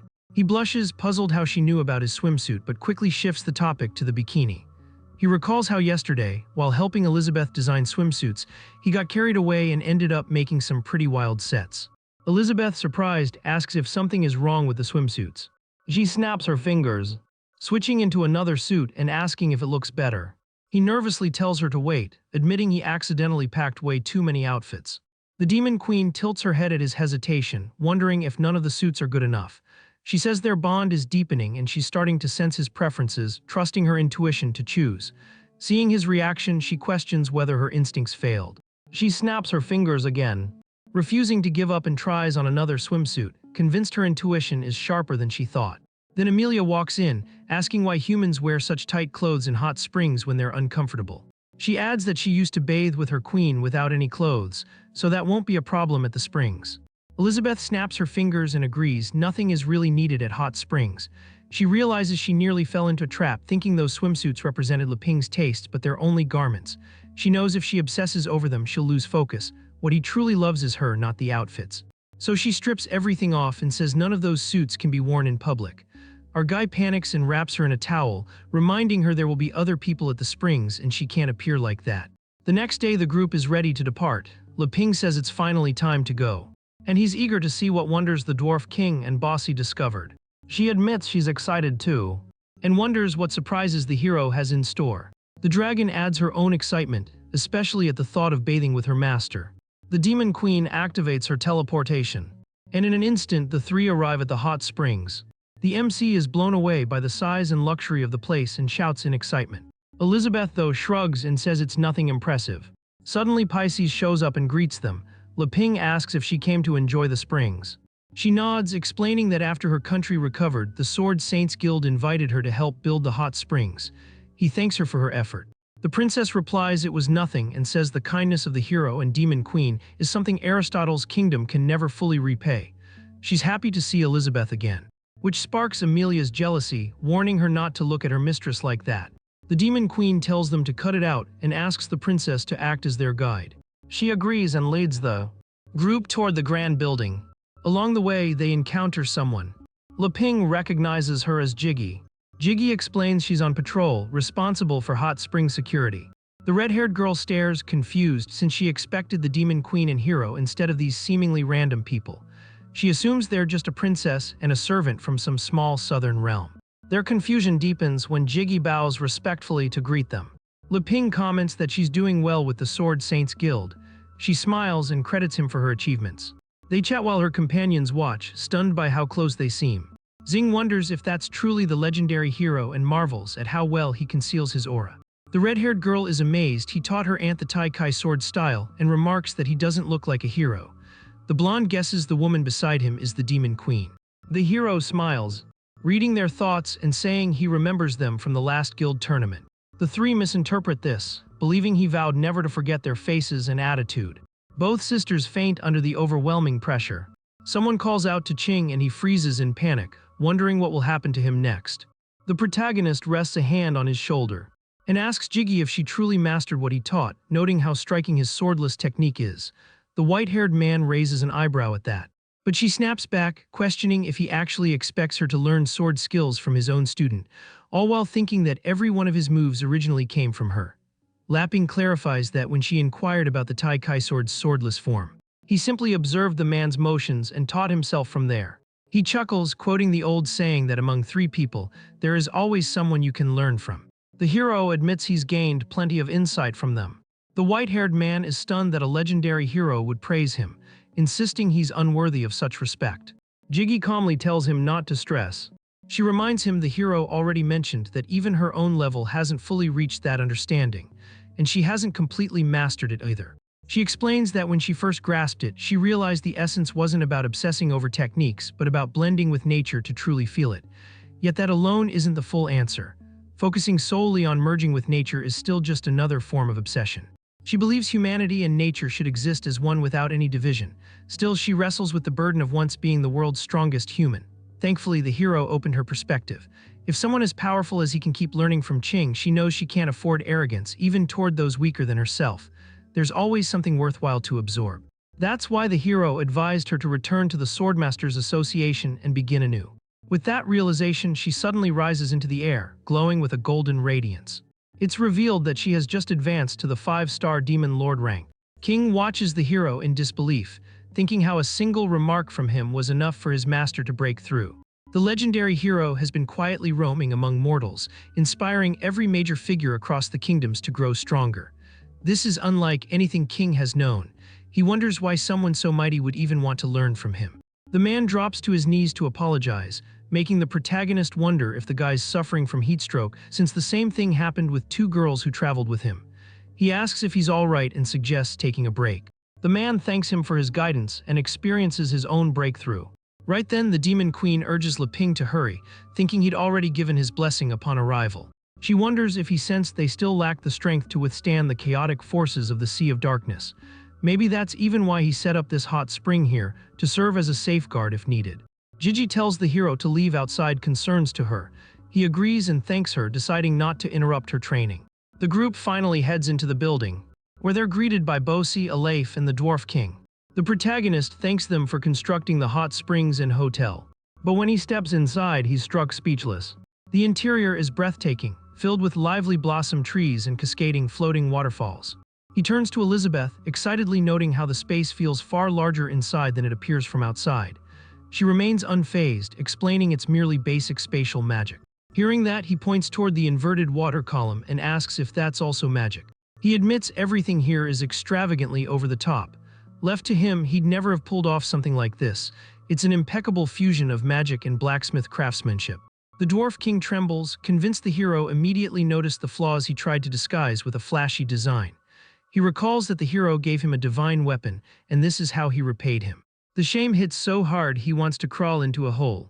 The elf leader and her father share an equally embarrassed glance. All 3 suddenly drop to their knees in atonement. The protagonist watches in confusion, thinking they're probably just exhausted from their tight schedule. He slowly approaches them, saying he never wanted them to create such a lavish hot spring resort. Hearing this, they brace themselves, thinking he's about to unleash divine punishment, but just as they prepare, he surprises them by offering a basket of fruit as their reward. He mentions these are fresh fruits he personally picked that morning. Bose accepts the basket, speechless, and asks why. The hero explains he only gathered a small amount, so they'll need to share with everyone, and he thanks them for their efforts. Then the Dwarf King raises his hand, asking if he can inquire more about the hero's forging methods. Lapping humbly replies that he wouldn't call it teaching, but the question is welcome. The Dwarf King confesses that no matter how hard he tries, he can't create weapons like the hero's. He asks what he's lacking. The hero suspects he's putting on a show for the queen. Knowing the dwarf is Elizabeth's retainer and often asks forging questions to honor her boyfriend, he answers seriously so he won't look careless in front of her. He says it's not about fixating on every minor detail, but about feeling the craft with one's heart. In other words, it's less about what your eyes observe and more about what your heart senses, and that's enough. Internally, the hero admits his skills have limits. What he truly means is practice guided by intuition is key.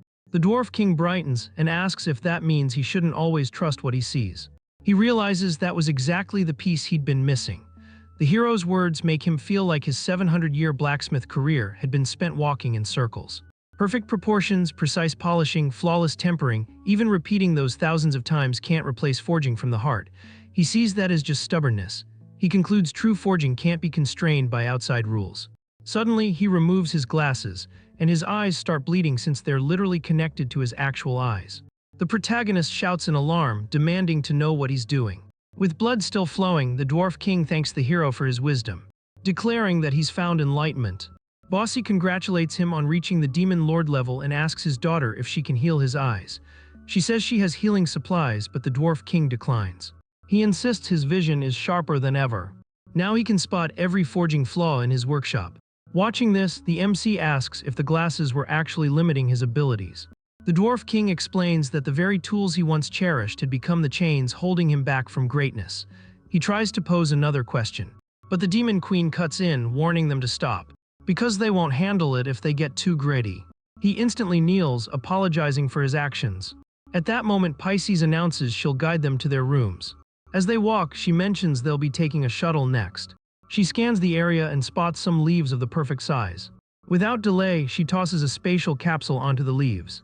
The leaves transform into a flying vehicle. The princess explains it's her latest invention, combining magic and technology. The four of them step onto the leaf, which lifts off into the air. The hero is impressed. It's steadier than the mechanical flying fish from before and much quieter. The princess says they were the inspiration for it. After seeing the robot dog, she recognized it as the pinnacle of tech. However, the dragon girl isn't pleased, since she's supposed to be the Demon Queen's personal ride. The princess reassures her that it's just a vehicle and can easily be replaced. This only angers the girl further, accusing her of trying to take her place. The queen orders them both to stop wasting time and keep moving. They soar through the sky at incredible speed. Yet the hero still has time to admire everything prepared for him. From a toilet seat perched on a floating rock to a full water park, the princess explains each floating island hosts a hot spring with a unique theme, so they can choose any they like. She finally guides them to their room, which sits on an island with one enormous door. After dropping them off, she tells them to ring the bell inside if they need anything. Leping assures her it's fine and suggests she rest. Soon after, Elizabeth eyes the protagonist and asks what surprise he's planned for her. He promises she'll find out soon and suggests they head inside first. The two clasp hands as they step through the door together. Inside is a gorgeous cabin, red leaves arranged on the bed in a heart shape. Elizabeth silently notes he doesn't even need to reveal the surprise. She already knows they're about to take the most important step in their relationship tonight. As she ponders everything, the dragon girl leaps onto the bed, declaring she'll be sleeping with her master tonight. Before she can continue, the Demon Queen swiftly seals her in a magic sphere and tosses it into their luggage. She then grabs the protagonist and insists there's nothing left between them.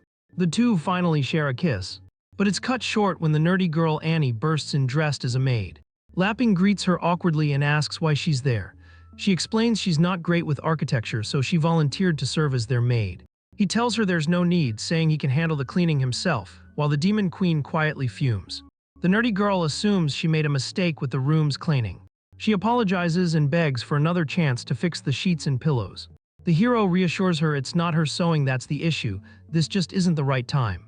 Before anyone can react, the Demon Queen slams the door with a furious snap, declaring she's had enough. She demands to know how many times they plan to replay the same scene because it's getting stale. The maid starts to apologize, but the queen completely ignores her. She says that if the girl wants a gift from the hero so badly, she'll give her one herself. Instantly, the entire room bursts with blinding light and surging energy as the queen bestows the abyssal gift. The nerdy girl screams while the energy floods her body, causing her power to spike. Her skin shifts to a deep violet as she undergoes a full awakening. Ping watches with worry and asks if she's alright. The Demon Queen explains that her full bloodline potential has awakened, but controlling it will be up to her. With that settled, she flings the girl out of the room along with the broom. Immediately, she turns to the protagonist with a devilish gleam in her eyes, telling him it's his turn now. She tosses him onto the bed, saying she's been waiting for this moment for ages. Before he can react, she's already on top of him, holding him down. With everything perfectly set, she demands to see the surprise he's been keeping from her. He blushes, wondering if she's discovered the proposal he's been planning.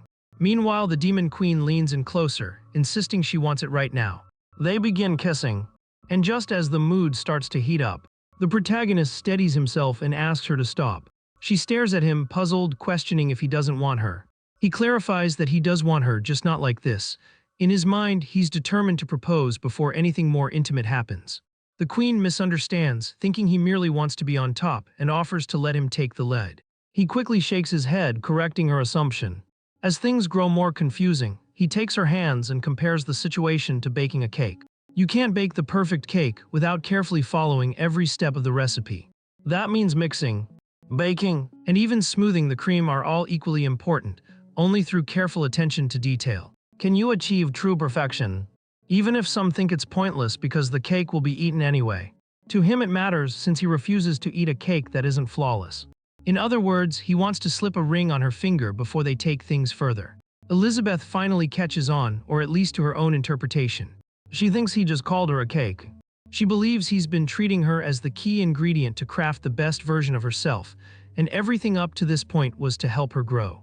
She tells him she understands and agrees to his request. Ping reflects that despite her fearsome title, she's incredibly thoughtful and gentle. Meanwhile, the queen believes she can only reach greater heights by following all his teachings, which will also let them conceive the strongest child. In the next scene, they both slip into swimsuits, ready for the hot springs. Le Ping says the fun is about to begin, but remembers something the princess mentioned. They need to pull a lever first. The magic door flashes a random number to decide which hot spring island they'll visit. He thinks it's a clever way to surprise guests who can't make up their minds. They end up at a water park, exactly what he was hoping for. His excitement fades as he climbs the gigantic twisting slide that stretches into the sky. He freezes and nervously asks Elizabeth if they can pick another spot. She calmly tells him to quit whining and just go down. Before he can protest, she gives him a push, and they zoom down together, wrapped in each other's arms, lapping screams while the demon queen laughs and enjoys the ride. Midway down, his fear melts into exhilaration, and he shouts that it's actually amazing. She watches him quietly, impressed by how easily he delights in simple pleasures. She recalls how he left his old life behind to help the people of Aristotle and reflects on her own path. Even with all her immense power, she realizes she still needs to savor small joys to grow as a person. He showed her that possibility simply by being himself. They splash into the water at the base of the slide, laughing together.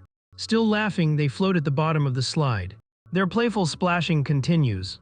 They duck under a giant elephant statue, cuddling and kissing as their passion builds. When the kiss finally breaks, the protagonist gazes into her eyes and tells her he truly likes her. She blushes, heart racing, and says she feels the same. Then she notices something hard against her leg and asks what it is, catching him off guard. He freezes, realizing she's probably felt the proposal ring in his pocket. The moment feels perfect. His heart pounds as he knows it's time to propose. But when he tries to speak, the words stick and he stammers, unable to express his feelings. Summoning his remaining courage, he asks if she's willing to stay by his side. The queen presses a finger to his lips, telling him there's no need to say more and that she agrees with everything he just implied. Just as everything seems perfect, they hear a lift and the princess chatting nearby about how long the hero and the demon queen have been in each fountain section. As the conversation continues, the protagonist finally calls out, telling them they really don't need to go through all of that. The demon queen, however, has no intention of settling this quietly. Her voice turns icy and cutting as she strides toward the two girls. She casts a sharp glance back at the MC and murmurs that unlike him, she can never truly lower herself to ordinary humans. Just because she allows their closeness doesn't mean they can behave so brazenly. Inwardly, her thoughts churn. Her private moment has been disrupted again. Whether it was by accident or deliberate, she decides these two must be erased. A strange, dark gleam ignites in her eyes, and in an instant she unleashes her demonic might. The surge is so immense it rips through the entire hotel, walls cracking with explosive pops as if the whole structure is ready to collapse. Elsewhere, Bazi spins toward the Dwarf King in alarm, demanding to know what's happening. The Dwarf King only stares, eyes wide with dread. In a low, grave tone, he says it is catastrophic. He recognizes this aura. It's the same presence he felt 5 centuries ago when the Demon Queen's wrath once shook the world. Back then, half the population of the human kingdom vanished in an instant. At that very moment, Qing shouts that the entire inn is drowning in a suffocating force. Even the fabric of space seems to twist. Trembling, Anna asks her aunt if this is the dark power she once warned her about and if they should rush in to help. Hergé's face hardens as she halts them, warning they wouldn't survive such overwhelming magic. She orders them to stay put while she goes alone. In her heart, she knows this terrifying energy belongs to the Demon Queen and wonders what could have provoked it. Meanwhile, in a shadowy hideout, Malfoy erupts in wild laughter. He shouts that this is the very power he has longed to feel again. His breathing grows heavy as he admits he is completely enthralled by it. He cannot forget the day he first witnessed her fury. A vivid memory floods back of when he brought her to his father's underground laboratory, where half the village was turned into a black magic zombie horde. In that instant, she unleashed a force so terrifying that fear etched itself into every corner of his soul. From that day onward, he vowed to dedicate his life entirely to her, even if it meant dying by her hand countless times. He confesses that standing by her side, craving her favor, while constantly risking obliteration is a thrill like no other. It's as if he's forever walking on thin ice, and he yearns to feel that danger again. Yet it pains him that she remains so near and still beyond his reach. He whispers for Elizabeth to wait just a little longer. Suddenly his body twists and contorts as a transformation overtakes him. Consumed by fury, he roars that he will no longer remain merely her obedient hound. He vows that he will make her completely his. Meanwhile, Elizabeth tells the startled girls not to be afraid. She coolly adds that she will simply recreate them after she's had her fun. Our boy knows they interrupted a crucial moment, but this has gone too far, so he steps in to reason with her. Bose abruptly appears, soaring through the air before, dropping to his knees before her. His voice trembles as he pleads for mercy. He explains that the two girls are young and inexperienced, and if they have offended the mighty demon queen, he will bear the blame. He begs her to take his life instead and spare his daughters. Tears stream down his face as he waits for her judgment. The demon queen fixes him with a frigid stare and asks if he too wishes to vanish alongside his daughter. With a flick of her power, she binds him together with the girl. Even Leping's enchanted cards can't break her hold this time. The poor bro realizes he's truly crossed a line now. Meanwhile, the MC takes it all in, thinking to himself that it doesn't have to end this way. He'd forgotten for a moment that she really is the demon queen. She warns him not to interfere, but he wraps his arms around her from behind and says, "Every soul is unique and so is she." His words rattle Elizabeth, making her wonder whether recreated lives can ever truly be the same. She recognizes they can't, realizing she's been treating life like nothing more than a game. Reflecting on Leping, she sees how he steadies her, guides her, and perhaps even planned this trip to challenge her limits. With that insight, she ascends to the creation realm. The others rush in, bewildered. Leping chuckles and calls it all a misunderstanding, pointing out how easily Elizabeth's mood can shift. Bose begs for forgiveness, but before they can leave, Leping halts them. He tells everyone they're pathetic for always depending on him.